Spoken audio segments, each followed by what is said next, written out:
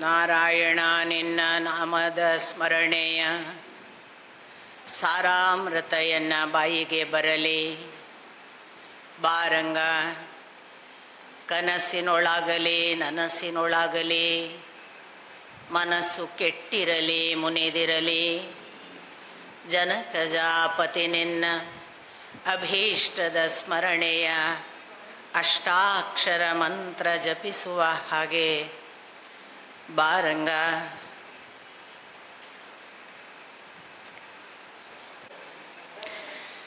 ನಾರಾಯಣಂ ನಮಸ್ಕೃತ್ಯ ನರಂಚೈವ ನರೋತ್ತಮಂ ದೇವೀಂ ಸರಸ್ವತೀಂ ವ್ಯಾಸಂ ತತೋ ಜಯಮುದೀರಯೇತ್. ಓಂ ಸತ್ಯಂ ಪರಂ ಧೀಮಹಿ. ನನಗೆ ಪರಮ ಪ್ರಿಯನೂ ಪೂಜ್ಯನೂ ಆದ ಶ್ರೀಕೃಷ್ಣನ ಪದಾರವಿಂದಗಳಲ್ಲಿ ವಂದಿಸಿ, ಪುತ್ತೂರಿನ ಮಾಲಿಂಗೇಶ್ವರ ದೇವಸನ್ನಿಧಿಗೆ ನಮಿಸಿ, ನೆರೆದಿರುವ ಎಲ್ಲ ಭಕ್ತರ ಹಿರಿಕಿರಿಯ ಪದತಲಕ್ಕೆ ಹಣೆ ಹಚ್ಚಿ ನಮಸ್ಕಾರ.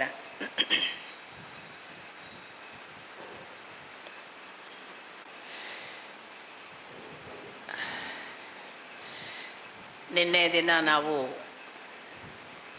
ಒಂದು ಪೂರ್ವ ಪೀಠಿಕೆಯ ಭಾಗವನ್ನು ಸ್ಪರ್ಶ ಮಾಡಿಕೋತ ಬಂದಿದ್ದೇವೆ. ವಾಸ್ತವಿಕ ಶ್ರೀಮದ್ ಭಾಗವತ ಇಂಥದ್ದೊಂದು ಪೂರ್ವ ಪೀಠಿಕೆಯನ್ನು ನಮಗೆ ಯಾಕೆ ಕೊಡ್ತದೆ ಅಂತಂದರೆ, ನಾವು ನಮ್ಮ ಪೂರ್ವ ಪೀಠಿಕೆ ಏನಿದೆ ಅಂತ ಅವಲೋಕನ ಮಾಡಿಕೊಳ್ಳಿಕ್ಕೆ ಅಂತ ನಾನು ನಂಬಿದ್ದೇನೆ. ಅದಕ್ಕೆ ನಾನು ಏಕಕಾಲಕ್ಕೆ ಆ ಕಾಲದ ಪರೀಕ್ಷಿತನ ಸ್ಥಿತಿ ಮತ್ತು ಈಗಿನ ಕಾಲದ ನಮ್ಮ ಸ್ಥಿತಿ ಬಹಳ ವ್ಯತ್ಯಾಸ ಇಲ್ಲ ಅನ್ನೋದನ್ನು ನಿಮಗೆ ಯಾಕೆ ಹೇಳ್ತಿದ್ದೆ ಅಂತಂದರೆ, ಸಕಲ ಶ್ರೇಷ್ಠ ಸಂಗತಿಗಳು ಕೂಡ ಅತ್ಯಂತ ಸಂಕಷ್ಟದ ಸಂದರ್ಭದಲ್ಲಿ ಹುಟ್ಟಿಕೊಳ್ಳುವುದನ್ನು ನಾವು ಕಾಣ್ತೇವೆ. ಅದು ಭಗವದ್ಭಕ್ತಿಯ ಪರಾಕಾಷ್ಠೆಗೆ ಹೋದರೆ ಈ ಥರದ ಶ್ರೀಮದ್ ಭಾಗವತ ಅಥವಾ ಸಂಪೂರ್ಣ ಶರಣಾಗತತ್ವದ ಹಂತಕ್ಕೆ ಅರ್ಜುನನ ಹಾಗೆ ಹೋದರೆ ಅದು ಭಗವದ್ಗೀತೆ ಹುಟ್ಟುವ ಸಂದರ್ಭ ಆಗಬಹುದು. ಇಂಥ ಎಲ್ಲ ಸಾಧ್ಯತೆಗಳನ್ನು ನಿಮಗೆ ನಾನು ಹೇಳುವಾಗ ಅದು ತ್ರಿಕಾಲಾತೀತವಾದ ಒಂದು ಸಂಗತಿ ಅನ್ನುವುದನ್ನು ಗಮನಕ್ಕೆ ತಂದೆ. ಈ ತ್ರಿಕಾಲ ಅತೀತವಾಗುವಾಗ ಅದು ಹೇಗೆ ನಮ್ಮ ಕಾಲಕ್ಕೂ ಕೂಡ ಪ್ರಸ್ತುತವಾಗಿ ಬಿಡುವಂತೆ ಅವರು ಅದನ್ನು ಕಾಲಾತೀತ ಮಾಡಿ ನಮ್ಮ ಕಾಲಘಟ್ಟದ ಯಾವುದೋ ವ್ಯಕ್ತಿಗಳ ಬದುಕಿನ ಜೀವನ ಕ್ರಮಕ್ಕೆ ಹತ್ತಿರ ಮಾಡ್ತಾರೆ ಅನ್ನೋದನ್ನು ಕೂಡ ನೀವು ಗಮನಿಸಿದ್ರಿ. ಹಾಗಾಗಿ ನನಗೆ ಯಾವತ್ತೂ ಕೂಡ ವೈಯಕ್ತಿಕವಾಗಿ ಪರೀಕ್ಷಿತ ಆಗಿ ಹೋದ ಯಾವುದೋ ಅರ್ಜುನನ ಮೊಮ್ಮಗ ಮಾತ್ರನಲ್ಲ, ಅಥವಾ ಅವನಿಗೆ ಈ ಶ್ರೀಮದ್ ಭಾಗವತವನ್ನು ಹೇಳಿದ ಶ್ರೀ ಶುಕ ಮುನಿಗಳು ಅವರು ಎಂದೋ ಆಗಿ ಹೋದ ಋಷಿಗಳಲ್ಲ. ನಾವು ಗಮನಿಸಿದರೆ, ಸರಿಯಾಗಿ ಒಂದು ಅಳತೆಯಲ್ಲಿ ಅದನ್ನೆಲ್ಲ ಯೋಚಿಸಿದರೆ, ಆ ಶುಕ ಮುನಿಗಳಾಗಲಿ ಪರೀಕ್ಷಿತರಾಗಲಿ ಅಥವಾ ನಾವೇ ಇವತ್ತು ಭಾವಿಸುವ ಅಲ್ಲಿ ಇರುವ ಯಾವುದೇ ಋಷಿ ಮುನಿಗಳಾಗಲಿ ಅವರು ಯಾರೂ ಕೂಡ ಆಗಿ ಹೋದವರಲ್ಲ. ನಮ್ಮ ಬದುಕಿನ ಎಲ್ಲ ಸಂಗತಿಗಳನ್ನು ನಮಗೆ ಯಾವುದು ಆಕರ್ಷಕವಾಗಿ ಸೆಳೆದಿದೆಯಲ್ಲ ಅದನ್ನು ಒಂದಿಷ್ಟು ಕಳಚಲಿಕ್ಕೆ ಬಂದರೆ ನಮಗೆ ಅವರೆಲ್ಲ ಕನೆಕ್ಟ್ ಆಗುವ ಪ್ರತಿ ಸಾಧ್ಯತೆ ಇದೆ. ಈ ಥರದ ಒಂದು ಪೂರ್ವಾವಲೋಕನದ ಹಾಗೆ ಅಥವಾ ಒಂದು ಪೂರ್ವ ವೇದಿಕೆಯ ಹಾಗೆ ನಮಗೆ ಆ ಕಾಲದ ಪಾಂಡುವಿನ ವಂಶದ ಕಥೆಯನ್ನು ಅಥವಾ ಇಡೀ ಮಹಾಭಾರತದ ಯುದ್ಧ ನಂತರದ ಘಟನೆಗಳನ್ನು ಯಾಕೆ ಕೊಡ್ತಿದ್ದಾರೆ ಅಂತಂದರೆ, ನಾವೆಲ್ಲರೂ ಅಂಥದೇ ಒಂದು ಪರಿಸ್ಥಿತಿಯಲ್ಲಿದ್ದೇವೆ. ಮಹಾಭಾರತ ಆವತ್ತು ಮಾತ್ರ ಆಗಿ ಹೋದದ್ದಲ್ಲ, ಇವತ್ತು ಆಗಲಿಕ್ಕಿರುವ ಮತ್ತು ಕೆಲವೊಮ್ಮೆ ನಮ್ಮ ಮನೆಗಳಲ್ಲಿ ಆಗಿ ಮುಗಿದ ಕಾಲಘಟ್ಟದಲ್ಲೇ ನಾವಿದ್ದೇವೆ. ಪ್ರತಿ ಮನೆಗಳಲ್ಲೊಂದು ಮಹಾಭಾರತ ಯುದ್ಧ ಆಗುತ್ತೆ. ಪ್ರತಿ ಮನೆಗಳಲ್ಲಿ ಒಬ್ಬ ದುರ್ಯೋಧನ ಇರ್ತಾನೆ. ಪ್ರತಿ ಮನೆಗಳಲ್ಲಿ ಸಫರ್ ಆಗುವ ಪಂಚ ಪಾಂಡವರು ಇರ್ತಾರೆ. ಪ್ರತಿ ಮನೆಗಳಲ್ಲಿ ಕೈ ಹಿಡಿದು ನಡೆಸುವ ಶ್ರೀಕೃಷ್ಣನೂ ಇದ್ದಾನೆ. ಹಾಗಾಗಿ ಇದು ಯಾವುದು ಕೂಡ ಆಗಿ ಹೋದ ನಿನ್ನೆಯ ಘಟನೆ ಅಲ್ಲ. ನನಗೆ ಅದು ನಿನ್ನೆಯ ಘಟನೆ ಆಗಿದ್ದರೆ ನಾವು ಇವತ್ತು ಯಾವುದನ್ನು ಹಿಸ್ಟ್ರಿ ಅಂತ ಹೇಳ್ತೇವಲ್ಲ, ಆ ಹಿಸ್ಟ್ರಿಯನ್ನು ಯಾವ ಆಸ್ಥೆಯಿಂದ ಓದೋಕ್ಕೆ ಸಾಧ್ಯ ಇದೆ ಹೇಳಿ? ಬೇಕು ಅಂತ ಎಷ್ಟು ಜನರಿಗೆ ಅನ್ನಿಸ್ತದೆ? ನಮಗೆ ಆ ಹಿಸ್ಟ್ರಿ ಅದು 1992ನೋ ಅದು ಯಾವುದೋ ಒಂದು 1854 ಈ ಇಸ್ವಿಗಳನ್ನು ಹೇಳಿಕೊಂಡು ಇಂಥ ರಾಜರು ಆಗಿ ಹೋದರು, ಇಂಥ ಅವರ ಮಗ ಬಂದ, ಇಂಥ ವಂಶ ಅಲ್ಲಿ ಆಳಿತು, ಆವಾಗ ಇಂಥ ರಾಜರುಗಳು ಇಂಥವರನ್ನು ಕೊಂದರು, ಇಂಥವರು ಗೆದ್ದರು, ಇಷ್ಟೇ ಆಗಿ ಉಳಿತಿತ್ತು. ಅದಲ್ಲ. ಯಾವ ಚರಿತ್ರೆ ನಾವು ಯಾವುದನ್ನು ನಮ್ಮ ರಾಜವಂಶದ ಚರಿತ್ರೆಯ ಭಾಗವಾಗಿ ನೋಡ್ತೇವೆ, ಅದು ಒಂದು ಚರಿತ್ರೆಗೆ ಸಂಬಂಧಪಟ್ಟ ಚಾರಿತ್ರ್ಯದ ವಿಷಯ. ಚಾರಿತ್ರ್ಯದ ಆಚೆಗೊಂದಿದೆ, ಅದು ಜೀವ ಅಂಶಕ್ಕೆ ಸಂಬಂಧಪಟ್ಟದ್ದು. ಅದು ಈ ಮಹಾಭಾರತ, ಅದು ಈ ಭಗವದ್ಗೀತೆ ಅಥವಾ ಭಾಗವತಗಳಲ್ಲಿ ನಮ್ಮ ಮುಂದೆ ತೆರೆದುಕೊಳ್ಳುವ ಒಂದು ಹೊಸ ಲೋಕ. ಹಾಗಾಗಿ ಒಬ್ಬ ಚಾರಿತ್ರ್ಯಹೀನನಿಗೆ, ನಾನು ಈ ಶಬ್ದ ಬಳಸುವಾಗ ಉದ್ದೇಶಪೂರ್ವಕವಾಗಿ ಬಳಸ್ತೇನೆ, ಒಬ್ಬ ಚಾರಿತ್ರ್ಯಹೀನನಿಗೆ ಈ ಚರಿತ್ರೆ ದೊಡ್ಡದಲ್ಲ. ಯಾವ ಹಿಸ್ಟ್ರಿ ಅಂತ ನಾವು ಹೇಳ್ತೇವೆ ಅದಲ್ಲ. ಅವನು ಈ ದೇಹ ಚರಿತ್ರೆಯ ಬೆನ್ನು ಹತ್ತುವವನೂ ಅಲ್ಲ. ಅವನು ಚಾರಿತ್ರ್ಯದ ಆಚೆಗೆ ಜೀವಲೋಕಕ್ಕೆ ಬರ್ತಾನೆ. ಜೀವಲೋಕಕ್ಕೆ ಚರಿತ್ರೆ ಅನ್ನುವ ನಿಯಮಿತ ಅವಧಿ ಇಲ್ಲ, ಅದು ಅನಾದಿ. ಹಾಗಾಗಿ ಜೀವಲೋಕದ ಚರಿತ್ರೆ ಅದು ಅನಾದಿ ಕಾಲದಿಂದ ಇರುವಾಗ ಭಗವಂತನ ಜೊತೆಗೆ ಅದು ಅನಾದಿ ಕಾಲದಿಂದ ಕನೆಕ್ಟ್ ಆದದ್ರಿಂದ ಈಗಲೂ ಕನೆಕ್ಟ್ ಆಗತ್ತೆ.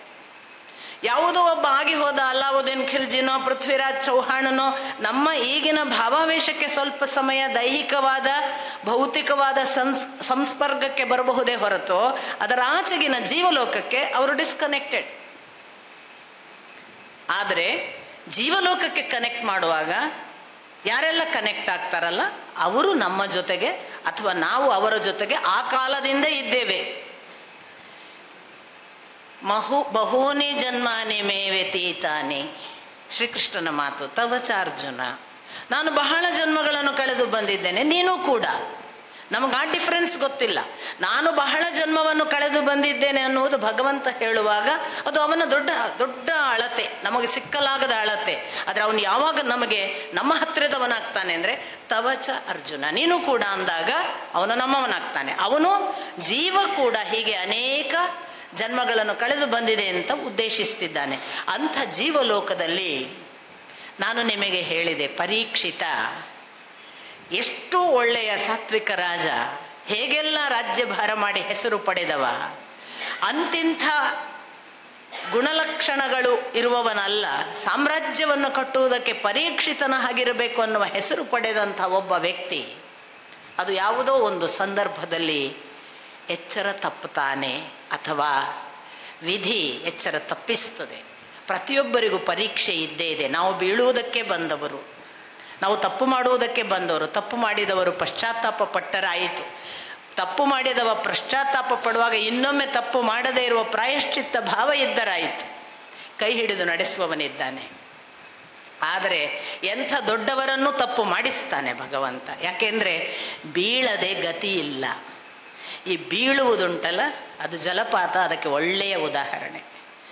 ಜಲಪಾತ ಬೀಳದೇ ಇದ್ದರೆ ಅದು ಹೋಗಿ ಸಮುದ್ರ ಸೇರ್ತಾನೆ ಇರ್ತಿರ್ಲಿಲ್ಲ.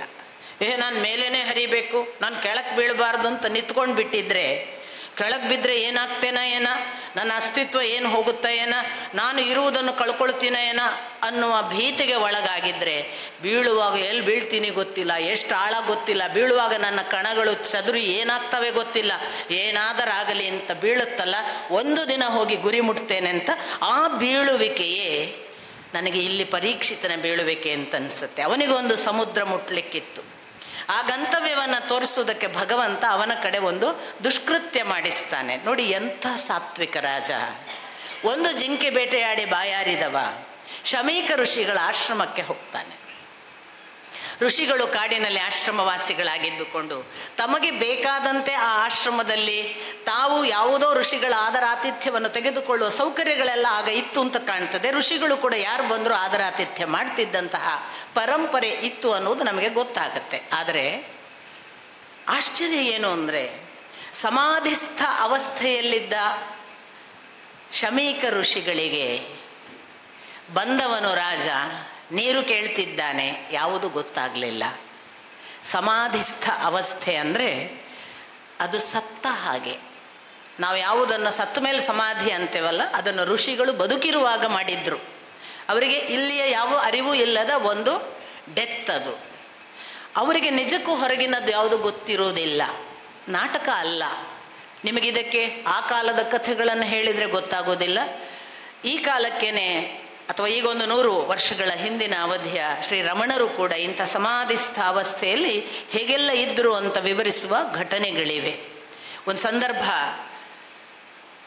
ಶ್ರೀರಮಣರಿಗೆ ಅವರು ಕೂತ ಆ ಸಮಾಧಿಸ್ಥ ಅವಸ್ಥೆಯನ್ನು ನೋಡಿ, ಈ ಮಗು ಇನ್ನೂ 15 ವರ್ಷದ ಪುಟ್ಟ ಬಾಲಕ, ಈ ಮಗು ಸತ್ತು ಹೋಗುತ್ತೆ ಊಟ ನೀರು ಇಲ್ಲದೆ, ಇದನ್ನು ನಾನು ರಕ್ಷಿಸಬೇಕು ಅಂತ ಒಬ್ಬ ತಾಯಿಗೆ ಅನ್ನಿಸ್ತಂತೆ. ಅವಳು ಅನ್ನಿಸಿ ಹೋಗಿ ನೀರು ಕುಡಿ ಹಾಲು ಕುಡಿ ಅಂದರೆ ಆ ಎಚ್ಚರದ ಸ್ಥಿತಿಯಲ್ಲಿ ಇಲ್ವಲ್ಲ ರಮಣ ಮಹರ್ಷಿಗಳು.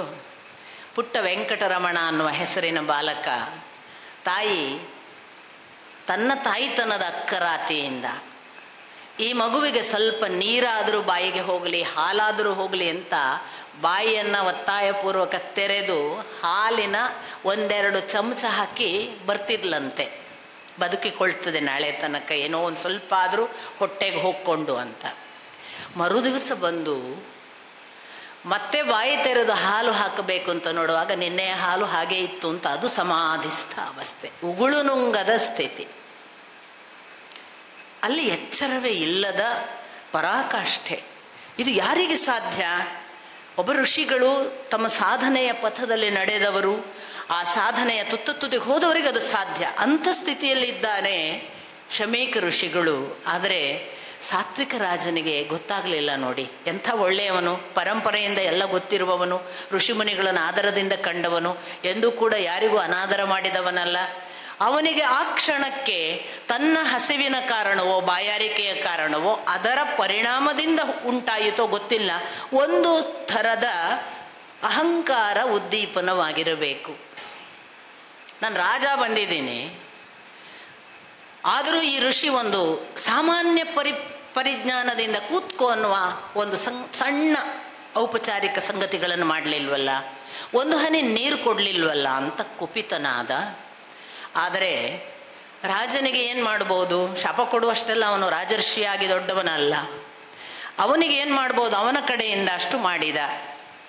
ಅವನು ತಕ್ಷಣಕ್ಕೆ ಅಲ್ಲಿ ಆ ದಾರಿಯಿಂದ ಇನ್ನು ಹೊರಡಬೇಕು.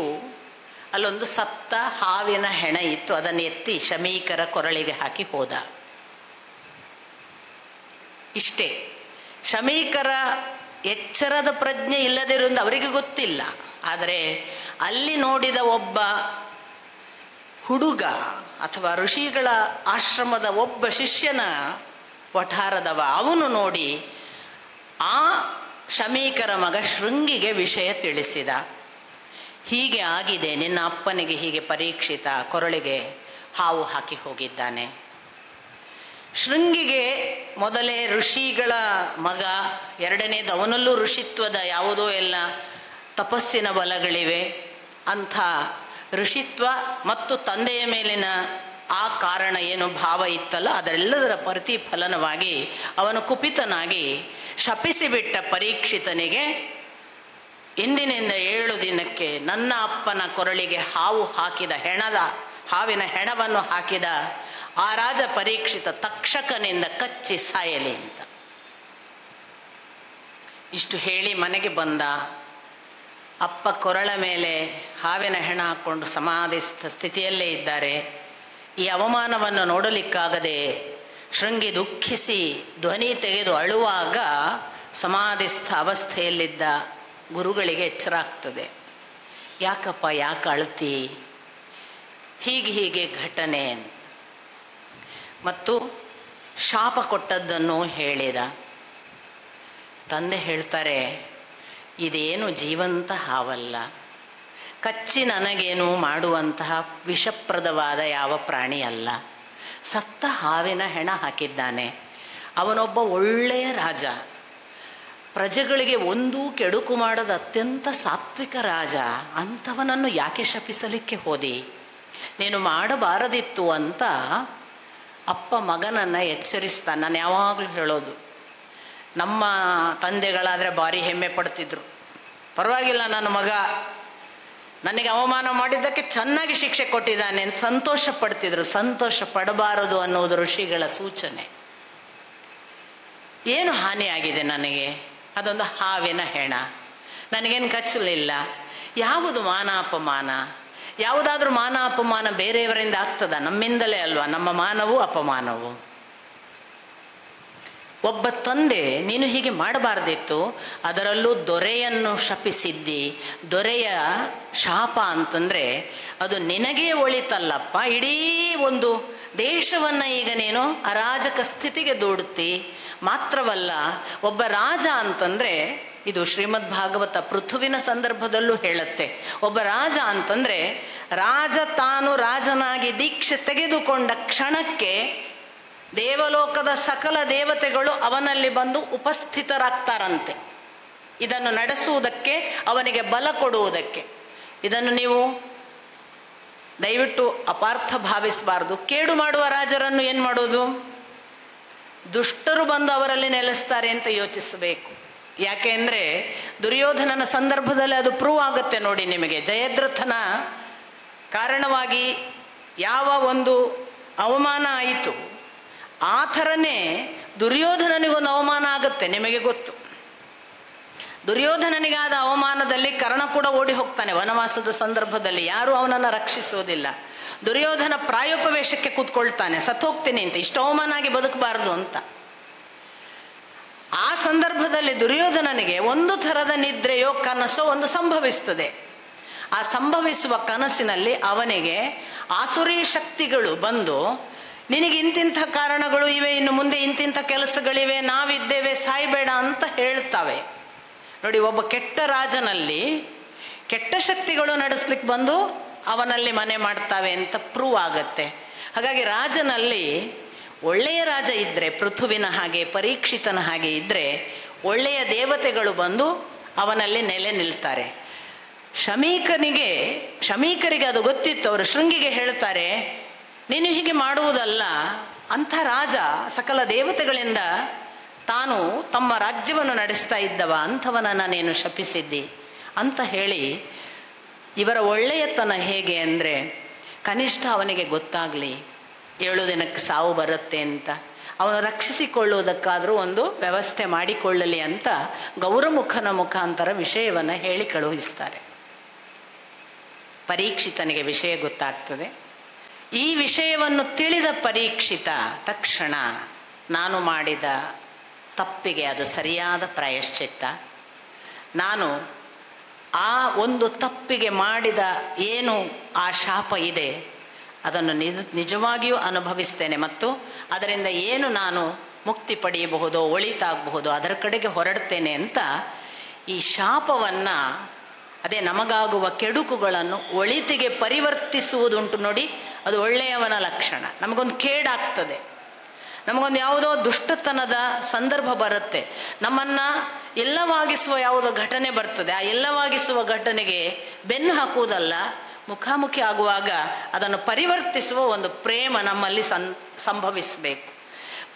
ಆ ಥರದ ಒಂದು ಪ್ರೇಮ ಸಂಭವ ಪರೀಕ್ಷಿತನಲ್ಲಿ ಆದದ್ದರಿಂದಲೇ ಆ ಸಾವನ್ನು ಅವನು ಬದುಕಿನ ಒಂದು ಹೊಸ ಶೋಧನೆಗೆ, ನಾನು ಭಗವಂತನನ್ನು ಅಷ್ಟರೊಳಗೆ ನೋಡಬೇಕು, ನಾನು ಕಣ್ಣಾರೆ ಕಂಡಿದ್ದೇನೆ ಬಾಲ್ಯದ ಆ ಗರ್ಭಾವಸ್ಥೆಯಲ್ಲಿ, ಈಗ ಇನ್ನೊಮ್ಮೆ ಅವನನ್ನು ಕಂಡು ಹೋಗುವುದಕ್ಕೆ ಇದೊಂದು ಅವಕಾಶ ಅಂತ ತೀರ್ಮಾನ ಮಾಡಿ, ತಾನು ದೇಹವನ್ನು ಬಿಟ್ಟು ಕೊಡುವುದಕ್ಕೆ ಮತ್ತು ಪ್ರಾಯೋಪವೇಶ ಅಂದರೆ ನಿಮಗೆ ಗೊತ್ತು, ಉಪವಾಸ, ಅನ್ನ ನೀರು ಎಲ್ಲ ಬಿಟ್ಟು ಕೂತ್ಕೊಂಡು ಬಿಡೋದು ಸಾಯುವವರೆಗೆ. ಅದನ್ನೇ ಮುಂದೆ ಸಲ್ಲೇಖನ ಅಂತ ಜೈನ ಧರ್ಮದಲ್ಲಿ ಅದನ್ನು ಬೆಳೆಸಲಾಯಿತು. ಈ ಪ್ರಾಯೋಪವೇಶವನ್ನು ತಾನು ಮಾಡಬೇಕು ಅಂತ ತೀರ್ಮಾನ ಮಾಡಿ ಅವನು ಆಯ್ಕೆ ಮಾಡಿಕೊಂಡದ್ದು ಗಂಗಾ ನದಿಯ ದಡ. ಗಂಗಾ ನದಿಯ ದಡದಲ್ಲಿ ಉತ್ತರ ಅಂತ ಉತ್ತರ ದಿಕ್ಕಿಗೆ ಒಂದು ಭಾಗದ ಹೆಸರಾದರೆ, ಗಂಗೆ ಉತ್ತರದಲ್ಲಿ ಉತ್ತರೋತ್ತರ ಕರೆದುಕೊಂಡು ಹೋಗುವ ತಾಯಿ. ಅಂಥ ಗಂಗಾ ತಟದಲ್ಲಿ ಅವನು ಆಯ್ಕೆ ಮಾಡಿಕೊಂಡು ಕೂತ್ಕೊಳ್ಳುವಾಗ ತರತಿ ಇತಿ ಉತ್ತರ ಅಂದರೆ ಎತ್ತರಕ್ಕೆ ದಾಟಿಸುವಂಥದ್ದು ಅಂತ, ಅದರಿಂದ ಆ ದಿಕ್ಕಿಗೆ ಉತ್ತರ ಅಂತ ಹೆಸರು. ಅಂಥ ಉತ್ತರ ದಿಕ್ಕಿನ ಗಂಗಾ ನದಿಯ ದಡದಲ್ಲಿ ಅವನು ಕೂತ್ಕೊಳ್ತೇನೆ ಅಂತ ತೀರ್ಮಾನ ಮಾಡುವಾಗ, ದಯವಿಟ್ಟು ಭಕ್ತ ಭಕ್ತಿಯಿಂದ ಅನುಭವಿಸುವವರಿಗೆ ಮಾತ್ರ ಅರ್ಥ ಆಗಬಹುದಾದದ್ದು. ಮತ್ತು ನಾವು ಕೂಡ ಅಂಥದ್ದೊಂದು ಅಂತರಂಗದಲ್ಲಿ ಆ ಆರ್ದ್ರ ಭಾವವನ್ನು ಇಟ್ಟುಕೊಂಡರೆ ತಿಳಿಯಬಹುದಾದದ್ದು.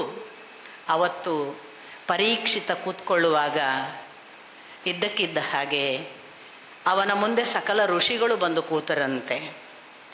ಅಲ್ಲಿ ವಸಿಷ್ಠರಿದ್ದರು, ಪರಶುರಾಮ ಇದ್ದ, ವೇದವ್ಯಾಸರಿದ್ದರು, ಅತ್ರಿ ಇದ್ದ, ಅಂಗಿರಸ ಇದ್ದ, ದೇವಲರಿದ್ದರು, ನಾರದರಿದ್ದರು, ಯಾರಿಲ್ಲ.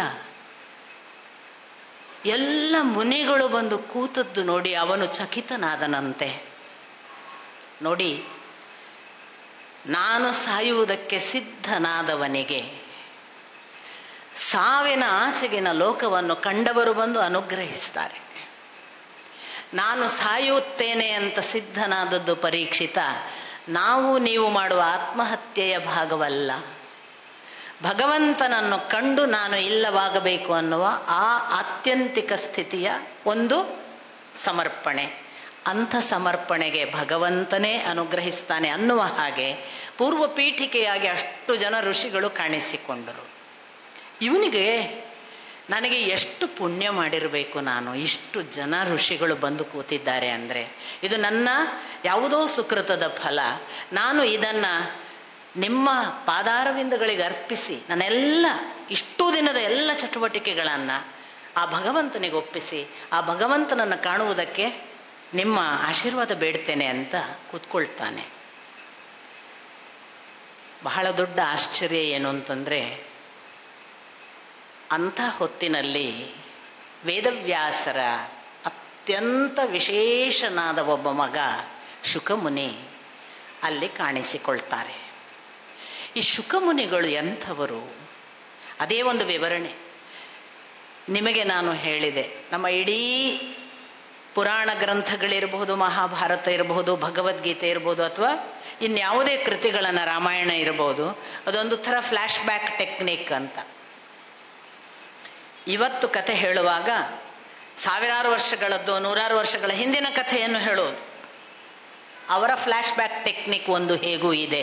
ನಾನು ನಿಮ್ಮನ್ನು ಇಡೀ ಶ್ರೀಮದ್ ಭಾಗವತ ಆರಂಭ ಆಗುವುದು ಈ ಶುಕಮುನಿಗಳ ವರ್ಣನೆಯಿಂದ. ನಾನು ನಿಮ್ಮನ್ನು ಫ್ಲ್ಯಾಶ್ ಬ್ಯಾಕ್ ಟೆಕ್ನಿಕ್ಕಿಗೆ ತಂದಿದ್ದೇನೆ. ಯಾಕೆಂದರೆ ಪರೀಕ್ಷಿತ ಬಂದು ಕೂತಾಗ ಶುಕಮುನಿಗಳು ಬಂದರು ಅನ್ನುವ ವೇಳೆಗೆ ಶುಕಮುನಿಗಳು ಯಾರು ಅಂತ ನೀವು ಏನಾದರೂ ಹುಡುಕಿ ನೋಡಿದರೆ ಶುಕಮುನಿಗಳು ವ್ಯಾಸರ ಅತ್ಯಂತ ವಿಶೇಷ ಶುಕ್ರ ವಿಸರ್ಜನೆಯ ಮಥನದಿಂದ ಹುಟ್ಟಿದವರು.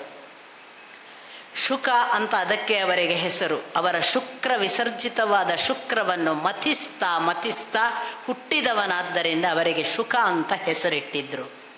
ಈ ಶುಕ ಮುನಿಗಳನ್ನು ಬಹಳ ವಿಶೇಷವಾಗಿ ಬೆಳೆಸ್ತಾರೆ ವೇದವ್ಯಾಸರು.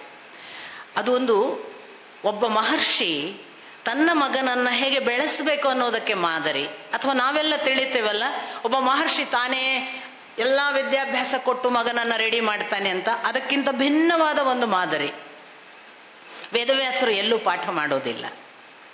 ಅವರು ವೇದ ವಿಭಾಗ ಮಾಡುವುದಕ್ಕೆ ಆಯ್ಕೆ ಮಾಡಿಕೊಂಡ ವೈಶಂಪಾಯನ, ಜೈಮಿನಿ, ಸುಮಂತ ಅಥವಾ ಈ ಥರದ ಋಷಿಗಳ ಜೊತೆಗೆ ಶುಕಮುನಿಯನ್ನು ವೇದಾಭ್ಯಾಸಕ್ಕೆ ಹಚ್ಚುತ್ತಾ ಹೋಗ್ತಾರೆ ಹೊರತು ತಾನು ಪಾಠ ಮಾಡಿದ ಉದಾಹರಣೆಯ ಹಾಗೆ ಅದು ಕಾಣೋದಿಲ್ಲ.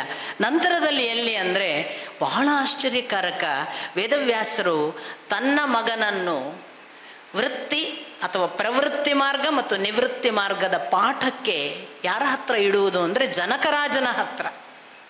Very interesting. ಜನಕರಾಜ ಅಂದರೆ ನಿಮಗೆ ಗೊತ್ತು, ಯಜ್ಞ ಮಂಟಪದ ಮೂಲಕ ಯಾಜ್ಞವಲ್ಕ್ಯನನ್ನೆಲ್ಲ ಇಟ್ಟುಕೊಂಡು ಬಹಳ ಯಜ್ಞ ಮಂಟಪದಲ್ಲಿ ಸಿಕ್ಕಾಪಟ್ಟೆ ಅಧ್ಯಾತ್ಮದ ಚರ್ಚೆ ಆಗಲಿ ಅಂತ ಋಷಿಮುನಿಗಳ ಹತ್ರ ಒಂದು ವಿದ್ವಾಂಸರ ಗೋಷ್ಠಿ ಮಾಡಿಸಿದವ. ಅದಕ್ಕೆ ಸಾವಿರಾರು ಹಸುಗಳನ್ನು ದಾನ ಕೊಟ್ಟವ, ಕೋಡಿಗೆಲ್ಲ ಚಿನ್ನದ ಕೊಂಬು ಮಾಡಿಸಿ.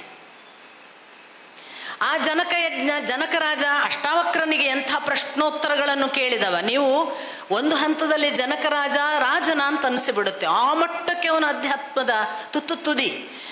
ಇಡೀ ಅಧ್ಯಾತ್ಮದ ಪಾಠದಿಂದ ತನ್ನ ರಾಜ್ಯ ಸುಟ್ಟು ಹೋದರೆ ಏನೂ ಆಗದೆ ನಿತ್ತ ಒಂದು ಸ್ಥಿತಿಯನ್ನು ಅನುಭವಿಸಿದ್ದ ಅಂತ ದಾಖಲೆ ಇದೆ. ಭೀಷ್ಮರು ಹೇಳ್ತಾರೆ ಅದನ್ನು. ಜನಕರಾಜನ ಹಾಗೆ ಆಗುವಂಥ ಯುಧಿಷ್ಠಿರನಿಗೆ. ಅಂದರೆ ಅಂಥ ಜನಕರಾಜ ಒಂದು ಬಹಳ ಒಳ್ಳೆಯ ರಾಜ. ಏಕಕಾಲಕ್ಕೆ ರಾಜನಿದ್ದಾಗಲೂ ಕೂಡ, ಈಗ ನೋಡಿ, ನಾವು ಏನೂ ಇಲ್ಲದೆ ವೈರಾಗ್ಯ ಬರೋದು ದೊಡ್ಡದಲ್ಲ. ಎಲ್ಲ ಇದ್ದಾಗ ವೈರಾಗ್ಯ ಬರೋದಿದೆಯಲ್ಲ, ಅದು ಬುದ್ಧನಂಥ ಅವಸ್ಥೆ. ಅದು ಜನಕರಾಜನಲ್ಲಿತ್ತು ಅಂತ ನಮಗೆ ಗೊತ್ತಾಗುತ್ತೆ. ಅದು ಎಲ್ಲಿಂದ ಬಂತು? ಆದರೆ ನೋಡಿ, ಬುದ್ಧನಕ್ಕಿಂತ ಹೇಗೆ ಜನಕರಾಜ ಭಿನ್ನ ಆಗ್ತಾನೆ ಅಂದರೆ, ಜನಕರಾಜನಿಗೆ ಬಿಟ್ಟು ಹೋಗುವ ಆ ಒಂದು ವೈರಾಗ್ಯ ಬರಲಿಲ್ಲ, ಇದ್ದೂ ಇಲ್ಲದಂತೆ ಬದುಕಿ ತೋರಿದನಲ್ಲ, ಅದು ಬಹಳ ಡಿಫರೆಂಟ್. ಅದು ಇದಕ್ಕಿಂತ ಬಹಳ ವಿಶೇಷವಾದ. ಯಾಕೆಂದರೆ ನೀನು ಇದ್ದು ರಾಜನಾಗಿದ್ದೀಯ, ನಡೆಸ್ತೀಯ, ಯಾವುದಕ್ಕೂ ಅಂಟ್ಕೊಂಡಿಲ್ಲ. ರಾಜ್ಯ ಸುಟ್ಟು ಹೋದರೆ ಏನು ಮಾಡಿಲ್ಲ ಅನ್ನುವ ಸ್ಥಿತಿಗೆ ಬರ್ತಾನಲ್ಲ ಜನಕರಾಜ, ಅದು ನಾವು ಕಲಿಯಬೇಕಾದದ್ದು. ಬಹುಶಃ ವೈರಾಗ್ಯ ಎಲ್ಲವನ್ನು ಬಿಟ್ಟು ಹೋಗುವುದರಲ್ಲಿಲ್ಲ, ಇದರೊಳಗಿದ್ದು ಇದರಲ್ಲಿ ಅಂಟಿಕೊಳ್ಳದೆ ಇರುವ ಒಂದು ಸ್ಥಿತಿ ಇದೆಯಲ್ಲ, ಅದನ್ನೇ ಕೃಷ್ಣ ಕೂಡ ಹೇಳೋದು, ಇಲ್ಲೆಲ್ಲವನ್ನೂ ಮಾಡದಂತೆ ಇರುವಂತ. ಇದು ಭಗವದ್ಗೀತೆ. ಹಾಗಾಗಿ ಅರ್ಜುನನನ್ನು ಎಚ್ಚರಿಸುವಾಗ ಕರ್ಮ ಮಾಡಿದ್ದು ನೀನಲ್ಲ ಅನ್ನುವ ನಿಮಿತ್ತ ಮಾತ್ರ ಅನ್ನುವ ಆ ಭಾವವನ್ನು ಇಟ್ಟುಕೊ. ಇಂಥದೊಂದು ಜನಕರಾಜನ ಸ್ಥಿತಿ. ಆ ಜನಕ ಪ್ರವೃತ್ತಿ ಮಾರ್ಗದಲ್ಲಿ ರಾಜ, ನಿವೃತ್ತಿ ಮಾರ್ಗದಲ್ಲಿ ಆಧ್ಯಾತ್ಮಿಕವಾಗಿ ನಾನು ಈಗಾಗಲೇ ಹೇಳಿದ ಹಾಗೆ ಒಂದು ಕಡೆ ಯಾಜ್ಞವಲ್ಕ್ಯ ಮೊದಲಾದವರ ಸಂಪರ್ಕ ಇದ್ದು ಅವರ ಜೊತೆಗೆ ಚರ್ಚೆ ಮಾಡಿದವ, ಅವರ ಜೊತೆಗೆ ಪ್ರಶ್ನೆಗಳನ್ನು ಕೇಳಿ ಉತ್ತರ ಪಡೆದವ. ಏಕಕಾಲಕ್ಕೆ ಅಷ್ಟಾವಕ್ರನಂಥ ಮಹಾವಿದ್ವಾಂಸರನ್ನು ಕೂಡ ಎದುರಾಬದುರಾಗಿ ಅವರಿಗೆ ಉತ್ತರ ಕೊಟ್ಟು ಕಹೋಲನ ಬಿಡುಗಡೆಗೂ ಕಾರಣನಾದವ. ಇಂಥ ಅನೇಕ ಸಾಧ್ಯತೆಗಳಿರುವ ಒಬ್ಬ ಜನಕರಾಜನ ಹತ್ರ ಶುಕಮುನಿಯನ್ನು ಪಾಠಕ್ಕಿಡ್ತಾರೆ. ಸಂದರ್ಭ ಬರುತ್ತೆ ಶುಕಮುನಿಗಳ ಬಗ್ಗೆ. ಇದೆಲ್ಲ ಬರುವುದು ನಿಮಗೆ ಅನುಶಾಸನ ಪರ್ವದ ಸಂದರ್ಭದಲ್ಲಿ, ಮಹಾಭಾರತದಲ್ಲಿ. ಅಲ್ಲೊಂದು ಪ್ರಶ್ನೆ ಬರುತ್ತೆ, ಯಾಕೆ ಶುಕಮುನಿಗಳನ್ನ ನೀನ್ ಪಾಠ ಕಲಿಸದೆ ಒಬ್ಬ ಜನಕರಾಜನ ಬಳಿ ಇಟ್ಟಿ, ಅಥವಾ ಯಾಕೆ ಜನಕರಾಜನ ಹತ್ರ ಪಾಠ ಕಲಿಸಿ ಅಂತ 2 ಪ್ರಶ್ನೆಗಳಿಗೆ ಉತ್ತರ ಕೊಡುವಾಗ, ನಾನು ಬರೇ ನಿವೃತ್ತಿ ಮಾರ್ಗದವ, ಪ್ರವೃತ್ತಿ ಮತ್ತು ನಿವೃತ್ತಿ ಎರಡೂ ಮಾರ್ಗಗಳನ್ನು ಗೆದ್ದವನಿದ್ದಾನೆ, ಆದ್ದರಿಂದ ಅವನ ಬಳಿ ಹೋಗು, ಒಂದನೆಯದ್ದು. ಎರಡನೇದು ಬಹಳ ಒಳ್ಳೆಯ ಒಂದು ಮಾತು ಕೊಡ್ತಾರೆ ಉತ್ತರವಾಗಿ. ಒಬ್ಬ ಪಂಡಿತ, ಬಹಳ ತಿಳಿದ ಒಬ್ಬ ಋಷಿ ತನ್ನ ಮಗನನ್ನು ಅಷ್ಟೇ ತಿಳಿಸಿ ಬೆಳೆಸಿದ್ರೆ ಜನ ಆಡಿಕೊಳ್ತಾರಂತೆ, ಅದೇನು ಬಿಡ್ರಿ ಪಂಡಿತನ ಮಗ ಪಂಡಿತ ಆಗದೆ ಇನ್ನೇನಾಗ್ತಾನೆ ಅಂತ. ಅದಕ್ಕೆ ಕಲಿಸ್ಲಿಲ್ಲ ಅಂತಾರೆ ವೇದವ್ಯಾಸರು. ದೊಡ್ಡವರ ಗುಣನಡತೆಗಳೆಲ್ಲ ನನಗೆ ವೈಯಕ್ತಿಕವಾಗಿ ತುಂಬ ವಿಶೇಷ ಆಯಾಮಗಳಿವೆ ಅಂತ ಅನ್ಸೋದು. ನಾನು ಅವಾಗೆಲ್ಲ ನನ್ನ ಅಪ್ಪನ ನೆನ್ಪು ಮಾಡ್ಕೋತೇನೆ. ಯಾಕ್ರಿ ನಿಮ್ಮ ಅಪ್ಪ ಇದ್ರಲ್ಲ, ನೀವು ಯಾಕ್ರಿ ಸತ್ಯಕಾಮರ ಹತ್ರ ಹೋಗಿದ್ದೀರಿ ಅಂತ ನಾನು ಭಾಳ ಜನ ಕೇಳ್ತಾರೆ. ನಮ್ಮ ಅಪ್ಪನಿಗೆ ಗೊತ್ತಿತ್ತು ನೋಡಿ ಇದೆಲ್ಲ, ನನಗೂ ಗೊತ್ತಿಲ್ಲ, ಆದರೆ ನಮ್ಮ ಅಪ್ಪನಿಗೆ ಗೊತ್ತಿತ್ತು ಅಂತ ನಾನೀಗ ಭಾವಿಸೋದು. ಯಾವುದನ್ನು ತಾನು ಕಲಿಸ್ಲಿಲ್ಲ ಅಂತ ಒಂದು ಹೇಳಿದೆ, ತಗೊಂಡೋಗಿ ಸತ್ಯಕಾಮರ ಕೈಯಲ್ಲಿ ಇಟ್ಟರು ಅಂತ ಹೇಳಿದೆ. ಶುಕಮುನಿಯನ್ನ ವೇದವ್ಯಾಸರು ತಗೊಂಡು ಹೋಗಿ ಇನ್ನೊಬ್ಬನ ಕೈಯಲ್ಲಿ ಬೆಳೆಸಿದಾಗ ನೋಡಿ ಇನ್ನೊಂದು ಭಾವ ಇದೆ ಅಲ್ಲಿ.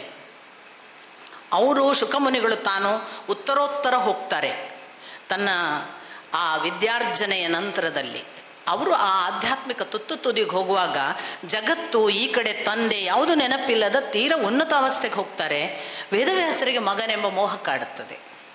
ವೇದವ್ಯಾಸರು ಶುಕ ಶುಕ ಶುಕ ಅಂತ ಕೂಗ್ಕೊಂಡು ಹೋದರೆ ಕೂಗು ಅಲ್ಲಿ ಇರುವ ಶುಕಮುನಿಗೆ ಕೇಳಿಸಿತ್ತಂತೆ. ಆದರೆ ಶುಕಮುನಿ ತಾನು ಹೇಳಲಾಗದಷ್ಟು ದಾಟಿಯಾಗಿದೆ. ಅವನು ಹೇಳಿದನಂತೆ, ಪ್ರಕೃತಿಯ ಪ್ರತಿ ಗಿಡಮರಗಳಿಗೆ ನನ್ನನ್ನು ಕೂಗಿ ಕರೆದವರಿಗೆ ನೀವು ಉತ್ತರಿಸಿ ಅಂತ. ಅಲ್ಲಿ ಹೋಗಿ ತನ್ಮಯನಾದ ಅಂತ. ತಾನೇ ಹೋಗಿ ಆ ಇಡೀ ಗಿಡಮರಗಳಲ್ಲಿ ತಾನು ತನ್ಮಯನಾಗಿ ಇದ್ದಾನೆ, ಅವನೇ ಕೂತು ಅಷ್ಟು ಅದನ್ನೆಲ್ಲ ತನ್ನ ಒಳಗೆ ಆವಾಹಿಸಿಕೊಂಡ ಹಾಗೆ ಶುಕಮುನಿ ಮುಂದೆ ಹೋದನಂತೆ. ಪರಿಣಾಮವಾಗಿ ಬೋ ಬೋ ಅಂತ ಪ್ರಕೃತಿಯಿಂದ ಉತ್ತರ ಬಂತಂತೆ ವೇದವ್ಯಾಸರಿಗೆ. ಆದರೂ ವೇದವ್ಯಾಸರು ಹುಡುಕುವುದನ್ನು ಬಿಡಲಿಲ್ಲ. ಮತ್ತೆ ಮುಂದೆ ಹೋದರೆ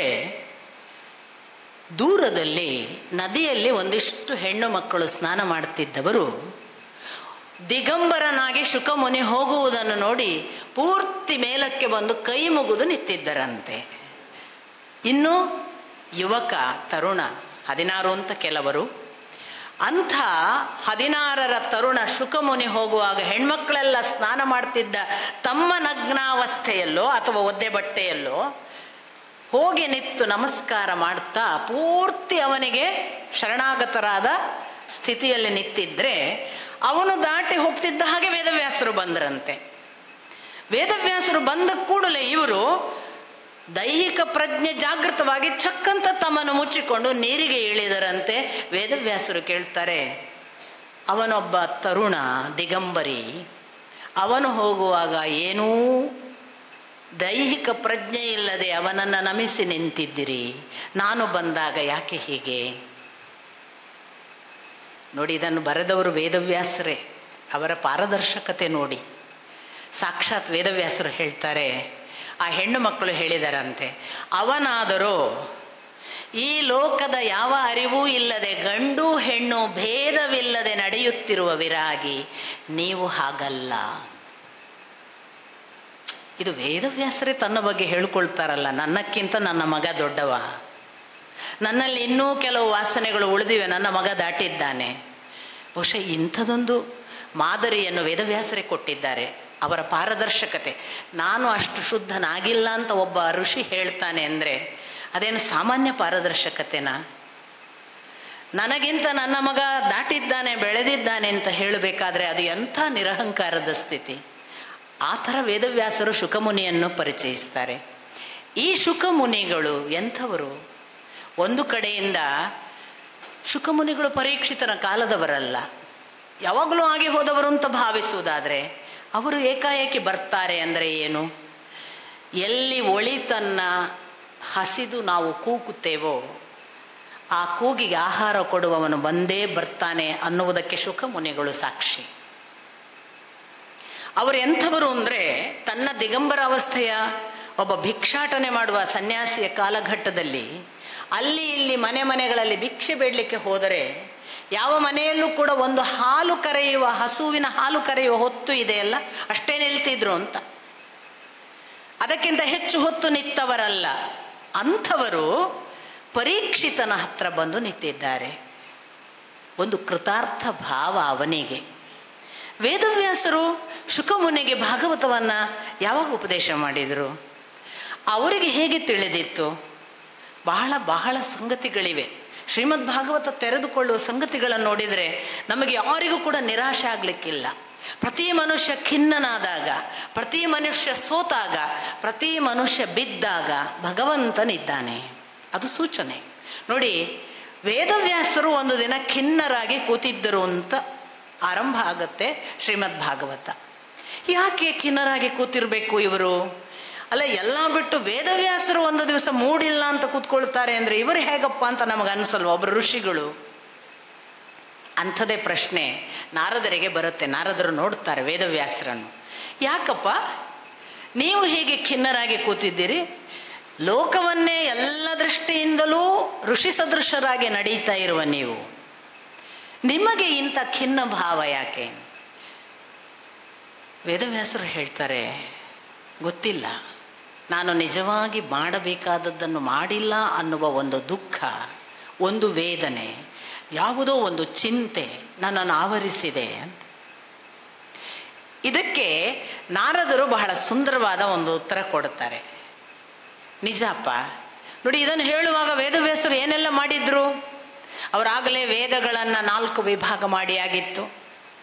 ನಿಮಗೆ ಗೊತ್ತಿದೆ, ವೇದಗಳು ಅಖಂಡವಾಗಿ ಸಮಗ್ರವಾಗಿ ಇದ್ದಾಗ ಅಷ್ಟನ್ನು ಹೇಗೆ ಓದುವುದು, ಹೇಗೆ ಎಲ್ಲಿಂದ ಆರಂಭ ಮಾಡುವುದು ಅನ್ನುವ ಪ್ರಶ್ನೆ ವಿದ್ಯಾಕಾಂಕ್ಷಿಗಳಿಗೆ, ಜಿಜ್ಞಾಸುಗಳಿಗೆ ಬರಬಹುದು ಅಂತ ವೇದವ್ಯಾಸರಿಗೆ ಗೊತ್ತಾಗಿ ಮೂಲಭೂತವಾಗಿ ಹೆಸರು ವೇದವ್ಯಾಸರಲ್ಲ, ಅವರ ಹೆಸರು ಕೃಷ್ಣ ದ್ವೈಪಾಯನ. ಕೃಷ್ಣ ಅಂತ ಅವರ ಹೆಸರು. ದ್ವೀಪದಲ್ಲಿ ಹುಟ್ಟಿದ್ದರಿಂದ ದ್ವೈಪಾಯನ ಅಂತ. ಅವರು ಪರಾಶರರ ಮಗನಾಗಿ ಹುಟ್ಟುವಾಗ ಬರೇ ಕೃಷ್ಣ ದ್ವೈಪಾಯನ. ಮುಂದೆ ತಾನು ವೇದಗಳನ್ನು ಹೀಗೆ ಅಖಂಡವಾಗಿ ಇದ್ದದ್ದನ್ನು ಒಂದಿಷ್ಟು ಸಪರೇಟ್ ಮಾಡಿ ಕೊಟ್ಟರೆ ಜನರಿಗೆ ಸರಳವಾಗ್ತದೆ, ವಿಷಯಕ್ಕನುಗುಣವಾಗಿಯೋ ಅಥವಾ ಯಾವುದೋ ಒಂದು ನಿರ್ದಿಷ್ಟ ಉದ್ದೇಶಕ್ಕನುಗುಣವಾಗಿಯೋ ನಾನು ವಿಭಾಗಿಸಿದರೆ ಕೇಳುಗರು, ಓದುವವರು, ಅಂದರೆ ಕೇಳುಗರು ಅಂತಲೇ ಲೆಕ್ಕ, ಆ ಕಾಲಕ್ಕೆ ಶ್ರುತ ಪರಂಪರೆ ಹೆಚ್ಚು ಘನವಾಗಿ ಕೂತ್ಕೊಳ್ಬಹುದು. ಒಂದೊಂದು ಗಟ್ಟಿ ಮಾಡ್ಕೊಳ್ಳೋಕ್ಕೆ ಒಂದೊಂದು ವಿಷಯ ವಿಭಾಗೀಕರಣ ಮಾಡೋಣ ಅಂತ. ಹಾಗೆ ಅಂಥದೊಂದು ಯೋಚನೆ ಬಂದು ವೇದವ್ಯಾಸರು ಅಥವಾ ಕೃಷ್ಣ ದ್ವೈಪಾಯನರು ವೇದಗಳನ್ನು ಭಾಗ ಮಾಡಿದ್ರಂತೆ. ವ್ಯಾಸ ಅಂತ ನಮ್ಮಲ್ಲಿ ಲೆಕ್ಕಕ್ಕೊಂದು ಹೆಸರು. ಗಣಿತದಲ್ಲಿ ಒಂದು ವೃತ್ತದ ಪರಿಧಿಯ ಒಂದು ಬಿಂದುವಿನಿಂದ ಇನ್ನೊಂದು ಬದಿಗೆ ಸರಿಯಾಗಿ ಕತ್ತರಿಸುವುದಕ್ಕೆ ವ್ಯಾಸ ಅಂತ ಹೇಳೋದು. ಅದು ಓರೆಕೊರೆ ಆಗಬಾರ್ದು. ಒಂದು ಸರಳ ರೇಖೆಯು ಒಂದು ವೃತ್ತವನ್ನು ಈ ಪರಿಧಿಯಿಂದ ಆ ಪರಿಧಿಗೆ ಹೇಗೆ ಒಂದಿಷ್ಟು ಅಂಕುಡೊಂಕಾಗದೆ ನೇರವಾಗಿ ಕತ್ತರಿಸಿದರೆ ಅದು ವ್ಯಾಸ ಅನ್ನಿಸಿಕೊಳ್ತದಲ್ಲ, ಹಾಗೆ ವೇದವನ್ನು ಒಂದಿಷ್ಟು ವಿಭಾಗೀಕರಣ ಮಾಡೋದು ಆ ಪರಿ ಎಕ್ಯುರೇಸಿ ಇತ್ತಂತೆ ಅವರಲ್ಲಿ. ಈ ಥರ ಮಾಡುವಾಗ ಒಂದು ವಿಷಯದಲ್ಲಾಗಲಿ ಉದ್ದೇಶದಲ್ಲಾಗಲಿ ವಿಭಾಗೀಕರಣ ಮಾಡುವುದರಲ್ಲಿ ಒಂದು ಚೂರು ಕೂಡ ಊನ ಇಲ್ಲದೆ ವಿಭಾಗ ಮಾಡಿದ್ರು. ಆದ್ದರಿಂದ ವೇದವನ್ನು ವ್ಯಾಸದಂತೆ ವಿಭಾಗ ಮಾಡಿ ಅವರು ವೇದವ್ಯಾಸರಾದವರು. ಹೀಗೆ ವೇದವನ್ನು ವಿಭಾಗ ಮಾಡಿದ ವೇದವ್ಯಾಸರು ಬರೇ ಅಷ್ಟೇಯ, ಅವರು ಮಹಾಭಾರತವನ್ನು ಆಗಲೇ ರಚಿಸಿಯಾಗಿತ್ತು. ಅವರು ಆ ಮಹಾಭಾರತದ ಒಳಗೆ ಇಡೀ ಉಪನಿಷತ್ತಿನ ಸಾರವುಳ್ಳ ಭಗವದ್ಗೀತೆಯನ್ನು ಕೊಟ್ಟಾಗಿತ್ತು.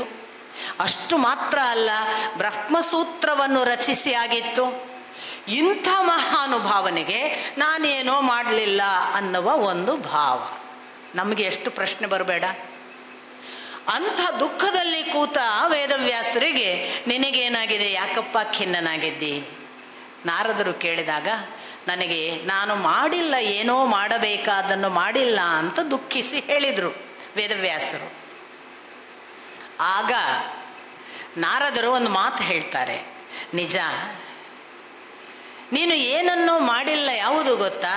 ನೀನು ಮಹಾಭಾರತದಲ್ಲಿ ಒಂದು ದೊಡ್ಡ ಇತಿಹಾಸ ಪರಂಪರೆ ಹೇಳಿದ್ದೀಯಾ, ಕೃಷ್ಣನ ಪಾತ್ರ ಹೇಳಿದ್ದೀಯಾ, ಭಗವದ್ಗೀತೆಯಲ್ಲಿ ಕೃಷ್ಣನ ಉಪದೇಶ ಹೇಳಿದ್ದೀಯಾ, ಅಥವಾ ವೇದ ವಿಭಾಗ ಮಾಡಿದ್ದೀಯಾ, ಎಲ್ಲ ಸರಿ, ಬ್ರಹ್ಮಸೂತ್ರವನ್ನು ಬರೆದಿದ್ದೀಯಾ. ಆದರೆ ನೀನು ಭಗವಂತನ ಸ್ತುತಿ ಮಾಡಲಿಲ್ಲ. ಅದೊಂದು ಕೊರತೆಯೇ ನಿನ್ನ ಒಳಗಿನ ಈ ದುಃಖಕ್ಕೂ ಖಿನ್ನತೆಗೂ ಕಾರಣ. ಇದೊಂದು ವ್ಯಾಕ್ಯೂಮ್, ಇದೊಂದು ವಾಯ್ಡ್ ಆದ ಭಾವ. ಈ ನಿರ್ವಾತವನ್ನು ನೀನು ದೇವಸ್ತುತಿ ಮಾಡಿದರೆ ಪರಿಹಾರ ಆಗ್ತದೆ ಅಂತ ನಾರದರು ಹೇಳಿದಾಗ ಹೌದು ಅನ್ನಿಸಿ ಅವರು ಶ್ರೀಮದ್ ಭಾಗವತವನ್ನು ರಚಿಸಿದರು ಅಂತ ಒಂದು.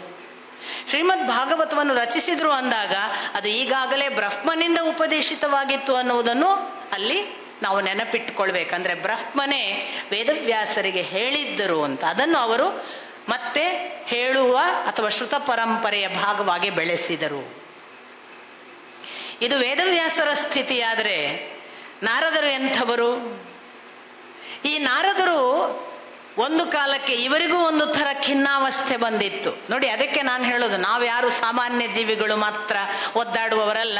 ಜಗತ್ತಿನ ಮಹಾಮಹರ್ಷಿಗಳು ತಾವು ಒದ್ದಾಡಿದ್ದೇವೆ ಅಂತ ನಮಗೆ ಹೇಳುವಾಗ ನಮಗೊಂದು ಬಲ ಕೊಡ್ತಾರೆ, ನಮಗೊಂದು ಹೋಪ್ ಕೊಡ್ತಾರೆ, ನಮಗೊಂದು ನಂಬಿಕೆ ಕೊಡ್ತಾರೆ.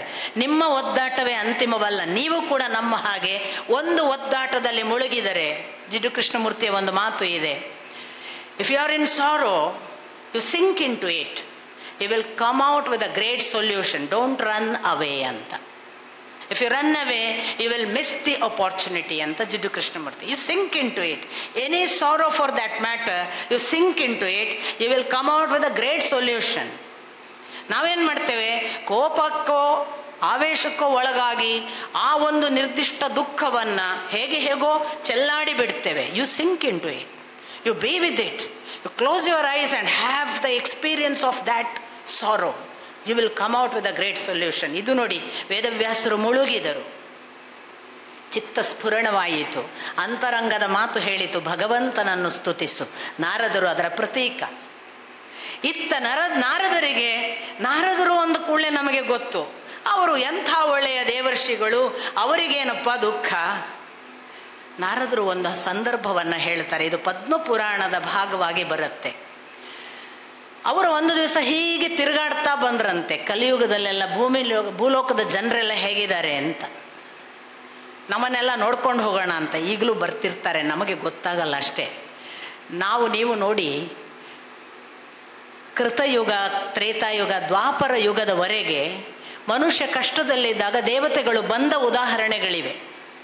ಅಂದರೆ ಅವ್ರು ಕಷ್ಟದಲ್ಲಿದ್ದವ್ರು ಕೂಗಿಕೊಂಡ್ರೆ ದೇವತೆಗಳು ನೆಲಕ್ಕೆ ಬಂದು ಏನು ಸಮಸ್ಯೆ ಕೇಳಿ ಹೋದ ಉದಾಹರಣೆಗಳು ಬೇಕಾದಷ್ಟು ನಿಮಗೆ ಮಹಾಭಾರತದಲ್ಲಿ ಸಿಗುತ್ತೆ, ರಾಮಾಯಣದಲ್ಲಿ ಸಿಗುತ್ತೆ, ಅಥವಾ ಈವನ್ ಎಲ್ಲ ನೀವು ಪುರಾಣಗಳನ್ನು ಓದಿದರೆ ಸಾಕಷ್ಟು ಸಂದರ್ಭಗಳಲ್ಲಿ ದೇವತೆಗಳು ತಾವು ಬರ್ತಾರೆ, ಬಂದು ಉತ್ತರ ಕೊಟ್ಟು ಅವರ ಸಮಸ್ಯೆಯನ್ನು ಪರಿಹಾರ ಮಾಡಿ ಹೋಗ್ತಾರೆ. ನಮಗೆ ಮಾತ್ರ ಇಲ್ಲ. ಯಾಕೆ? ದೇವತೆಗಳು ಇಲ್ಲವಾಗಿದ್ದಾರಾ? ದೇವತೆಗಳು ಇದ್ದಾರೆ. ನಮಗೆ ಕನೆಕ್ಟಿವಿಟಿ ಮಾಡುವಂತಹ ಪ್ಯೂರಿಟಿಯೋ ಸ್ಯಾಂಕ್ಟಿಟಿಯೋ ಇಲ್ಲವಾಗಿದೆ. ನಮಗೆ ಕನೆಕ್ಟ್ ಆಗದೇ ಇರುವುದರಿಂದ ನಮಗೆ ಅವರು ಬಂದದ್ದು ಗೊತ್ತಿಲ್ಲ. ಈಗಲೂ ಎಷ್ಟೋ ಸಮಸ್ಯೆಗಳು ನಾನು ಕಂಡಬಟ್ಟೆ ಪ್ರಯತ್ನ ಮಾಡಿದೆ ಮಾರ್ರೆ, ಅದು ಏನು ಮಾಡಿದರೂ ಸಾಲ್ವ್ ಆಗಲಿಲ್ಲ. ಮರುದಿವಸ ಬೆಳಿಗ್ಗೆ ನೋಡುವಾಗ ಸಾಲ್ವ್ ಆಯಿತು. ಎಷ್ಟೋ ಘಟನೆಗಳನ್ನು ನಾವು ಹೇಳ್ತೇವೆ. ಆ ಮರುದಿವಸ ಬೆಳಿಗ್ಗೆ ನೋಡುವಾಗ ತನ್ನಿಂದ ತಾನೇ ಸಾಲ್ವ್ ಆದದ್ದು ಹೇಗೆ ನಮಗೆ ಗೊತ್ತಿಲ್ಲ. ಯಾವುದೋ ಒಂದು ಭಗವಂತನ ಅಥವಾ ಯಾವುದೋ ಒಂದು ದೈವಿಕ ಶಕ್ತಿಯ ಕೈವಾಡ ನಮಗೆ ಕಾಣಿಸದೆ ಅದನ್ನು ಮಾಡಿರ್ಬೋದು. ಹಿಂದಿನವರಿಗೆ ಅದು ಕಣ್ಣಿಗೆ ಕಾಣಿಸುವಷ್ಟು ಅವರಿಗೆ ಡೈರೆಕ್ಟ್ ಕನೆಕ್ಷನ್ ಇತ್ತು, ನಾವು ಕಳ್ಕೊಂಡಿದ್ದೀವಿ. ಪ್ರಾಣಿಗಳ ಜೊತೆ ಸಂವಹನ ಕೂಡ ಹಾಗೆ. ಕೃತ ತ್ರೇತದಲ್ಲೆಲ್ಲ ಪ್ರತಿ ಪ್ರಾಣಿಯ ಜೊತೆಗೆ ಮನುಷ್ಯನಿಗೆ ಮಾತುಕತೆ ಇತ್ತು. ದ್ವಾಪರಕ್ಕಾಗುವಾಗಲೂ ಇತ್ತು, ಬರ್ಬರ್ತಾ ನಮ್ಮ ಕಾಲಕ್ಕೆ ಪೂರ್ತಿ ಕಡಿಮೆ ಆಯಿತು. ಇದರ ಅರ್ಥ ನಾವು ಹೆಚ್ಚು ಹೆಚ್ಚು ಡಿಜನರೇಟ್ ಆಗಿದ್ದೇವೆ, ಹೆಚ್ಚು ಹೆಚ್ಚು ವೀಕ್ ಆಗಿದ್ದೇವೆ. ನಮ್ಮ ಯಾವ ಎಲ್ಲ ಅವಯವಗಳಿವೆ ಅದರ ನಿಜವಾದ ಉಪಯೋಗ ಕಡಿಮೆ ಆಗಿದೆ. ಇದರ ಪರಿಣಾಮ ನಾವು ಎಷ್ಟೋ ಸಂಗತಿಗಳನ್ನು ಇವತ್ತು ಡಿಸ್ಟೆಂಟ್ ಮಾಡಿಕೊಂಡಿದ್ದೇವೆ. ಹಾಗೆ ನಾರದರು ಈಗಲೂ ಓಡಾಡ್ತಿರ್ಬೋದು, ಯಾರಿಗೆ ಗೊತ್ತು. ಆ ಕಾಲಕ್ಕೆ ಅವರು ಬಂದು ನೋಡಿದ್ರಂತೆ, ಭೂಲೋಕದಲ್ಲಿ ಅವರಿಗೊಂದು ಆಶ್ಚರ್ಯ ಕಾಣ್ತದೆ. ಒಬ್ಬಳು ಮಹಾ ತರುಣಿ, ಅವಳು 2 ಜನ ಮಕ್ಕಳು, ವೃದ್ಧರು, ಅಳ್ತಾ ಕೂತಿದ್ದಾಳೆ. ಅವಳು ಎಬ್ಬಿಸ್ಲಿಕ್ಕೆ ಪ್ರಯತ್ನ ಪಡ್ತಾಳೆ. ಇವ್ರು ಹೇಳಲ್ಲ, ಏನು ಮಾಡಿದ್ರು. ನಾರದರಿಗೆ ಆಶ್ಚರ್ಯ ಆಗುತ್ತೆ, ನೀನು ಯಾರಮ್ಮ, ಇವ್ರು ಯಾರು ಅಂತ. ಆಕೆ ಹೇಳ್ತಾಳೆ, ನಾನು ಭಕ್ತಿ ಅನ್ನುವ ತಾಯಿ, ನನ್ನ ಹೆಸರು ಭಕ್ತಿ. ಇವು 2 ನನ್ನ ಮಕ್ಕಳು, ಜ್ಞಾನ ಮತ್ತು ವೈರಾಗ್ಯ. ನನಗಿಂತ ಮೊದಲು ಮುದುಕಾಗಿ ಬಿದ್ಕೊಂಡ್ಬಿಟ್ಟಿದ್ದಾವೆ. ಆಲಸ್ಯ ಅಂದರೆ ಆಲಸ್ಯ, ಎಬ್ಬಿಸಿದ್ರೆ ಹೇಳಂಗಿಲ್ಲ ಅಂತ, ಏನು ಮಾಡಿದ್ರೆ ಹೇಳೋದಿಲ್ಲ, ಹೇಗೆ ಮಾಡೋದು ಗೊತ್ತಿಲ್ಲ ಅಂತ ಒದ್ದಾಡ್ತಾಳೆ. ನಾರದರು ತುಂಬ ಪ್ರಯತ್ನ ಪಡ್ತಾರೆ ಅವುಗಳನ್ನು ಎಬ್ಬಿಸ್ಲಿಕ್ಕೆ. ಒಂದು ಸ್ವಲ್ಪ ಎದ್ದ ಹಾಗೆ ಮಾಡಿ ಅಂತ ಕಳಿಸಿ ಮತ್ತೆ ಬಿದ್ಕೊಳ್ತಾವಂತೆ ಮಕ್ಕಳು. ನಮ್ಮ ಕಾಲಘಟ್ಟದ ಜ್ಞಾನ ವೈರಾಗ್ಯ ಮಲಗಿದೆ. ನಮ್ಮ ಕಾಲಘಟ್ಟದಲ್ಲಿ ತರುಣಿಯಾಗಿ ಸ್ವಲ್ಪ ಭಕ್ತಿ ಉಳಿದಿದ್ದಾಳೆ. ನಾಮಸ್ಮರಣೆಯಾದರೂ ಮಾಡಿ ಸಾಕು ಅಂತ, ಅದಕ್ಕೆ ಕಲಿಯುಗದಲ್ಲಿ ನಾಮಸ್ಮರಣೆ ಸಾಕು ಅಂತ. ಆ ಕಾರಣಕ್ಕೆ ವೇದವ್ಯಾಸರು ಜ್ಞಾನ ವೈರಾಗ್ಯ ನಮಗೆ ಸಾಧ್ಯ ಇಲ್ಲ ಅಂತ ಹೊತ್ತಿನಲ್ಲಿ ಈ ಭಕ್ತಿಯ ಈ ಸ್ಥಿತಿಯನ್ನು ನೋಡಿ ಇವರು ತಾನು ಪ್ರಯತ್ನ ಪಟ್ಟು ಸೋತ ಮೇಲೆ ನಾರದರು ತೀರ್ಮಾನ ಮಾಡಿದ್ರಂತೆ, ಇದು ಹೇಗೆ ಮಾಡೋದು, ಇವಳ ಒಂದು ಇಷ್ಟು ದೊಡ್ಡ ಸಮಸ್ಯೆ ನಂಗೆ ಪರಿಹಾರ ಮಾಡೋಕ್ಕಾಗಲ್ವ ಅಂತ ಖಿನ್ನರಾದರು. ಆಗ ಬ್ರಹ್ಮಕುಮಾರರು, ಸನಕಾದಿಗಳು, ಅದು ಮುಂದೆ ನಿಮಗೆಲ್ಲ ಸೃಷ್ಟಿಕ್ರಿಯೆಯ ಭಾಗವಾಗಿ ಗೊತ್ತಾಗತ್ತೆ.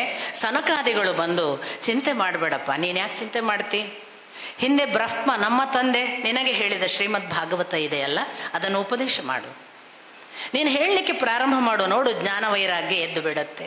ನಾನು ಇದನ್ನೇ ಹೇಳಿದ್ದು, ನಮ್ಮೊಳಗೆ ಒಂದಲ್ಲ ಒಂದು ಪರಿವರ್ತನೆ ಆಗುತ್ತೆ ಶ್ರೀಮದ್ ಭಾಗವತ ಕೇಳ್ತಾ. ಶ್ರೀಮದ್ ಭಾಗವತವನ್ನು ನಿನಗೆ ಹೇಳಿದ್ದರಲ್ಲ ಆ ಬ್ರಹ್ಮದೇವರು, ಅದನ್ನು ಇವರಿಗೆ ಹೇಳು ಅಂತ ಸನಕ ಸನಾತನ ಆ ಸನಕ ಕುಮಾರರು ಹೇಳಿದಾಗ ನಾರದರಿಗೆ ಹೌದು ಅದೊಂದು ಪ್ರಯತ್ನ ಮಾಡೋಣ ಅಂತ ಅವರು ಪ್ರಯತ್ನ ಪಟ್ಟು ಹೇಳಿದಾಗ ಈ ಜ್ಞಾನ ಮತ್ತು ವೈರಾಗ್ಯ ವೃದ್ಧಾಪ್ಯದಲ್ಲಿದ್ದವುಗಳು, ಆಲಸ್ಯದಲ್ಲಿ ಬಿದ್ದವುಗಳು ನಿಧಾನಕ್ಕೆ ಎದ್ದುವು. ಭಕ್ತಿ ತಾನು ಈಗಾಗಲೇ ಕಳ್ಕೊಂಡ ಮುಕ್ತಿಗೆ ಹತ್ತಿರ ಆಗುವ ಎಲ್ಲ ಸಾಧ್ಯತೆಗಳ ಸಂತೋಷದ ಜೊತೆಗೆ ಅವಳು ಕೂಡ ಕುಣಿದಾಡಿದಳು ಅನ್ನುವುದು ನಾರದರು ಹೇಳುವ ಒಂದು ಭಾಗ. ಇಂಥ ನಾರದರು ತನ್ನ ಈ ನಡೆಯನ್ನು ತಾನು ಅನುಭವಿಸಿ ಮುಂದೆ ವೇದವ್ಯಾಸರನ್ನ ಕಂಡಾಗ ನೀನು ಭಗವಂತನ ಸ್ತುತಿ ಮಾಡು ಅಂದದ್ದು ಈ ಶ್ರೀಮದ್ ಭಾಗವತದಲ್ಲಿ ಇರುವುದು ಭಗವಂತನ ಸ್ತುತಿ. ನಮಗೆ ದುರದೃಷ್ಟವಶಾತ್ ನಾವು ಕಥೆಗಳನ್ನೇ ಮುಖ್ಯವಾಗಿ ಹೇಳ್ತಾ ಹೋಗುವಾಗ, ನಾನು ಇವರಿಗಾದರೂ ಹೇಳಬೇಕು ಅಂದ್ಕೊಂಡೆ, ನಿನ್ನೆ ಆದರೂ ಹೇಳಬೇಕು ಅಂದ್ಕೊಂಡೆ, ನಾವು ಶ್ರೀಮದ್ ಭಾಗವತ ಪ್ರವಚನ ಮಾಡುವವರಲ್ಲ, ನಾನಂತೂ ಅಲ್ಲ. ಯಾಕಂದರೆ 18,000 ಶ್ಲೋಕಗಳನ್ನು ಹೇಳಿ ಅದರ ಅರ್ಥ ಹೇಳುವ ಒಂದು ಪರಿಪಾಠ, ಸಪ್ತ ಅಹ 7 ಹಗಲುಗಳು ನಡಿಬೇಕು. ಅದು ಇಡೀ ಸೂರ್ಯೋದಯದಿಂದ ಸೂರ್ಯಾಸ್ತದವರೆಗೆ. ಹಾಗೆ 7 ಹಗಲು ನಡೆದರೆ 18,000 ಶ್ಲೋಕಗಳನ್ನು ಕಷ್ಟಪಟ್ಟು ಎಲ್ಲ ಹೇಳಬಹುದಾ ಏನ. ಆದರೆ ಒಂದು ಭಾಗ ಏನು ದೋಷ ಇದೆ, ಆ 18,000 ಶ್ಲೋಕಗಳನ್ನು ಅರ್ಥ ಹೇಳ್ತಾ ಹೋಗುವವರು ಭಾಗವತದ ಎಸೆನ್ಸ್ ಏನು ಅಂತ ಗೊತ್ತಾಗದ ಆಗಿ ಹೋಗಿಬಿಡತ್ತೆ. ನಾವು ಮಾಡೋ ಕೆಲಸ ಏನು ಅಂದರೆ, ಎಸೆನ್ಸ್ ಏನಿದೆ ಅದು ಭಕ್ತಿಯ ಭಾಗ ಇರ್ಬೋದು, ಭಗವಂತನ ಅವತಾರದ ಭಾಗ ಇರ್ಬೋದು, ಭಗವಂತನ ಈ ಸೃಷ್ಟಿಕ್ರಿಯೆ ಇರ್ಬೋದು, ಅದರ ಮಹಾ ಸಾಧ್ಯತೆಗಳಲ್ಲಿ ನಾವು ಭಕ್ತನಾಗಿ ಏನನ್ನು ಮಾಡಬೇಕು, ಇಂಥ ಸಾಧ್ಯತೆಗಳೇ ಭಾಗವತ ನನ್ನ ಪ್ರಕಾರ. ಅದನ್ನೇ ನಾವು ಬರೀ ಶ್ಲೋಕಕ್ಕೆ ಕಾನ್ಸಂಟ್ರೇಟ್ ಮಾಡಿದಾಗ ಅದೊಂದು ಅಪಾಯ ಇದೆ. ನಮ್ಮ ಸಂದರ್ಭಕ್ಕಾಗುವಾಗ ನಾವು ಭಗವತ್ ಸ್ತುತಿಯೇ ಮಾಡೋಕ್ಕಾಗಲ್ಲ. ಯಾಕೆಂದರೆ ಪ್ರತಿ ಒಂದು ಘಟನೆಯಲ್ಲೂ ಕೂಡ ಭಗವಂತನ ಸ್ತುತಿಯೇ ಎಷ್ಟೋ ಪುಟಗಳನ್ನು ಬರೆದಿದ್ದಾರೆ ವೇದವ್ಯಾಸರು. ಅಂಥ ಎಲ್ಲ ಸ್ತುತಿಗಳನ್ನು ಶ್ಲೋಕವಾಗಿ ಹೇಳುವುದಾಗಲಿ, ಶ್ಲೋಕದ ಮುಖಾಂತರ ಅದರ ಅರ್ಥಭಾವವನ್ನು ಗ್ರಹಿಸಿಕೊಂಡು ಅದರ ಜೊತೆಗೆ ನಡೆಯುವುದಾಗಲಿ, ನಮಗೆ ಕಥಾಭಾಗದ ಕೆಲವು ಸೂತ್ರದ ಹಿಂದೆ ಹೋಗುವುದರಿಂದ ತಪ್ಪುತ್ತೆ ಅಂಥ ಎಲ್ಲವುಗಳನ್ನು. ಯಾಕೆಂದರೆ ಇನ್ನೂ ಒಂದು ಬಹಳ ಒಳ್ಳೆಯ ಅನುಗ್ರಹ ವೇದವ್ಯಾಸರು ಏನನ್ನು ಮಾಡ್ತಾರೆ ಅಂದರೆ, ಯಾರಿಗೆ ವೇದವನ್ನು ಓದುವುದಕ್ಕಾಗಲಿಲ್ಲ, ಯಾರಿಗೆ ಉಪನಿಷತ್ತು ತಿಳಿಯಲಿಲ್ಲ, ಯಾರಿಗೆ ಯಾವುದೇ ವೇದಾಂತದ ಭಗವದ್ಗೀತೆ ಮತ್ತೊಂದು ಯಾವುದೇ ಸಂಸ್ಕೃತ ಭಾಗ ಗೊತ್ತಾಗಲಿಲ್ಲ, ಅವರು ಶ್ರೀಮದ್ ಭಾಗವತವನ್ನು ಓದಲಿ ಅಂತಲೇ ಹೇಳ್ತಾರೆ. ಯಾಕೆ ಅಂದರೆ ಸಂಸ್ಕೃತ ಬಾರದವರಿಗೂ ಅಕ್ಷರ ದೋಷವನ್ನು ಮಾಡ್ತೀವಿ, ನಮಗಾಗ್ತದೋ ಇಲ್ವೋ ಅನ್ನುವವರಿಗೂ ಕೂಡ ಇದರಲ್ಲಿ ಭಕ್ತಿಯ ಸಾರ ಒಂದಿದೆ, ಅದನ್ನಾದರೂ ಗ್ರಹಿಸಿ ಅನ್ನುವವರೆಗೆ ಇದರಲ್ಲಿ ಒಂದು ಕಾನ್ಫಿಡೆನ್ಸನ್ನು ಕೊಡ್ತಾರೆ ವೇದವ್ಯಾಸರು. ಅಂಥ ಎಲ್ಲ ಸಾಧ್ಯತೆಗಳಿರೋದ್ರಿಂದ ಅವರೇ ಕೊಟ್ಟ ಆ ಯಾವ ಅವಕಾಶಗಳಿವೆ ಅದನ್ನು ಸದ್ವಿನಿಯೋಗ ಮಾಡಿಕೊಳ್ಳುವ ಕೆಲಸವನ್ನಷ್ಟೇ ನಾನು ಮಾಡ್ತಾ ಇರೋದು. ಇಂಥ ಹಿನ್ನೆಲೆಯಲ್ಲಿ ವೇದವ್ಯಾಸರು ಅಂಥ ಮಹನೀಯರು ಅವರ ಮಗನಿಗೆ ಶುಕನಿಗೆ ಈ ಶ್ರೀಮದ್ ಭಾಗವತವನ್ನು ಹೇಳಿದ್ದರು, ಉಪದೇಶಿಸಿದ್ದರು ಅಂತ ದಾಖಲಾಗತ್ತೆ. ಅಂಥ ಶುಕ ಮುನಿಗಳು ಇವತ್ತು ಪರೀಕ್ಷಿತನ ಮುಂದೆ ಬಂದು ನಿಂತಿದ್ದಾರೆ. ಪರೀಕ್ಷಿತ, ಇದು ನನ್ನ ಯಾವ ಜನ್ಮದ ಪುಣ್ಯ, ತಾವು ಒಂದು ಮನೆಯಲ್ಲಿ ಹಸು ಹಾಲು ಕರೆಯುವಷ್ಟು ಹೊತ್ತು ನಿಲ್ಲದವರು ನನ್ನ ಮುಂದೆ ಬಂದು ನಿಂತಿದ್ದೀರಲ್ಲ, ನಾನು ಈ ಭಾಗ್ಯಕ್ಕೆ ಏನು ಅಂತ ಭಾವಿಸಲಿ ಅಂತ ನಮಸ್ಕರಿಸಿ ಬಹಳ ಬಹಳ ಆರ್ತನಾಗಿ ಒಂದು ಪ್ರಶ್ನೆ ಕೇಳ್ತಾನೆ. ಕಳೆದ ಕೆಲವು ದಿನಗಳ ಘಟನೆಯ ಫಲವಾಗಿ ನಾನು 7 ದಿನಗಳಲ್ಲಿ ಸಾಯಲಿದ್ದೇನೆ ಅನ್ನುವ ಒಂದು ಸ್ಥಿತಿ ಒಳಗಿದ್ದೇನೆ. ನನಗೆ 7 ದಿನಗಳಲ್ಲಿ ನಾನು ಆ ಭಗವಂತನನ್ನು ಕಾಣಬೇಕಾದರೆ ಮಾಡಬೇಕಾದ ಕರ್ತವ್ಯಗಳೇನು, ಹೇಗೆ ನಡೆದರೆ ನಾನು ಅವನನ್ನು ಸೇರಬಹುದು, ನಾನು ಪಡೆಯಬಹುದಾದ ಸಿದ್ಧಿಗಳು ಯಾವುದು, ನಾನು ಈ ಮರಣವನ್ನು ದಾಟುವುದು ಹೇಗೆ, ದಯವಿಟ್ಟು ನೀವು ನನಗೆ ಉಪದೇಶಿಸಿ ಅಂತ ಪ್ರಾರ್ಥಿಸಿಕೊಳ್ತಾನೆ. ಶುಕಮುನಿಗಳು ಒಂದು ಹಂತದಲ್ಲಿ ದಿಗಂಬರರು, ಒಂದು ಹಂತದಲ್ಲಿ ಬ್ರಹ್ಮಚಾರಿಗಳು. ಅವರು ಹೇಳುವ ಮಾತು ಏನು ಅಂದರೆ, ಒಳ್ಳೆಯ ಪ್ರಶ್ನೆ ಕೇಳಿದ್ದಿ, ಸಕಲ ಜೀವರಾಶಿಗಳಿಗೂ ಇಂಥದೊಂದು ಪ್ರಶ್ನೆ ಬರಬೇಕು. ಆದರೆ ಮನುಷ್ಯ ತನ್ನ ಜೀವನವನ್ನೆಲ್ಲ ಹಗಲು ಹೊತ್ತಿನಲ್ಲಿ ತನ್ನ ವೃತ್ತಿಯೋ ಹಣ ಮಾಡುವ ಭೋಗದ ಜೀವನಕ್ಕೋ ವ್ಯಯಿಸಿ ಬಿಡ್ತಾನೆ. ರಾತ್ರಿಯಾದ ಕೂಡಲೇ ನಿದ್ರೆಯಲ್ಲಿ ಕಳೆದು ಬಿಡ್ತಾನೆ. ಭಗವಂತನನ್ನು ಯೋಚಿಸುವುದಕ್ಕೆ ಅವನಿಗೆ ಎಲ್ಲಿದೆ ಸಮಯ? ಮತ್ತು ಬಹಳ ಒಂದು ಚಾಟಿ ಏಟಿನ ಹಾಗೆ ವಿಡಂಬನಾತ್ಮಕ ಮಾತು ಹೇಳ್ತಾರೆ. ಕೆಲವರು ರಾತ್ರಿ ನಿದ್ರೆ ಬಿಡುತ್ತಾರೆ, ಭಗವಂತನಿಗಾಗಿ ಅಲ್ಲ, ದೇಹ ಸುಖಕ್ಕಾಗಿ. ಆದರೆ ಭಗವಂತನಿಗಾಗಿ ನಿದ್ದೆ ಬಿಡುವವರು ಯಾರೂ ಇಲ್ಲ. ನೀನು ಈ 7 ದಿನಗಳಲ್ಲಾದರೂ ನಾನು ಭಗವಂತನನ್ನು ಕಾಣಬೇಕು, ನನಗೆ ಸಿದ್ಧಿ ಸಾಧ್ಯವಿಲ್ಲವೇ, ನಾನು ಅದಕ್ಕಾಗಿ ಮಾಡಬೇಕಾದುದೇನು ಎನ್ನುವ ಬಹಳ ಪ್ರಾಮಾಣಿಕವಾದ ಪ್ರಶ್ನೆಯನ್ನು ಕೇಳಿದೆಯಲ್ಲ, ಇಷ್ಟಾದರೂ ಕೇಳುವಂತಾಯಿತಲ್ಲ. ಅದು ಪ್ರತಿ ಜೀವಕ್ಕೆ ಬರಬೇಕಾದ ಹಸಿವು. ಶ್ರೀಮದ್ ಭಾಗವತದ ಬಹಳ ಮೂಲ ಸಂದೇಶವೇ ಶುಕಮುನಿಗಳು ಹೇಳಿದ ಈ ಮಾತು. ನಮಗೆ ಬರಬೇಕಾದ ಪ್ರಶ್ನೆ. ನಮಗೆ ಗೊತ್ತಿಲ್ಲ, ಪರೀಕ್ಷಿತನಿಗೆ ಗೊತ್ತು 7 ದಿನದಲ್ಲಿ ಸಾವಿದೆ, ನಮಗೆ ಗೊತ್ತಿಲ್ಲ. ನಮಗೆ 7 ದಿನದಲ್ಲಿರಬಹುದು, 7 ವರ್ಷಗಳಲ್ಲಿರಬಹುದು, 70 ಆಗುವಾಗ ಬರಬಹುದು, ನಮಗೆ ಸಾವು ಗೊತ್ತಿಲ್ಲ. ಆ ಖಟ್ವಾಂಗ ಅನ್ನುವವನೊಬ್ಬ ರಾಜಪರಂಪರೆಯಲ್ಲಿ ಇನ್ನೊಬ್ಬ ದೊರೆ, ಅವನಿಗೆ ಮುಹೂರ್ತ ಕಾಲದಲ್ಲಿ ಮರಣ ಅಂತ ಬರುತ್ತೆ. ಅವನು ಆ ಮುಹೂರ್ತ ಕಾಲವನ್ನು ಭಗವಂತನನ್ನು ಕಾಣುವುದಕ್ಕೆ ಬಳಸ್ತಾನೆ. ಅವನೊಬ್ಬನನ್ನು ಬಿಟ್ಟರೆ ಇದು ಪರೀಕ್ಷಿತ 2ನೇಯವನು ಅಂತ ಅದನ್ನು ಉಲ್ಲೇಖ ಮಾಡ್ತಾರೆ ಶುಕಮುನಿಗಳು. ಇದು ನಿನಗೊಂದು ಸದವಕಾಶ ಅಂತ. ನೋಡಿ, ನಮಗೆ ಸಾವು ಅಲ್ಲಿ ಇರೋದು. Death is at my door, I worship the ಅಂತ Rabindranath Tagore, with the folded hands ಅಂತ. ಸಾವು ನನ್ನ ಮನೆಯ ಬಾಗಿಲಿನಲ್ಲಿದೆ, ನಾನು ಅದನ್ನು ಕೈ ಮುಗಿದು ಪೂಜಿಸುತ್ತೇನೆ ಅಂತ. ನಮಗೆ ಗೊತ್ತಿಲ್ಲ, ಸಾವು ಎನಿ ಟೈಮ್ ಯಾರಿಗೂ ಬರ್ಬೋದು. ಆ ಬರುವ ಮೊದಲು ನಾವು ಏನನ್ನು ಕಾಣಲಿಕ್ಕಿದೆಯಲ್ಲ ಅದನ್ನು ಶ್ರೀಮದ್ ಭಾಗವತ ಸೂಚಿಸ್ತಾ ಇದೆ. ಶುಕಮುನಿಗಳು ಹೇಳ್ತಾರೆ, ಶ್ರೀಮದ್ ಭಾಗವತ ಅಂತ ಅಲ್ಲ, ಭಗವಂತನ ಸ್ತುತಿಯನ್ನು ಕೇಳದ ಕಿವಿ ಬಿಲದ ಹಾಗೆ, ಬಿಲದ ಹಾಗೆ, ಕಣ್ಣು ನವಿಲಿನ ಗರಿಯ ಕಣ್ಣಿನ ಹಾಗೆ, ಕೈ ಹೆಣದ ಕೈಯ ಹಾಗೆ, ಕಾಲುಗಳು ದೋಣಿಗೆ ಹುಟ್ಟು ಹಾಕುವ ಮರದ ಕೋಲಿನ ಹಾಗೆ, ಭಗವಂತನನ್ನು ನೆನೆಯದ ಬಾಯಿಯ ನಾಲಿಗೆ ಅದು ಕಪ್ಪೆಯ ಒಟಗುಟ್ಟುವಿಕೆಯ ಹಾಗೆ, ಭಗವಂತನಿಗಾಗಿ ಕರಗದ ಹೃದಯ ಅದು ಕಬ್ಬಿಣದ ತುಂಡು. ಆ ಭಗವಂತನಿಗಾಗಿ ನೆನೆದು ಸ್ತುತಿಸಿ ಕರಗಿ ಒಂದಿಷ್ಟು ಕಣ್ಣೀರ ಹನಿಯಾದರೂ ನಮಗೆ ಉಂಟಾಗದಿದ್ದರೆ ಈ ಬದುಕು ವ್ಯರ್ಥ ಅಂತ. ಹಾಗಾಗಿ ಮನುಷ್ಯನಿಗೆ ಬೇರೆ ಏನೂ ಮಾಡಲಿಕ್ಕೆ ಬರುವುದಿಲ್ಲ. ಭಗವಂತನಿಗಾಗಿ ಮಾಡಬಹುದಾದ್ದು ಏನು ಅಂದರೆ ಅವನನ್ನು ನೆನೆಯುವುದು, ಅವನಿಗಾಗಿ ಕಣ್ಣೀರಿಡುವುದು. ಇದು ಎರಡು ಮಾಡಿದರೆ ಸಾಕು ಅಂತ. ಅಲ್ಲಿಯವರೆಗೆ ಅವನು ಕರಗಿಸಬೇಕು ನಮ್ಮನ್ನು. ಕರಗುವುದರಿಂದಲೇ ಎರಕ, ಕರಗದವನಿಗೆ ಎರಕವಿಲ್ಲ. ಈ ಥರದ ಸೂಚನೆಗಳನ್ನೆಲ್ಲ ಕೊಟ್ಟು ನೀನು ಕೇಳಿದೆಯಲ್ಲ, ಏನು ಮರಣ ಸನ್ನಿಹಿತನಾದವನು ಹೇಗೆ ಸಿದ್ಧಿ ಮಾಡಿಕೊಳ್ಳಬೇಕು ಅಂತ. ನಾನು ತುಂಬ ಸಂಕ್ಷಿಪ್ತವಾಗಿ ಅವರು ಹೇಳಿದ್ದ ಯೋಗ ಮಾರ್ಗಗಳನ್ನು, ಅದನ್ನು ಅವರು ಮುಕ್ತಿ ಮಾರ್ಗ ಮತ್ತು ಕ್ರಮಮುಕ್ತಿ ಮಾರ್ಗ ಅಂತ ಎರಡು ಮಾರ್ಗಗಳನ್ನು ಹೇಳ್ತಾರೆ. ನಾನು ಅದನ್ನು ನಿಮಗೆ ಹೇಳುವಾಗ ಎಷ್ಟು ಸಂಕ್ಷಿಪ್ತ ಸಾಧ್ಯ, ಹೇಗೆ ಅರ್ಥೈಸಿ ಹೇಳಬಹುದು ಪ್ರಯತ್ನ ಪಡ್ತೇನೆ.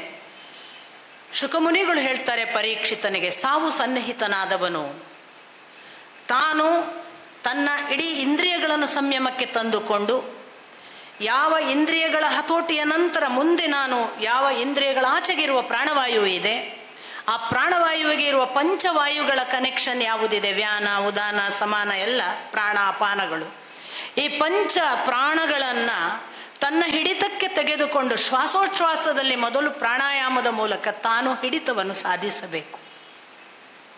ಹಾಗೆ ಹಿಡಿತ ಸಾಧಿಸಿದ ನಂತರ ಅವನ ಇಂದ್ರಿಯ ಹತೋಟಿಗಳು ತನ್ನ ಕೈವಶವಾದರೆ ಅವನ ಮುಂದೆ ಒಂದು ಸಂಗತಿಯನ್ನು ಧಾರಣೆ ಮಾಡ್ತಾನೆ. ಪ್ರತ್ಯಾಹಾರ ಧಾರಣೆಗಳಲ್ಲಿ ಭಗವಂತನನ್ನು ನೆನೆಯುವುದನ್ನು ಶ್ರೀ ಶುಕಮುನಿಗಳು ಬಹಳ ಅದ್ಭುತವಾಗಿ ಹೇಳ್ತಾರೆ. ಹೇಗೆ ನೆನೆಯಬೇಕು ನೋಡಿ, ಇದನ್ನು ಕಪಿಲ ಮುನಿಯೂ ಹೇಳ್ತಾರೆ ಮುಂದೆ. ಈ ಯೋಗ ಮಾರ್ಗದ ಅನೇಕ ಸತ್ಯಗಳನ್ನು ನಾವು ನಮ್ಮ ದಿನನಿತ್ಯದಲ್ಲಿ ಮಾಡಬೇಕು ಅಂತ ಅನ್ನುವವರಿಗೆ ಬಹಳ ವಿಶೇಷವಾದ ಒಂದು ಅರ್ಥಭೂತವಾದ ಸಂಗತಿಯಾಗಿ ಇದು ನನಗಂತೂ ಕಾಣ್ತದೆ. ಪರೀಕ್ಷಿತನಿಗೆ ಶುಕಮುನಿಗಳು ಹೇಳ್ತಾರೆ, ಭಗವಂತನನ್ನು ಕಣ್ಣು ಮುಚ್ಚಿ ನೀನು ಧ್ಯಾನಿಸು.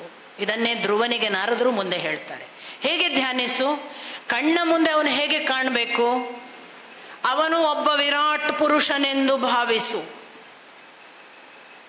ಎಷ್ಟು ವಿರಾಟ್ ಪುರುಷ? ಅವನು ನೆಲದಿಂದ ಆಕಾಶದ ತುತ್ತ ತುದಿಯವರೆಗೆ ಇರುವ ಮಹಾವಿರಾಟ್ ಪುರುಷ. ನಾವು ಸಹಸ್ರ ಶೀರ್ಷ ಪುರುಷ, ಸಹಸ್ರಾಕ್ಷ, ಸಹಸ್ರಪಾತ್ ಅಂತ ಯಾವುದನ್ನ ಪುರುಷ ಸೂಕ್ತ ಹೇಳಿ ಅತ್ಯತಿಷ್ಠ ದಶಾಂಗುಲಂ ಅಂತ ಹೇಳ್ತೇವಲ್ಲ, ಆ ಸ್ಥಿತಿ. ಆದರೆ ಇಲ್ಲಿ ಏನು ಅಂದರೆ, ಈ ಧ್ಯಾನದಲ್ಲಿ ಶುಕಮುನಿಗಳು ಹೇಳುವಾಗ ಮುಂದೆ ಬರುತ್ತೆ ಸೃಷ್ಟಿಕ್ರಿಯೆ ಹೇಗಾಯಿತು ಅಂದಾಗ ಬ್ರಹ್ಮಾಂಡ ಒಂದು ಅಂಡವಾಗಿ ಇದ್ದು ಆ ಅಂಡದ ಒಳಗಿಂದ ಭಗವಂತ ಎದ್ದು ನಿಂತ ಒಂದು ಸ್ಥಿತಿಯನ್ನು ಮೈತ್ರೇಯಿಗಳು ವಿವರಿಸ್ತಾರಲ್ಲ, ಅಂಥ ವಿವರಣೆಯನ್ನು ಕೊಡ್ತಾರೆ. ಭಗವಂತನನ್ನು ಪೂರ್ತಿ ಇಡೀ ಜಗತ್ತನ್ನು ನಡೆಸುವ ಒಂದು ಸಂಗತಿಯಾಗಿ ಅವನ ಒಳಗೆ ಜಗತ್ತು ಇದೆ ಅನ್ನುವುದನ್ನು ಭಾವಿಸುವಂಥ ಶುಕಮುನಿಗಳು. ಹೇಗೆ? ಭೂಲೋಕ ನಾಭಿಯಲ್ಲಿ, ಅತಲ ವಿತಲ ತೊಡೆಯಲ್ಲಿ, ಸುತಲ ಮೊಣಕಾಲಿನಲ್ಲಿ, ಅದರ ಕೆಳಗೆ ಮಹಾತಲ ತಲಾತಲಗಳು, ಮೊಣಕಾಲಿನ ಕೆಳಗೆ ಯಾವುದನ್ನು ನಾವು ಕಾಫ್ ಮಸಲ್ ಮೀನಖಂಡ ಅಂತ ಹೇಳ್ತೇವೆ ಅಲ್ಲಿ, ಅದರೂ ಕೆಳಗೆ ಪಾದಕ್ಕೆ ಪಾತಾಳ.